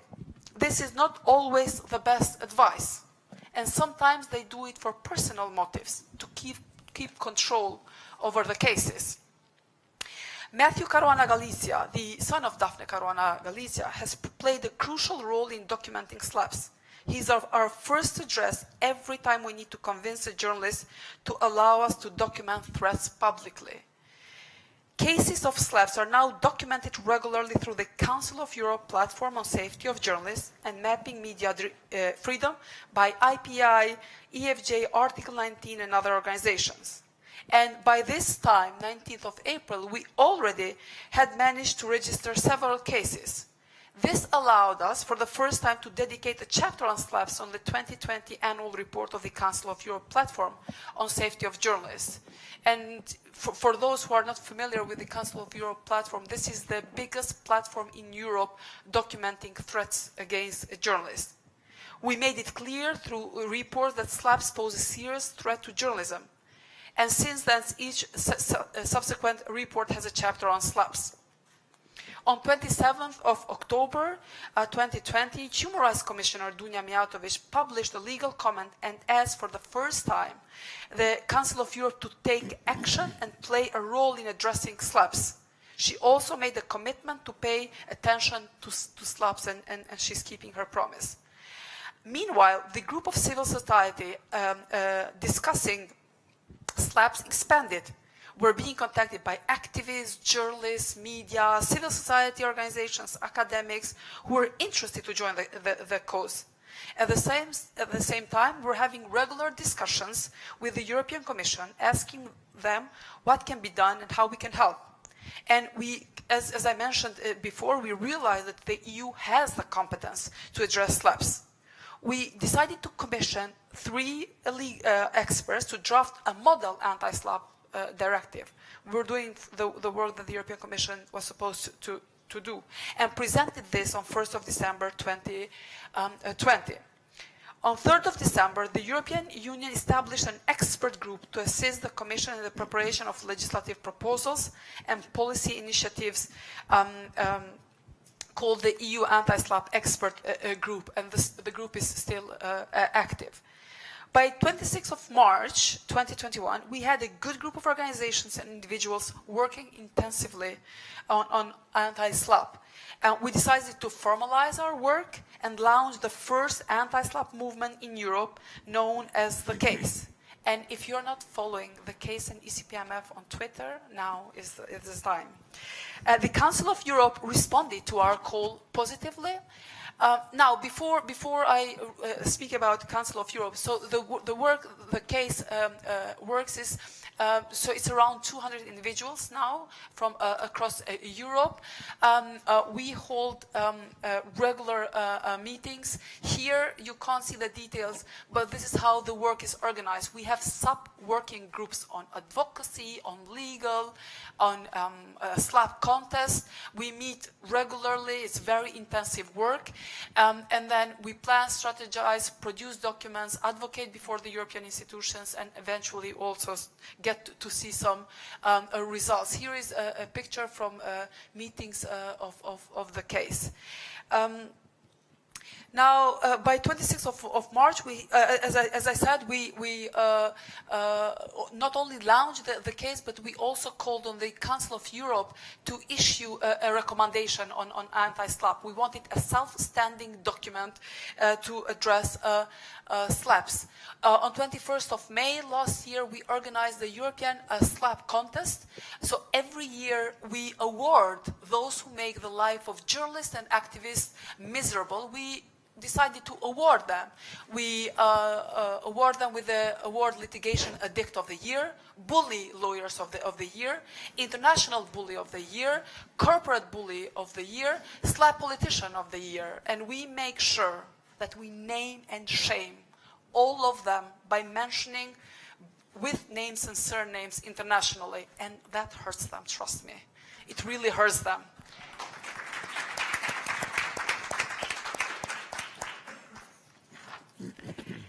Now here you can see that, yes, in 2 minutes, 1 minute. So here you can see two members of the European Parliament. Now she's the President of the European Parliament. The European Parliament reacted. They issued an ENI report, which is an own initiative report addressing SLAPPs and asking the Commission to react. We had the OSCE reacting with a report. We have the Council of Europe establishing a Council of Europe expert committee. We have organizations putting pressure on Vera Jourova to deliver. We have the European Court of Human Rights for the first time in its history referring to SLAPPs in one of the judgments. And this is for us the biggest achievement in the last years. On 27th of April, the European Commission for the first time proposed an EU anti-SLAPP directive and published a recommendation. These documents provide a set of measures, and I will not go into details, but there is one main thing that we're advocating for: to equip judges to dismiss cases of SLAPPs as soon as possible, so the journalists are not dragged for years into court. And I'll conclude by saying that the way forward is first seeking member states, including Bulgaria, to support the proposed directive, because all member states need to support this. Secondly, we need civil society and journalists to react to SLAPPs, to join forces and to fight them. And without civil society, especially at national level, we can't fight SLAPPs. Thank you for your attention. Thank you.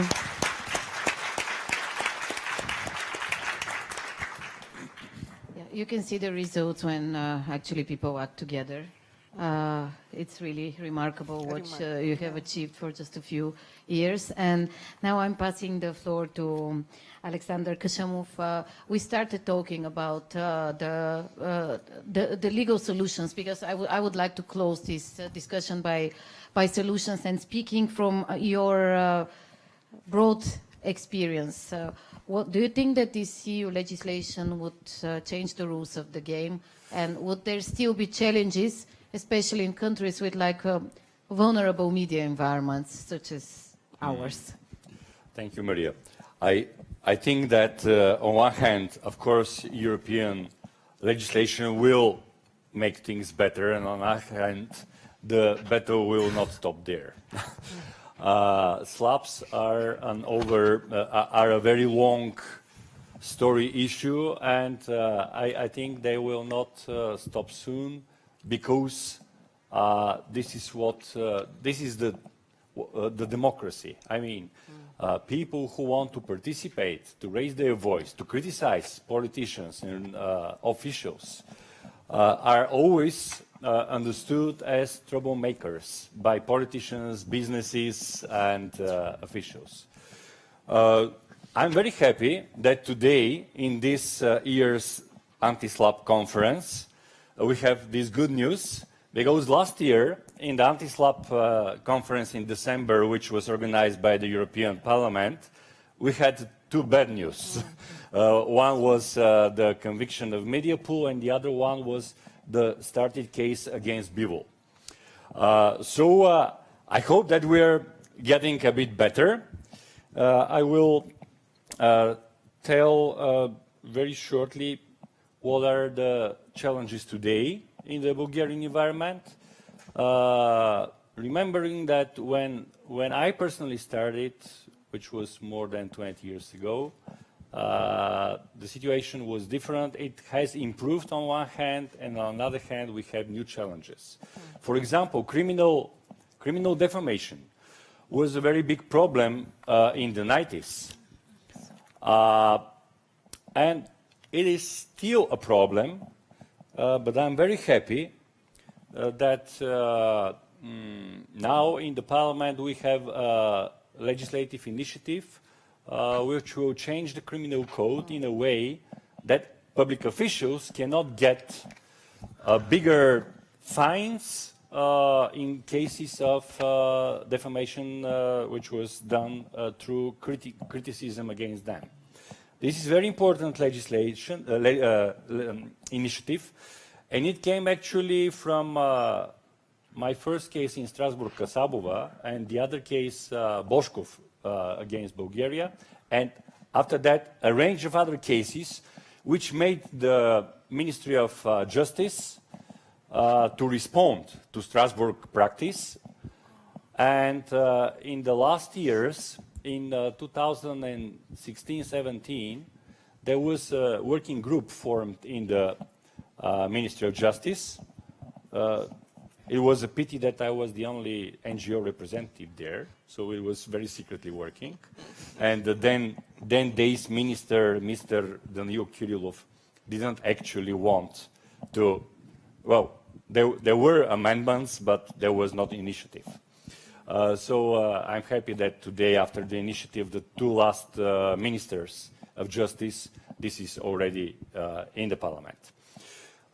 Still, however, criminal defamation is a problem, and we have the case of Rosen Bosev, former Capital journalist, which is in Strasbourg, and it will be soon decided.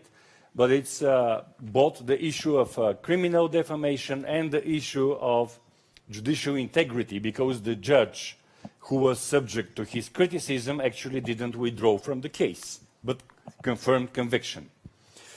Then we have the problems with civil defamation today, because the claims and the amounts awarded by courts are speedily increasing in the last years. Just 4 or 5 years ago, the average amount was 5,000 Bulgarian leva of moral damages awarded. Today, they're 10 and more times bigger. This is very concerning and annoying, and I think that we can act either by court practice, which we tried in the Mediapool case. The Supreme Administrative Court said in an interim ruling about the freezed bank accounts that courts should respect the average practice. But we will see whether we can build on this, or we would need a legislative amendment. Then the practice of freezing accounts is very, very annoying. I know that other way than in other places in Europe it is similar. I think we need either legislative amendment or court practice. some time ago when we participated with many other NGOs in Europe in an intervention in Strasbourg on Mosley versus UK case, we succeeded to persuade the European Court of Human Rights that a preliminary injunction could amount to a censorship. But unfortunately, it was not about freezing bank accounts and its precedents, so I think we need something like that at the European level. And I'm talking about Bulgarian challenges, but I think there are also European challenges, at least many of them. Then the forum shopping phenomenon, one of those which hopefully will be addressed by the new legislation, EU legislation. We have at least several cases. We have the case of the Maltese lawyer Manuel Delia, which we won in the end of last year, which was started by a Varna businessman here in the Varna court. Then we have other examples of that. For example, the case of Maria Cheresheva a few years ago, which was a case of a very good international investigation, which they did on the origin of the machine gun Coyote, and following its way from Serbia through Bulgaria, Saudi Arabia, and going to Syria to be used by the rebellions. Then perhaps Maria will add something after that to her case, but then the Bulgarian businessman, who is a famous boss of weapons trading. Be careful. Yeah. He claims he's not. Yeah. So he decided to sue her here, but he didn't sue any of the other authors of the article because he didn't found it realistic to hold them responsible. And last but not least, a recent case. In all these conferences, I am always sharing new cases that have not been made public so far. Bivol, a new case against Bivol, which is a revenge, obviously, coming from their investigation a few years ago, when, as a result of their investigation, a tanker ship was arrested in the sea coast. Now, the boomerang starts from Greece, because someone found that the judgment of the Greek court, which was referred to by and published by Bivol in their article, contained actually personal data of suspects. And in Greece, which is a very rare case in the EU, processing of personal data against the law is a criminal offense. So they started a criminal case, and they delegated to the Bulgarian prosecution, which was very happy to investigate Bivol, because unfortunately for them in Bulgaria there is no criminal responsibility for personal data protection violations. So now they're doing interrogations and all that stuff on behalf of Greek government, not government, but of Greek authorities, using the directives about EU cooperation in criminal justice. And this is a pending case. When did it start? It started this year, this summer. So a lot of cases on the GDPR issues, which is still a problem. We have some very big successes, starting from, the whole story started from Zarko Marinov, who is here in the audience, the owner and editor-in-chief of Odzvuk in Smolyan, one of the local media. Their media was fined 9-10 years ago with a very big fine for a local media, and this is about the vulnerability of local media, which will be discussed in the next panel, as I see. And this was 11,000 Bulgarian leva, which was more than 5,000 euro for a local media because of exposing a notary deed in order to prove their allegation, and actually not allegation, but they disclosed corruption. We won the defamation case, but then there was a problem with the GDPR case. It was not GDPR at that time, but personal data protection case. So when GDPR came in force, the Bulgarian Personal Data Protection Commission said, okay, now we are going to do the balance between journalism and personal data protection in the national law. They said, we will make a list in which cases the journalistic expression could be understood as journalistic, and in all other cases it is GDPR. It is protected personal data. So we had a very hard public discussion, including in the parliament, for a year and a half. Unfortunately, we couldn't, Access to Information Program, and there were other NGOs and experts as well. We couldn't persuade the parliament, but then fortunately some MPs introduced this case in the Constitutional Court where we presented our analysis and our statement, amicus curiae, and then the Constitutional Court found the provision unconstitutional. After that, the Personal Data Protection Commission improved their practice, including in the case, we don't know yet, but in the case which Laura mentioned, I already went there on the same case because it was the same document, indictment, published by the Anti-Corruption Fund on their website and on the website of Sega newspaper. Yeah, they republished our... Yes, they republished from the Anti-Corruption Fund. So there were two complaints against the NGO and against the media. Right. And we just, I would say, somehow won the case because the Commission said that this is a violation, but there will not be sanctioned because it is a very minor one. Which is good. I sent already to Laura the decision, so we hope that the Commission will follow their own practice. Well, the problem here with this decision is that they actually identified violation. They said there is a violation because of the signature that was published. And the only reason why they didn't put any sanctions on us or on the newspaper was that we changed later on, after the complaint was filed, we changed the document. Like we published another one without the signature, where the signature was not visible. So that's why they said in this case, because it was already remedied, the violation is not present anymore as to date, then we're not imposing sanctions.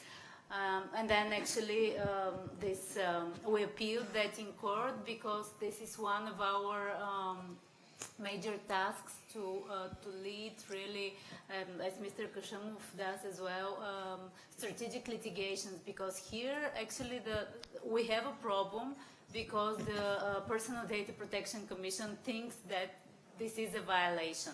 So the next time we decide to publish an official act in its as it is, without any modifications, we would have, or with whoever, journalist or activist, would have a problem again. Okay, you can see that there are so many interesting cases and details to be discussed, but I would really like to open the floor for a few questions. We have something like 10 minutes. So in case anybody from the audience wants to raise an issue towards our panelists, please, now it's the time to. Hello, so basically, was the international score the highest that you know in Bulgaria, is the amount awarded for damages or punitive damages? Because in America, when you have a case for defamation, usually the punitive damages a couple of times higher. Well, yes, if I may answer and you may Laura? I would say we have completely different legal systems between Bulgaria and the United States. Here, punitive damages are not awarded. So what we have here is the claimant goes to court, normally to the civil court, or having civil claim within the criminal proceedings, and they have to prove they suffered the damages that they claim. But it's not punitive damages. Yeah. So the biggest, as far as I know, is the media pool was until yesterday. Yeah, until but yesterday. You may add, yes, of No, course. but let me add to this. Indeed, in terms of legal theory, we don't have punitive damages here. In fact, we do, because there is a mandatory legal interest, money interest, which goes every day for every day which passed from the date of the tort. And this is understood as tort. So, in the case of media pool, let me give an example to be very clear. The first publication was made in February 2018. So, I just calculated today, and I found that if this 60,000 moral damages award was confirmed, in addition to it, automatically it is confirmed an additional 30,000 sum up to today. And to the end of the case, which could be summer next year, it will go higher. So this is still a problem, and I would say that, of course, compensations given in American courts are much bigger sometimes for defamation. But let's come back to the income of the people in the two countries and the size of the companies who run media. Right. Because here, especially local media, are sometimes run with an annual amount of, I don't know, you will say perhaps 10,000 euro. This is nothing. And I would just ask Fluturo, because on European level the numbers are different. I know that you have worked with some extreme cases, especially when the cases are brought in front of British courts, which is still a huge problem. So from the applications that we receive for legal support, the most expensive country in Europe to litigate is London, be that for lawyers' fees, but also for damages. I don't have scientific data, but this is based on these 250 cases. A lot of them are from London, so it's very expensive.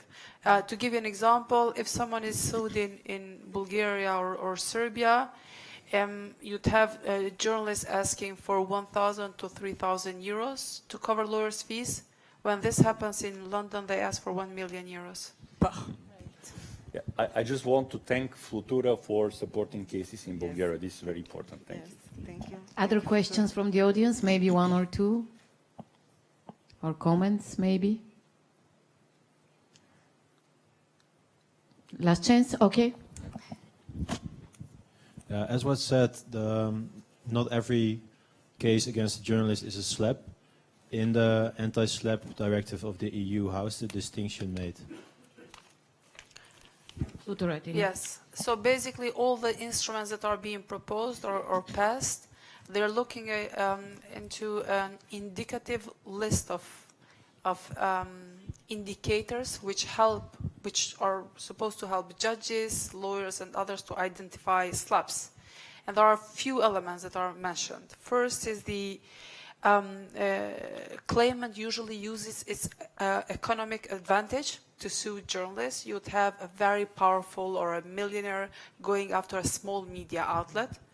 You'd have the cases with little or no merit, and there is this difference is important. Of course, it happens regularly that journalists do mistakes. It happens in every single profession. It happens in journalism, and it will happen. But there are ways to remedy that. It was mentioned that one of the claimants did not contact Mediapol when they wrote a story. So the idea is that you ask for a comment, you ask for an apology, to change, amend an article, or use self-regulatory bodies. So an indication that is a slap is when, let's say, a business person would immediately sue a media outlet for a small mistake and ask millions. That gives you an indication that it's a slap. The request for damages, it was mentioned, as soon as you ask as a claimant €500,000 or let's take examples in Bulgaria, 50,000 euros for Mediapol. Then what is the aim? To close down, to shut down the media, or is it to use it as a remedy? Because if someone makes a mistake, of course they have to pay. But asking 50,000 euros, it's a clear message that they want to shut down the media or send a message to others. This is what happens to you if you report about us. And the last indicator that we're looking for is these legal letters that are sent in advance. It happens very often with very strong language. And I'll conclude by saying, of course, there are like very few individuals across Europe which oppose anti-SLAPP legislation because they say it's a matter of access to court. Indeed, everyone who thinks that he or she has been defamed or his or her privacy has been violated, they have the right to go to court. And the proposed directive does not forbid them to go to court. What the proposed directive and the measures do is that as soon as that case reaches the court, then judges should immediately dismiss if it's a case without merit. So it's a very good balance between the right to access information and the obligation of the state to protect journalists. And if I may add some things about the proposal directive, what you mentioned, this is one of the most important things, the early dismissal, because what we have here and across Europe, of course, we would have like 10 or more open court sessions without any merit, like on ungrounded, on completely ungrounded claims. And this is very burdening for the journalists or for the activists that are the defendants on these cases.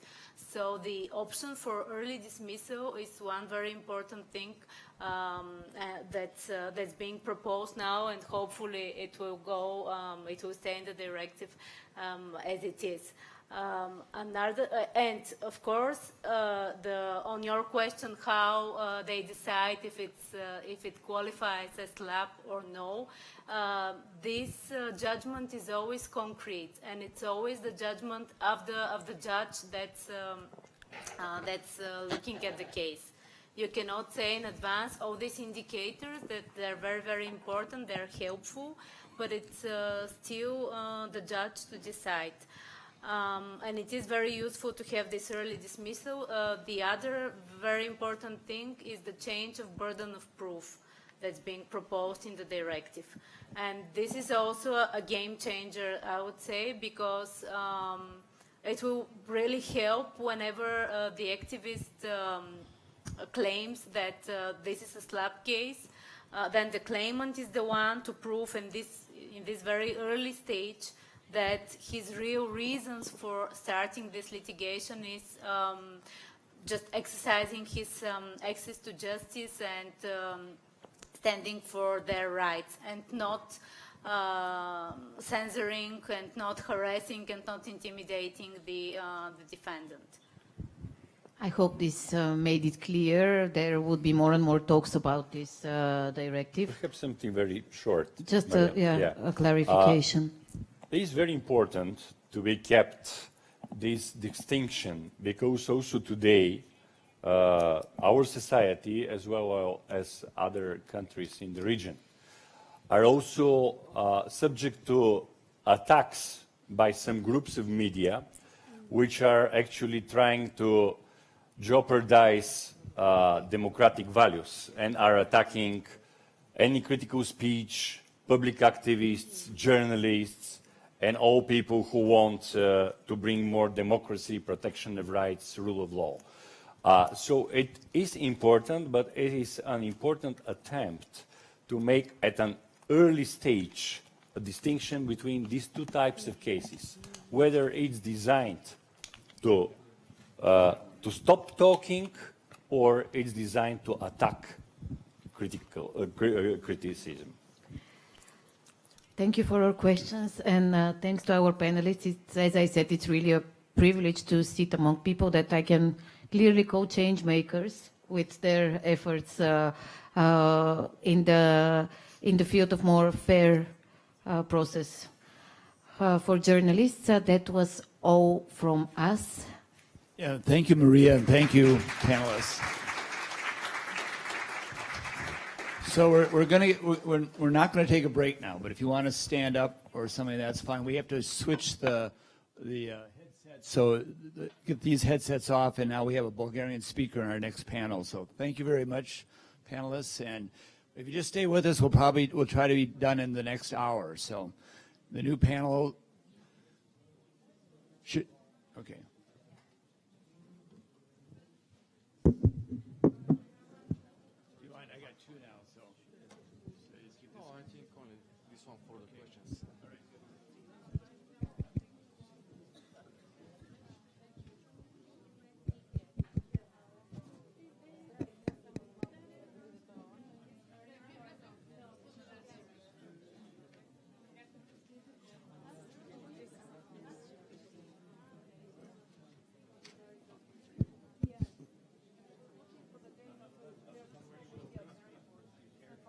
No, we're still working on it.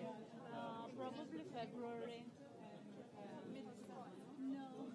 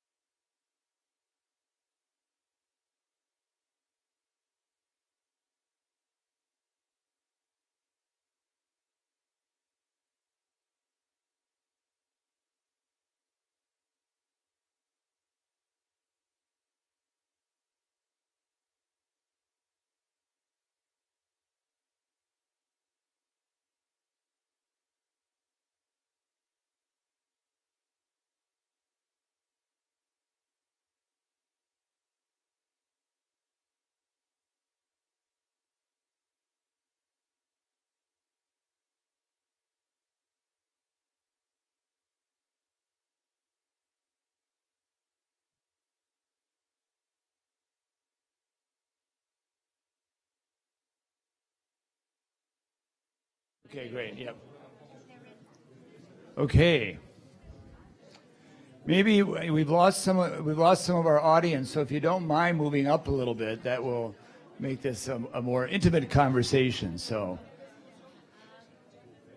it's always hard to get people to move forward. All right. Excuse me, we're ready to get going now, so if you have some other conversations and are interested, take them out in the hallway. But if you can move, if you are willing to move forward, that would be good too. So, in the back, could you, if you're having a separate conversation, can you move? All right. All right, this is our final panel, Exploring the Future of Local Journalism. And we have some of our, we have our keynote speaker and some other speakers before. Camilla Bath is back by popular demand. She was here last year. Camilla is a seasoned journalist and trainer from South Africa. She helps news organizations reinvent themselves in this digital world. She's director and co-founder of the NOLA Academy. Did I say that right? NALA, sorry, it's my handwriting, which is a journalism and communications training collective based in South Africa. She also was the launch news editor for Newsroom Africa, one of South Africa's most recent independent TV news station.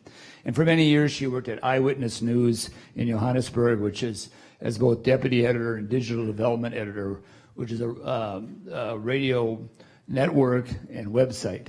So, and most importantly, she's a 2014 WPI Fellow. So I will turn it over to Camilla, and she can introduce the rest of the panelists and talk a little bit. Great, thank you so much, David. So firstly, thanks also to the America for Bulgaria Foundation, the Association of European Journalists, and the World Press Institute for having us here today. I think we can all agree that so far it's been a really, really fascinating day. I'm hoping we'll end on a fascinating note as well. Just a few words for me before we jump into our discussion this afternoon. And as David briefly mentioned, I've been working in and with newsrooms across Africa for the last 20 years or so now. And many of the newsrooms that I work with today are small community-based ventures. They are local journalism outlets. And I think the conversation that we're having in those newsrooms in Africa is the same conversation we're having here today in Bulgaria about local journalism, about news coverage that is specific to or is of specific interest to a specific community. It's a conversation that I think the news media sector is currently having on all levels around the world. It's a conversation about viability and sustainability. It's a conversation about disruption and survival. It's a conversation about how we can meet those rapidly evolving needs of our audiences in this changing world.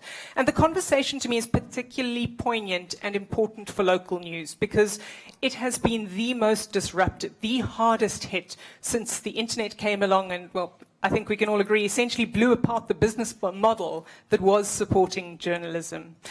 We're constantly being told to do more with less, or at the very least, to do more different. And we know the old revenue model has failed at this point, but we don't yet have a new model. One thing that's becoming increasingly apparent, though, I think, is that there is no silver bullet. There's no one-size-fits-all solution to this problem that we're facing. And it's important to remember that this is a vital problem that we need to deal with. When local news declines, so do communities. News deserts compound governance issues. People become less efficient and prosperous. Voter turnout drops. Costs of local government can actually rise when local news declines. And so local residents are then left without the critical information they need to live their lives and to prosper. And they also need critical information to stop the decline of their own communities. So we can't afford not to find solutions to this current crisis in local journalism, in my mind, for the good of our communities, the good of our profession, the good of our democracies. Against that backdrop, let me introduce you to our panel this afternoon discussing local journalism. As you, I think, already know from this morning, Brian Beutler, our keynote speaker, is the editor-in-chief of Crooked Media. That's a political media company in the US that specializes in podcasting, and it reaches millions of listeners every week. He's also the host of the news podcast Positively Dreadful, one of my favorite podcast names at the moment. And his journalistic work has appeared in a host of publications, including New York Times, Salon, and the New Republic. Dean Starkman, sitting to Brian's left, is the senior editor for the International Consortium of Investigative Journalists.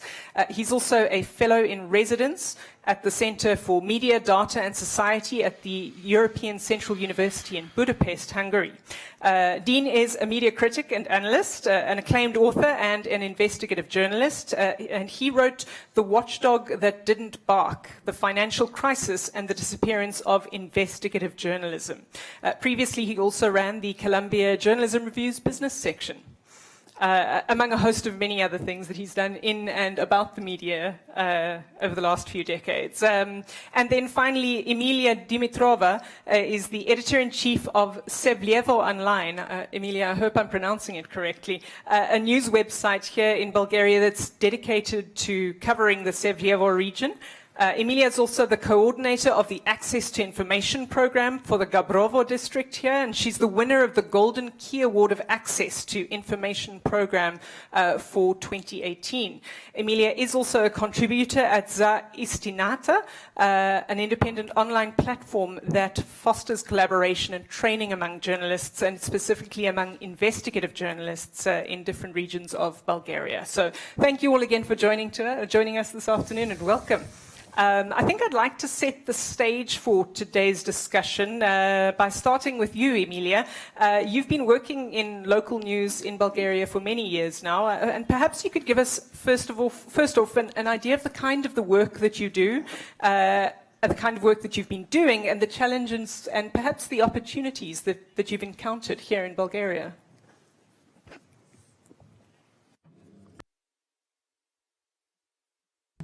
Thank you. Thank you very much for your kind introduction. Yes, indeed, I've been in local journalism for over 30 years. Actually, that's where my entire career has evolved. So based on these 30 years of experience, I can say that there are two types of journalism.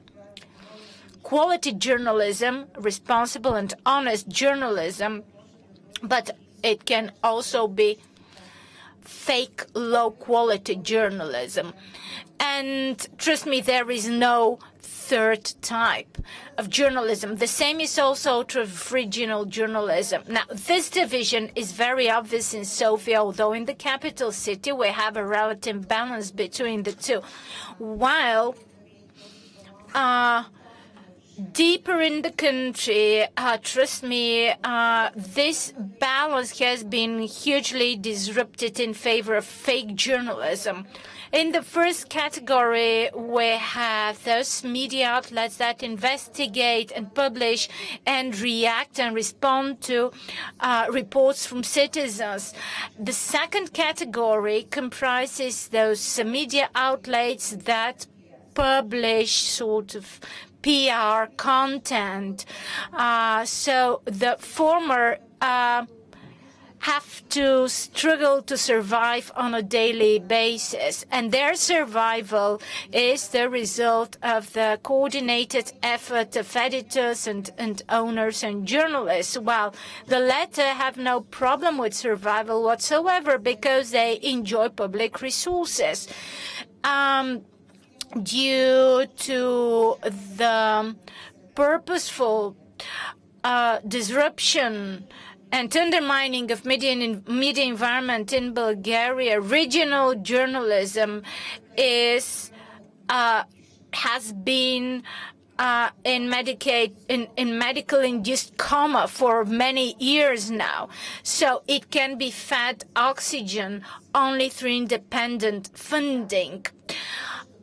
In contrast to that, what I would call service-providing journalism enjoys perfect health because it gets funding from political parties and from other such sources through decisions of local municipal councils in one form or another, or in other words, regional journalism, when it serves this interest or that, has no problem whatsoever with its funding and survival. But if journalism is honest and trustworthy and fair, it sees itself in real trouble when it comes to survival.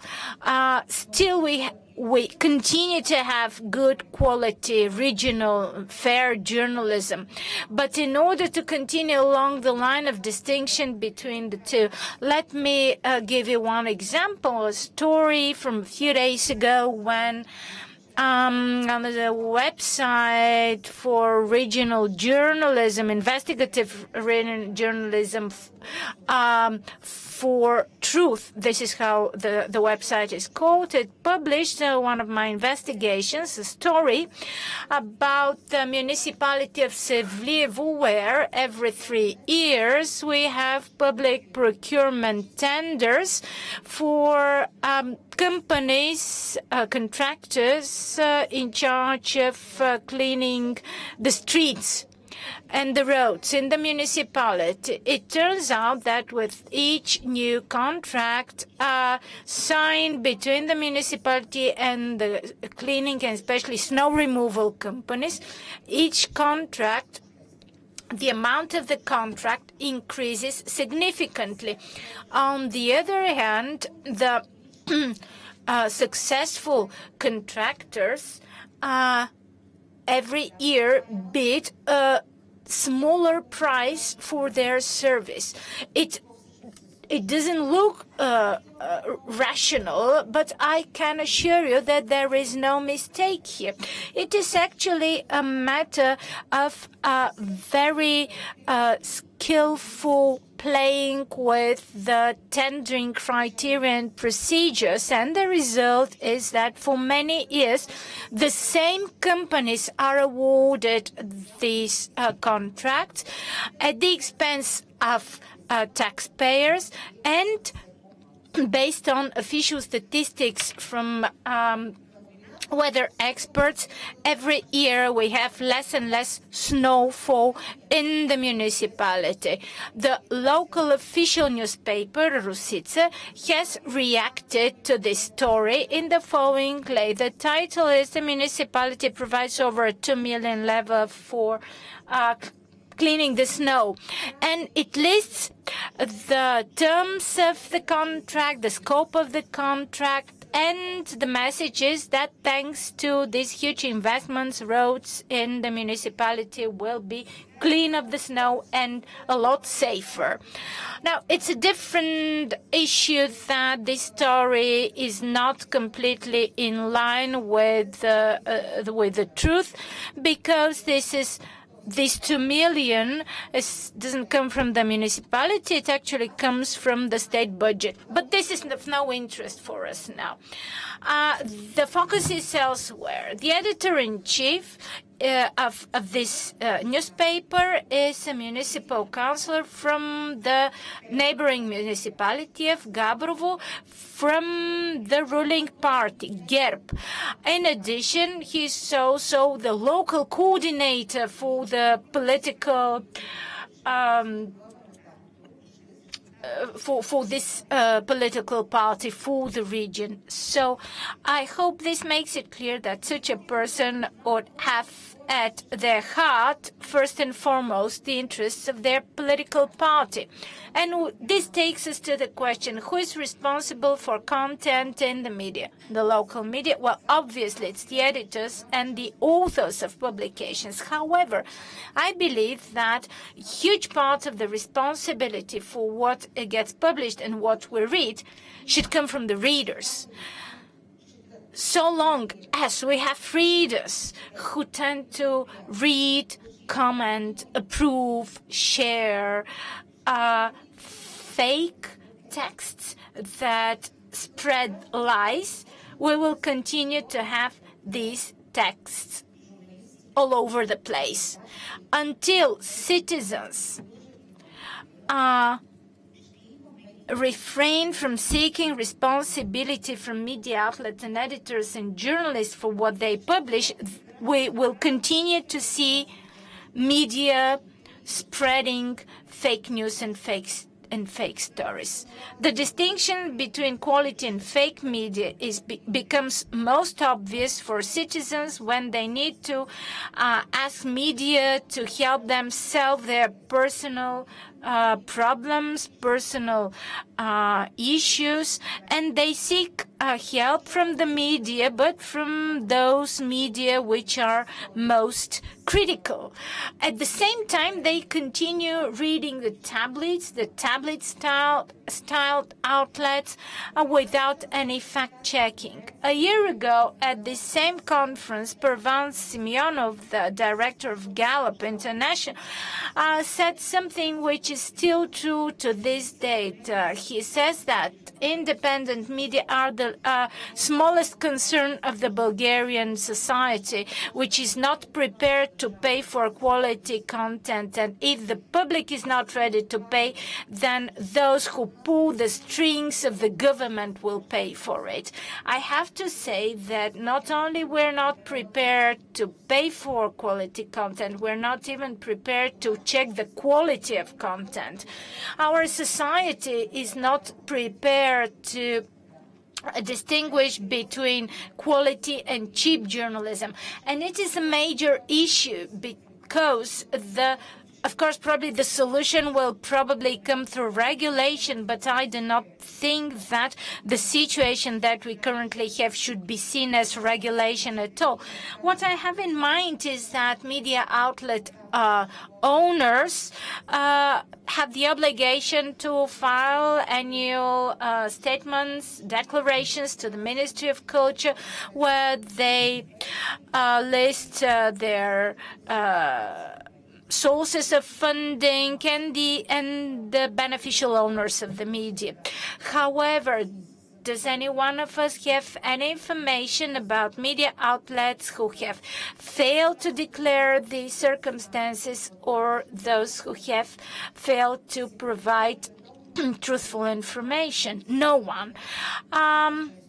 All through the country, oftentimes before elections, we have very small media outlets literally mushrooming. They come up and then they disappear on the day after the elections. This happens regularly. No one knows who's behind these media outlets because information there is anonymized. I don't even think they're worth being called media, but still there's some kind of outlets. So no one is in charge of these outlets. No one knows where they come from. What does regional journalism need in order to survive and in order to start breathing on its own? I should say several things. Well-trained journalists, independent funding, and last but not least, probably this will come as a surprise to you, but courage. Regional journalism in Bulgaria has always suffered from a shortage of well-trained journalists because journalists with proper qualification and motivation are usually found in Sofia. This year we had a survey from the Association of European Journalists in Bulgaria, which covers 204 journalists, and it reveals that 2 out of 3 work in the capital city. At the same time, no one is there to cast light on local issues. They're of no interest to journalists from big cities and from the capital city. But if we do not have free media, we do not have democracy, right? if we don't have media revealing the actual picture of what's going on at the regional level, if no one can peek behind the doors of the regional bodies, regional local authorities or local lawmakers, and if you don't know what's actually going on behind these closed doors, the public is left without information. The right of the public to be informed is violated. So, at the end of the day, they are deprived of their right to choose freely. Not to mention the pressure exerted on journalists on the local level. Sometimes, trust me, this type of pressure can be very serious, very direct, very scrupulous. More and more journalists, young journalists, choose to work in big cities, and this is a result of exactly this type of pressure. It can be manifested in financial pressure, persuading advertisers to shift their advertisements to different outlets. This can be also isolation, the form of isolation, or many other ways. There is also one more thing which I need to mention along this line, and this is the lack of answer to the question, so what if you have revealed the truth for this or that? Because when regional media investigate and find out abuses and violations, institutions may imitate some kind of response, but still there will be something if this is done at the local level, at the national level. If the level is local, nothing happens. Nothing, period. Institutions are silent, they're deaf, they're blind, they would do nothing. And this can be hugely demotivating for regional journalists, because eventually they start asking themselves, why do I do this? I already mentioned isolation. I need to share with you that away from the capital city, there are many media across Bulgaria at the local level, which, if they are very critical, they never get invited to public events, they never get press releases, and if they happen to send questions, they don't get any answers. Or if they do this under the provisions of the Access to Information Act, there is some slight chance that they might get something. But most often, this something is provided in such a way that it actually amounts to nothing. I need mention also the humiliatingly low pay of journalists locally. This is one very serious reason for this profession to be so badly depopulated. And now I'd like to look more closely, without taking too much time, at something which I just mentioned as a reason why while young journalists opt in favor of big cities rather than smaller communities. I mentioned the low pay, I mentioned the harassment, I mentioned the campaigns against journalists.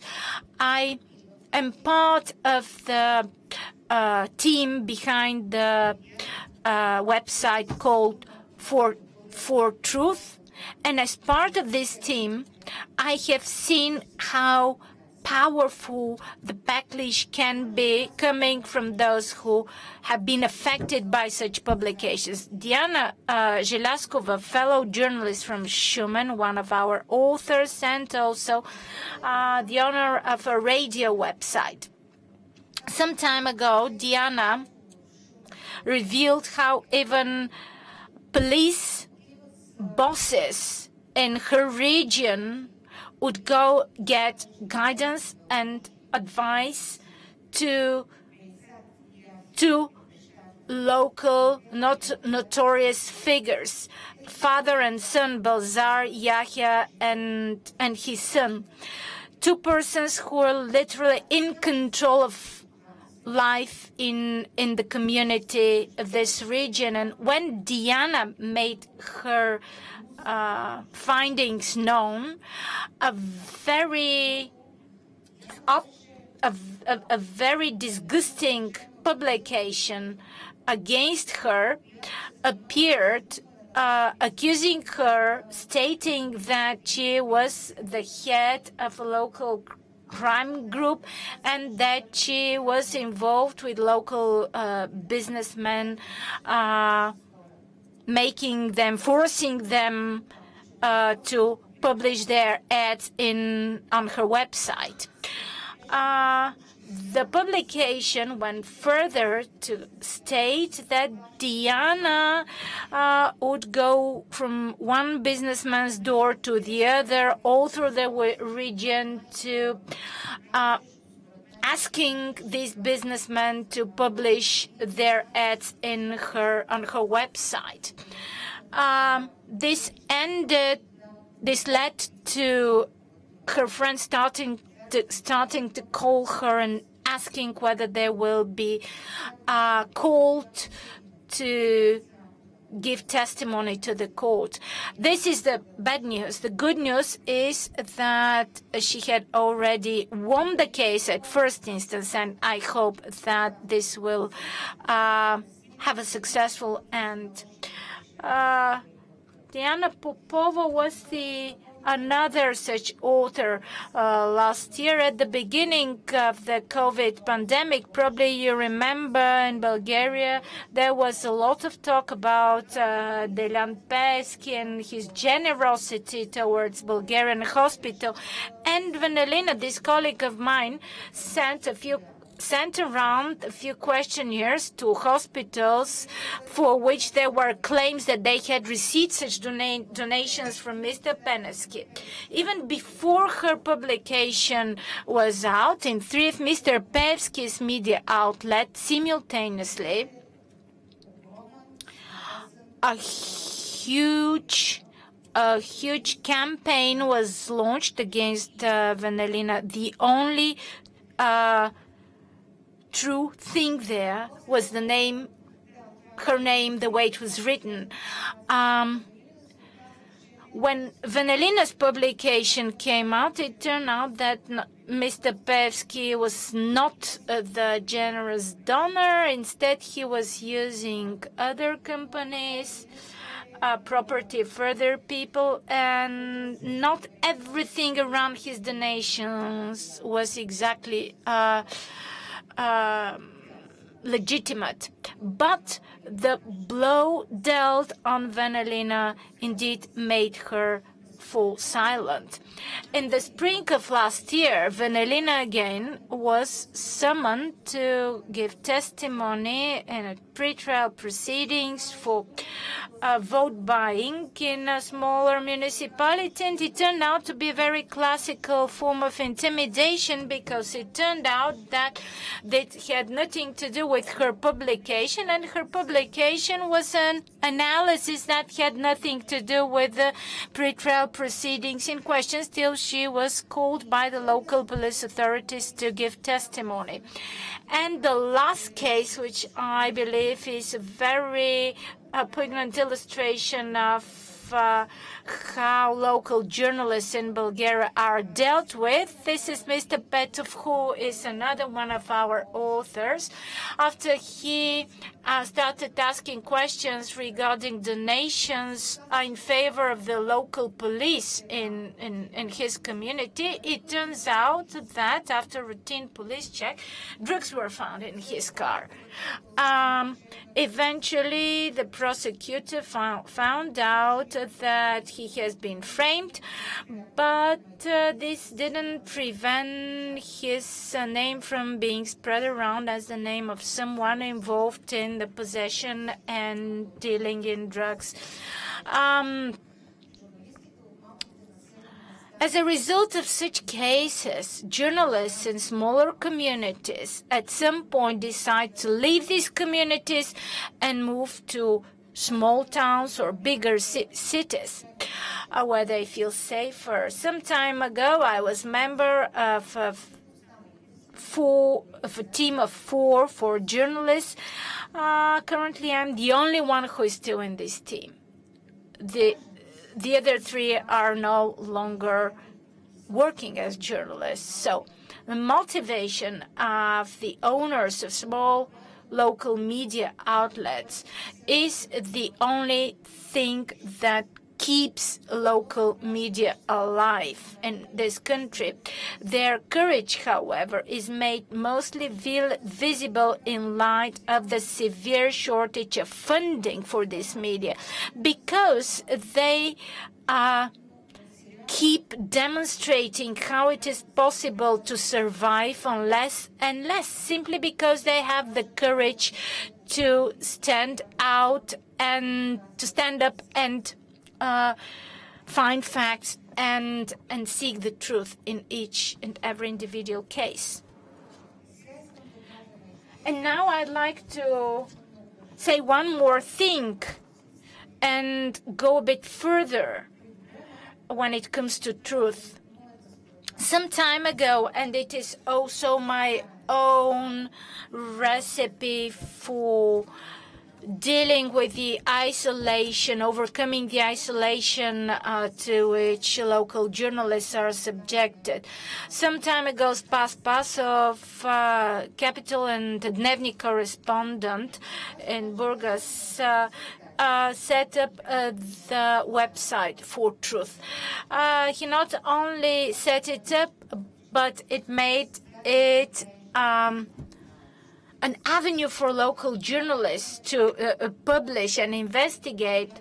He didn't stop there. He created a network of local journalists, a network of people who have never before heard of each other.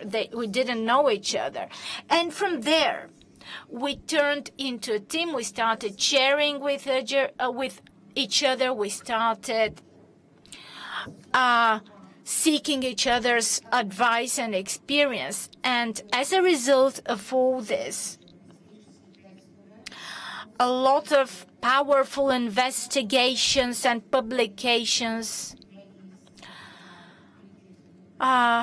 came to exist. Some of them published even in the most influential and respected Bulgaria media at the national level.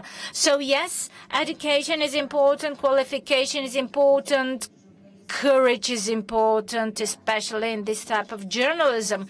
But when you have a strong backup, when you have a strong team, whether they are hundreds of miles away from you or physically closer, you really have someone you can always rely on. Of course, this is only made possible with the strong support of America for Bulgaria.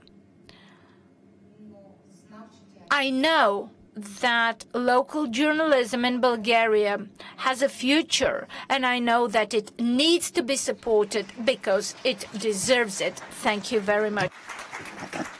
Emilia, thank you so much for that. I think it's a really important distinction to make, that one between what real local journalism looks like and what sham reporting is. It's a really important point to make. And it becomes even more clear in that context why it's so crucial to support organizations who are doing the real journalism and to build trust with our audiences so that they come to us rather than to these sham publications.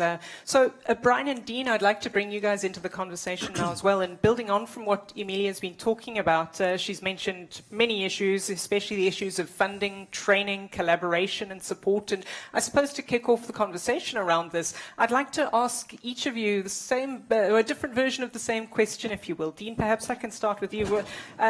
what I'm trying to understand is what the problem is we should be solving for in local journalism. You've said before that journalism in general suffers from an acute lack of money. Do you think it's fair to say that money is the biggest problem in local journalism? In a word, yeah. I mean,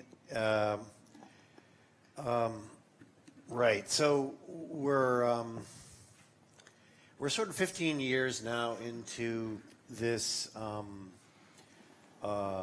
business model crisis, and there are people who actually studied it, and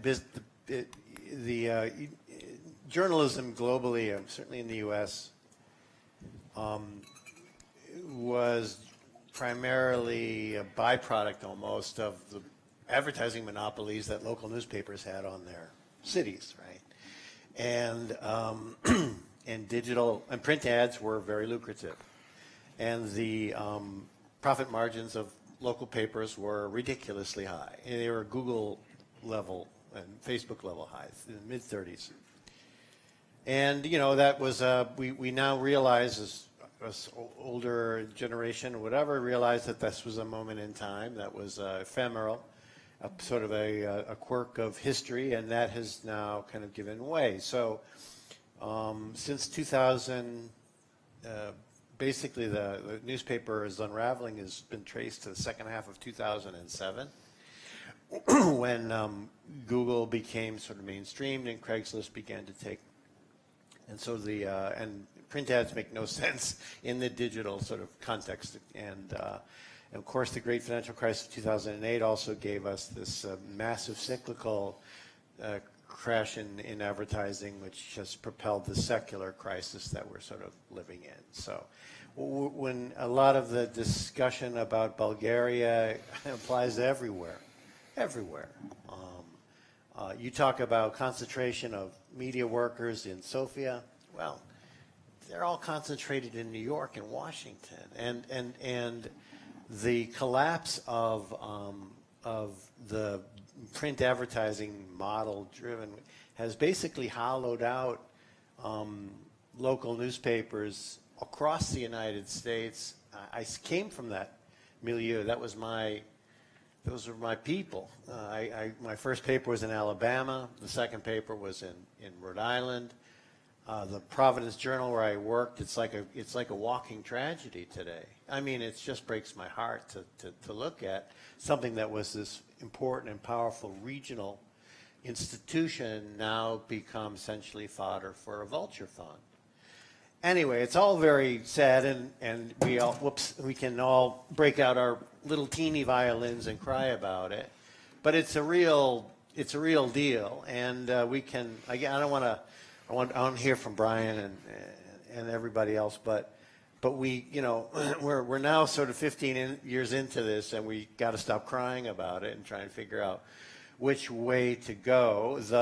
I wrote a sort of a history of the failed attempts to make commercial journalism, the commercial models for journalism work in the digital age, and the list of corpses is really long when you sort of think about it. Mashable and Medium and GigaOM and AOL and Patch and all these things were, you know, really well funded by, you know, Vice, you know, has kind of gone the way of whatever happened to them. I'm sure they're still around, but you know, these are not successful models, and these all were really well funded by venture capital, and none of them have worked. And so we've got this. So I have some ideas for fixing it, but I want to just sort of bring us to sort of where we are. We're in, you know, to me, I see. And Brian could probably enlighten me a little bit on this, because I sort of see the current landscape as a sort of winner-take-all situation where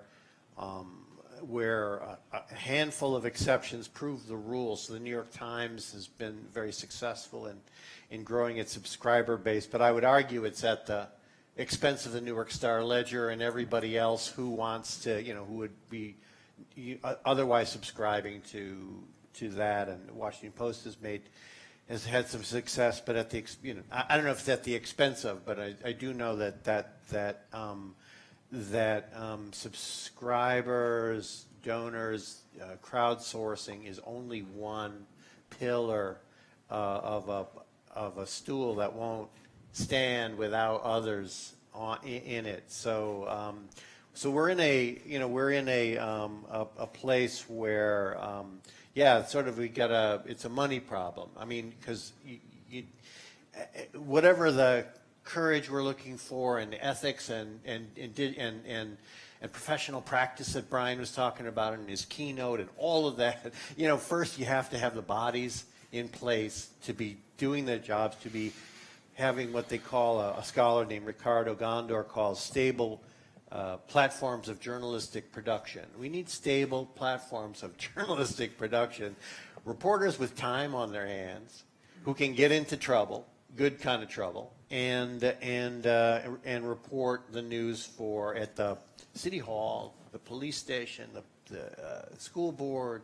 These are places I used to cover, and it was a miserable job, and I hated it. But it was, it was a kind of important work that gave information to people in their communities, and also it also brought normal people in Anniston, Alabama, where I started, in contact with an actual news reporter who was a real human being that was knocking on your door, and there was like not this kind of deep, the fact that local reporting has essentially disappeared in small communities means that the only encounter with a journalist is this caricature you hear about on Fox News. So we are in this place. To me, the coming up with sustainable models for journalism, a business model, is kind of the holy grail at this point. We gotta fix that, and I just would note that it's not a question of causation, but certainly a correlation that the journalism crisis that we're experiencing has also been accompanied by a democracy crisis. So I just sort of want to, that's sort of where I'm at on this. And yeah, we can talk about possible solutions, and I'm kind of curious to hear about crooked media, because that's sort of like maybe that's a, kind of a model that we can think about that's not a gargantuan platform, that's maybe a medium-sized business that can work. But that's where I'm at on this problem. Yeah, so Brian, perhaps you want to pick up and roll with that and just tell us a bit more about how crooked media is making it work, as it were. Sure. So one of the advantages we have is that we don't specifically do local journalism. We are national in scope, international for some of the content that we make, and that provides us scale. That means that our audience potential is, I guess, technically global, but it's certainly the entire United States media consumption world. And if you can reach that many people, you can make ad financing work, you can make doing live events work, you can sell merchandise. There are things that you can do to bring revenue in that then you can spend on the nitty-gritty of actual reporting and production. And so some of that I think you can map onto certain regions of the United States. I'm not certain if it would work in smaller countries, or definitely wouldn't work in some of our smaller states and smaller cities. There are just not enough people to reach to make enough revenue to pay for quality journalism. But we have states the size of California. We have multiple large cities. You could in theory imagine sort of mini crickets doing something like what we're doing, and meeting some success with it. But I agree with Dean that there is no replacement for, what was the term, sustainable? What do you call it? The stable platforms of, what did I say? Of journalistic production, journalistic right? production. Yeah. Not my phrase, but there's for the time being, there is no substitute for having the resources, even if they come at a loss for some philanthropist somewhere, to pay people to do the work. And you can see this actually on the flip side. It's not just Fox News in the United States. The one place where there's money being spent but also being made in local journalism is on local television. And it's in the form of right-wing corporations and billionaires buying up local TV stations and turning the local news people tune into after dinner into sort of political propaganda. And if I had thought about it, there's this incredible mashup video of local news segments from around the country, different cities. These are news anchors that don't cover the same things. They don't know each other. They in some cases report for different outlets. So, we have ABC, NBC, CBS. They work on these stations, but they've been given one script by their corporate overseers, and you can like watch this video where they are all speaking from the same sort of Orwellian script about whatever their funders want them to, and they're thriving. They're doing very well. It's obviously in service of the production of a lot of misleading propaganda, and I guess there's no other word for it, just propaganda. But that's only possible because the resources are there, in the world of people who take the professional obligations of journalism more seriously, we have this situation of like a thousand tiny little flowers blooming, and that means that there is quality, small online journalism about cities and about states, and if you're an extremely media literate person, you know where to find some good information about the place you live or the place your family lives. But those outlets are very niche. They don't have the distribution required or the visibility required to, for instance, break open a public corruption scandal in their cities. They don't have the firepower to push back against what is increasingly a local disinformation crisis that we have in the U.S. One example is there's an effort orchestrated at a national level to convince parents that their schools are sexualizing children in order to subvert public education and privatize it. So this is happening sort of out in the open, but if you're a parent in a school district in a small city, you're more likely to hear the disinformation than you are to hear or read the professional ethical journalist who's pointing out that that's bullshit. And so the disinformation problem is on the upswing because there's no sustainable journalistic production in those places. And those little outlets are, to call back to the last panel, are more vulnerable to anyone who wants to make trouble for them or put them in the crosshairs of a lawsuit. They are local, but they are independent. And in the U.S., we've had several independent media outlets basically driven out of the work they want to do because people who find them inconvenient decide they want to sue. Dean, if I can throw it back to you then there. You mentioned earlier that you have some ideas on solutions. I mean, I love the idea of 1,000 tiny flowers, but what are some of the solutions to this local news conundrum that have caught your interest? There's a lot of talk about portfolio approaches to news. There's a lot of talk about diverse revenue streams, all sorts of different approaches to sustainability. Can you think of any that might work in a local news scenario? Well, I would tell you something. If I did have the solution, I would probably be bobbing in my private yacht somewhere in the Aegean Sea or some really warm place right now. Because that's sort of the thing. Now, there's things that people are trying to do, and I need to I want to start studying. There are successful people who are doing okay on the local level. Boston Globe's doing okay, I think, apparently. Of course, they're owned by a philanthropist. I don't know. They're a private company. The Milwaukee Journal Sentinel, I guess, is still doing great work. I don't know how, but I want to find out. The Texas Tribune is this interesting model. I don't know how they work. All these things are, so we need to go out and do the reporting on this and figure it out. There's another angle to this, which would be interesting to look into, is that some of the successful local newspapers that are still doing good work are doing it in states that are becoming non-democracies and more corrupt. Wisconsin is hardly a democracy anymore. Texas, You could argue it, but it's not structured as a democracy, even though I think that the majority there still basically gets to run things. And North Carolina also has some surviving local newspaper work, and it too is essentially a non-democracy at this point. And I don't know why it is that you find good journalism there, but maybe it's just because there's so much outrageous stuff happening that it can fill the pages and attract the attention.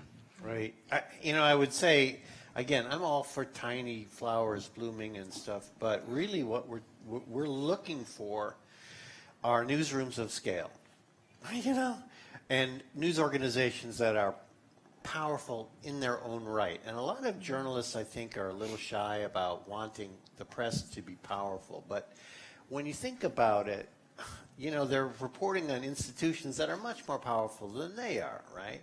So if you're the Wall Street, one stat I used to throw around was when I was at the Wall Street Journal in the 90s, they were owned by Dow Jones, which had a market capitalization, the size of the value of the company, which is about $4 billion, $5 billion. Well, they were covering Morgan Stanley. Morgan Stanley had a market cap of about $4, $5, $6 billion. So we're talking about two players basically on the same playing field. Now, fast forward to today. I looked up Goldman the other day. They're 120 billion market cap. The New York Times is doing really, really well. They're a $5 billion company. Okay, so these are real mismatches. You need news organizations of scale. Now, I am based in Budapest, Hungary, and it's a really interesting perspective for all sorts of reasons you can imagine. But one of them is the journalism scene is just fascinating how they locked it up much tighter than Bulgaria. I'll tell you that. It's much freer here. I'm telling you.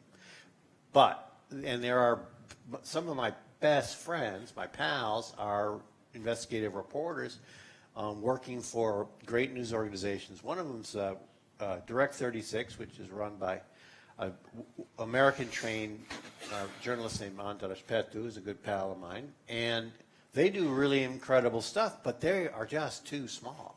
And their audience is basically speaking to the Budapest elites like Sofia, the liberals of the central city, that are already kind of, this is not the, and one of the key moves that Viktor Orban made in consolidating the grip on the media was this very convoluted, complicated, and very deft maneuver to take out the largest circulation paper in the country called Neb Sabachak, Free People, goes back from the socialist days. And they were a news organization of scale. They had about 70 journalists, and importantly, they had this circulated across the country, not just in Budapest. They were circulating around the country and in print, meaning it's not just young hipsters who are reading them, it was regular people, old people, older, whatever. People who, anyway, so they had power, and they went on this incredible run of kind of investigative, kind of bling exposés of the prime minister, his family, the corruption, etc. And long story short, in 2016, the mysterious owners behind them shut it down, citing economic reasons. It was one of the great kind of very important telling moments of this thing. They were shut down because they mattered, and if they didn't matter, they'd still be there, but they mattered, and they mattered enough for it to be shut down, and I think there's a lesson in that. That was a big shocking moment for a lot of us and a lot of people that could happen. But the lesson, my takeaway was that's okay. They didn't like that, so we need that. We need that meaning not just a news organization doing courageous, heroic work on a small scale. You need a fairly sizable news organization with resources and the reach, mass circulation, to kind of move the needle of public opinion. And that's sort of where it's at. Now, you ask how we get there, and I could tell you, but I feel like I need to come up for air and let somebody else talk. Well, I suppose one of the things one of the models that we could look at further for local news when we talk about power and we talk about almost consolidation of power, you've got hugely consolidated power on the other side, perhaps a consolidated power model in the journalism side might work as well. Emilia, I'd like to bring you back into the conversation here and ask you for your insight into how powerful collaborations can be and how vital they are to the local news sector. You dealt with it in your presentation to an extent, but that seems to me like one way that we could start to really push back against power by working together to form a whole that's perhaps greater than its parts.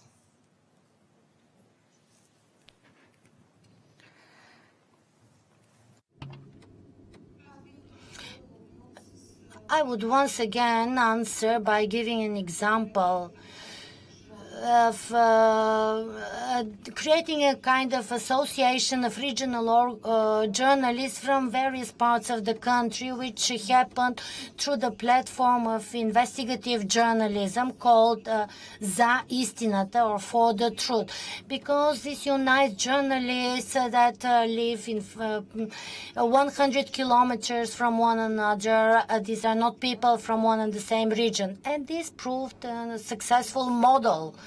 And if we have to reduce the distance and get concentrated on some territory, a regional center or a municipal center, I don't think that such type of collaboration would be possible.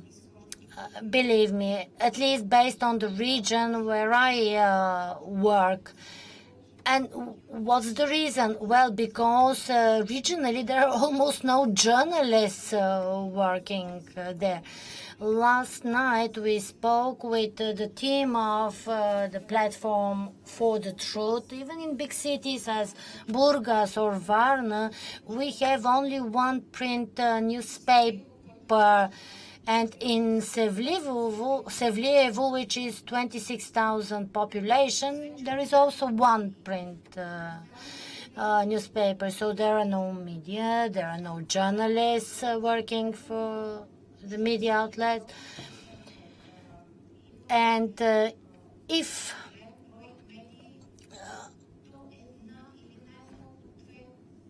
we take various, some regional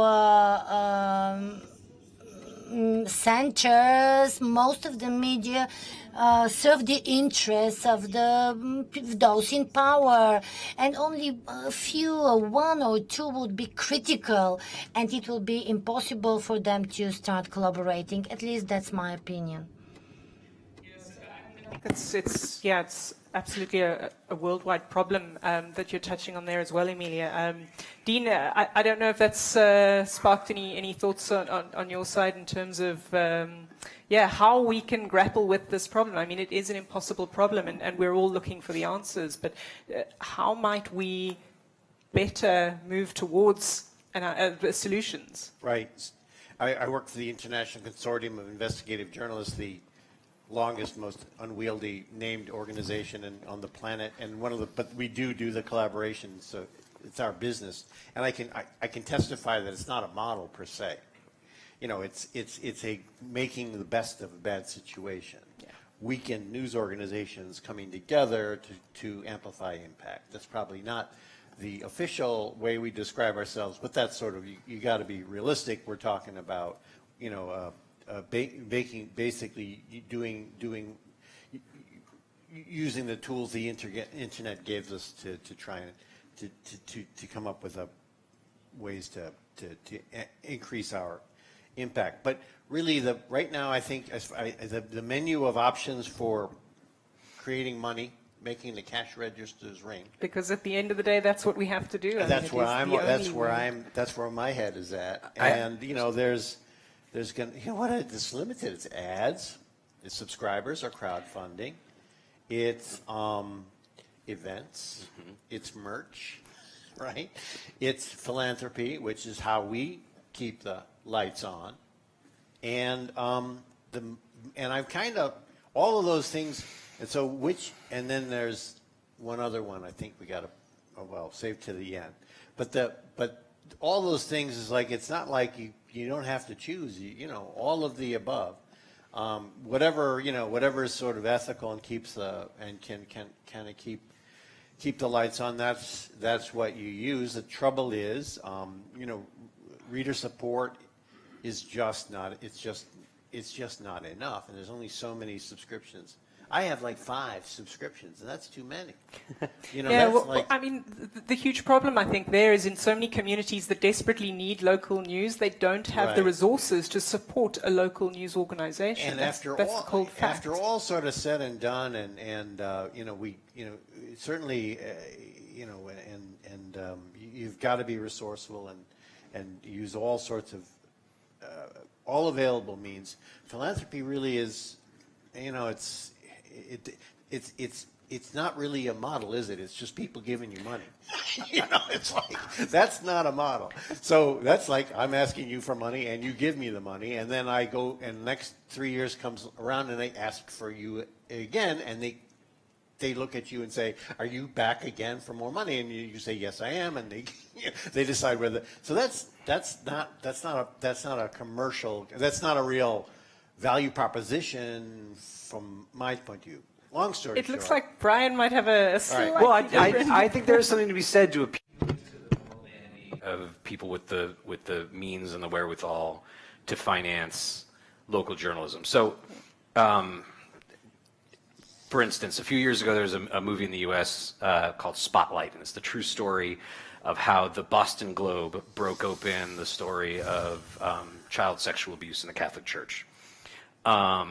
The editor of the Boston Globe at the time eventually went to the Washington Post, which would probably be in worse financial shape today were it not purchased by a billionaire, the owner of Amazon.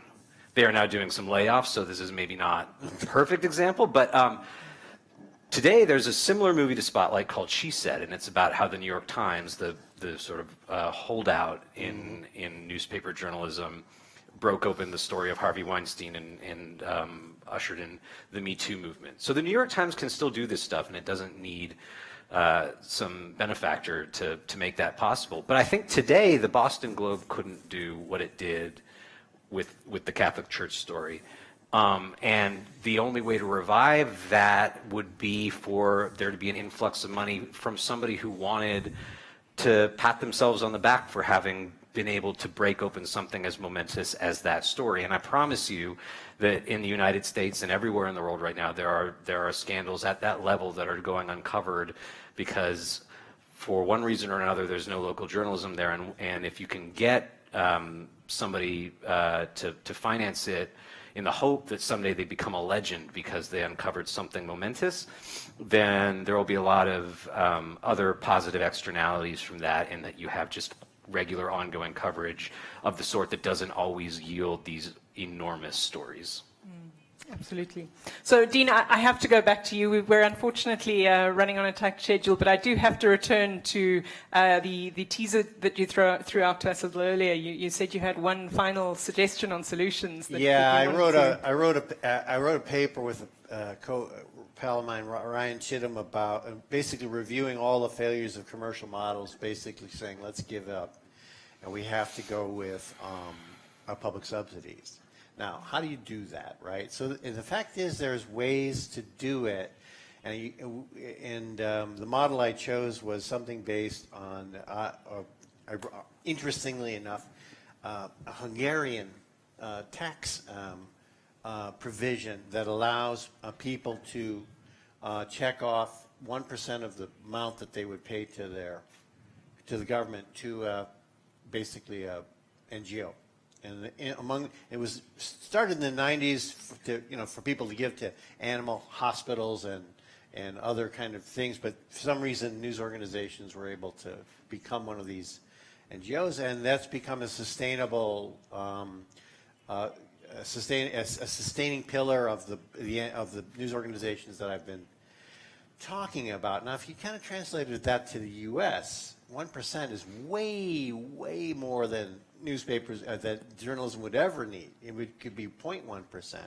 And the fact is, if there was a tax credit, and actually the Biden administration has been trying to work with this idea, not my idea. They came up with it on their own. Give them credit. But you know, this would sort of take it's almost a market-based solution. So you could choose who you want. You want to give to Fox News? Go ahead, do that. But the only thing that the key would be who gets designated eligible for this credit. And the IRS has this actually long history of dealing with education among there's people in the IRS and there've been litigation on who gets to, you know, what is a fact-gathering organization, and all this stuff my idea would be this tax credit should be kind of universal. It would easily fund replace the revenue that was lost. It would be not imposed by some committee of poobahs trying to figure out who's eligible. The only thing would be this: you'd have to have some transparency about this, the tax the body within the IRS who decide who is eligible for this thing. And to me, I would elevate that committee, make them well known, their deliberations be very public, and once that was implemented, you would, there's what's the cold truth about it is it wouldn't take. We came up with a figure about what would it take to get back to where we were mid-2000s. I can't remember exactly what the figure was, but it's not a huge number. It's not an enormous number. A few billion, a couple billion, something like that. And in the U.S. context, that's not a lot of money. And the fact is, Bulgaria would need fewer, smaller country, whatever. But again, when you're looking at that public subsidy model, the problem becomes a lot less daunting, than trying to scramble around asking rich guys for help or doing the heroic crowdfund thing or whatever else you're doing. So really, in the end, I kind of haven't given up on commercial models, but I do feel like let's just solve this problem. Stop hand-wringing about it. And we can have arguments about who's eligible. That's fine, but let's just move to that new thing. And if one day that somebody comes up with a commercial model for things to thrive, then we could repeal this credit. And the only other thing I'm going to mention is somebody's been pointed out to me. This provision, I only mention it because it's also a bill pending in Congress that's modeled on this Australian provision that's really kind of convoluted and strange. You wouldn't think it would make any sense at all, but the idea is that it allows basically news organizations, even if they're owned by private equity or evil people, to come together, and it sucks that it benefits private equity and evil people, but to come together and negotiate as a group, and basically suspending antitrust laws in Australia and in the U.S., and negotiate with Facebook and Google, the platforms, over, and the way it works is that this coalition makes its offer, the platform makes its offer, and there's an official media editor who doesn't split the difference. He chooses one or the other. And it sounds like this, doesn't make, I completely zoned out on this when the debate was going on in Australia, and now I see but apparently the data show that it's just absolutely ridiculously successful in Australia. They've been hiring people in droves across the country. It's like, okay, I don't really care. I mean, any port in the storm as far as I'm concerned. So there's a bill before Congress right now that would basically empower news organizations to. There are a lot of critiques on the left for this, for the reasons I just described. Probably critiques on the right too, but this is a thing that another kind of interesting thing that makes that could work to actually generate real revenue for newsrooms, and that's those are what I would throw out there. Great. Thank you very much indeed for that, Dean. I do want to throw the conversation out to everyone else in the audience as well now. So maybe some questions, comments around local news before we wrap up for the day. Any questions for our panelists on how we might approach or think about the future of local journalism?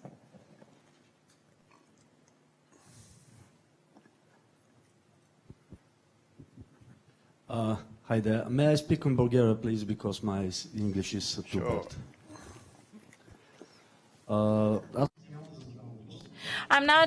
I do not have a question. I rather want to make a comment to what Emilia just shared about the regional level. I'm editor-in-chief of the Pottepeto media outlet based in the second biggest city in Bulgaria. And over the past year, I have witnessed there another type of coming together, the coming together of a small, big mainstream media and the vast number of small mainstream media in our city. And they come together in order to prevent the disclosure of an important piece of information, important to the local community, such as, for example, the demolition of a very important historical and architecturally building. It was called the tobacco warehouse. And this was made possible due to private interests being involved, and only when the Minister of Culture arrived on spot and there was television coverage that this was made known to the local community. It was thanks to colleagues here from Sofia. But what was done, and this is something that has happened 3 times only this year. And I'm saying this just to make it clearer for you how regional journalism operates in Bulgaria and how impossible it is for local media outlets to come together, as Emilia just mentioned. So I don't know if anyone would like to respond. Any reflections on what we've just heard, or? I guess I could say that if the challenges in the U.S. are as daunting as Dean and I recognize them to be, we must assume as outsiders that they're even harder when the same pressures are brought to bear in places that don't have mature media industry that we have or had. Yeah, I suppose is the problem. Dean, anything to add from your side, or? Yeah, I mean, it is tougher in a small market. It's just tougher in a small market because, for one thing, the government plays an enormous outsized role in the advertising market in Hungary, and I know it does here in Bulgaria. I know it does. And the government also has ways to bring pressure to bear on private media or on people who would make them reluctant to advertise in independent media, and they make their preferences known. So it's and that's sort of where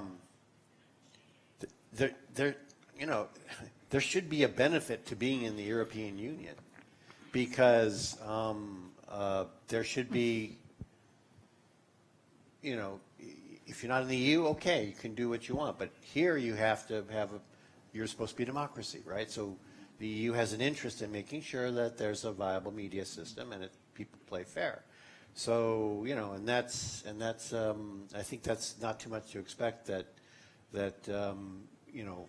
there's a community of interest that wants democracy to succeed in across the European Union, including in Bulgaria, including in Hungary, and it is everybody's business. So and it's not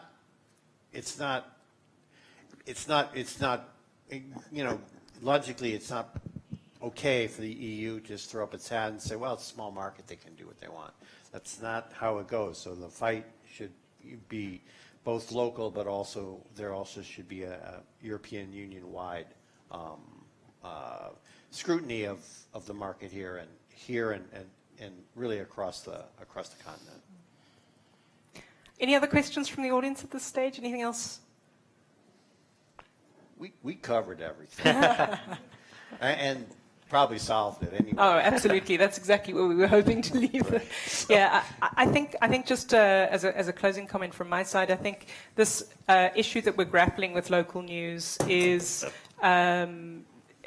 such a multi-headed hydra that we urgently need to get our heads around. I think all of our panelists are very sort of open about how I don't think anyone has a solution, and the only thing we can do is to keep pushing to find those solutions. It's more vital now than ever to find those solutions, and this perhaps is a start of a conversation about this incredibly difficult problem that we just haven't got the tools to solve as yet.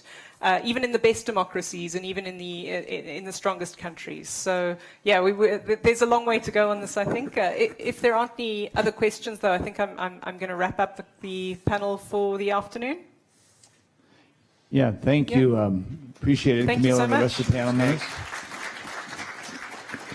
Well, that's it for New Horizons 2022. Stand by for the next conference. Hopefully sometime next fall we'll be doing yet a third iteration. And thank you all for coming. This has been a really great turnout, and appreciate it. And appreciate to all our panelists and speakers. So thank you from World Press Institute, and I'm sure from the other American for Bulgaria and the Association of European Journalists. Thank you.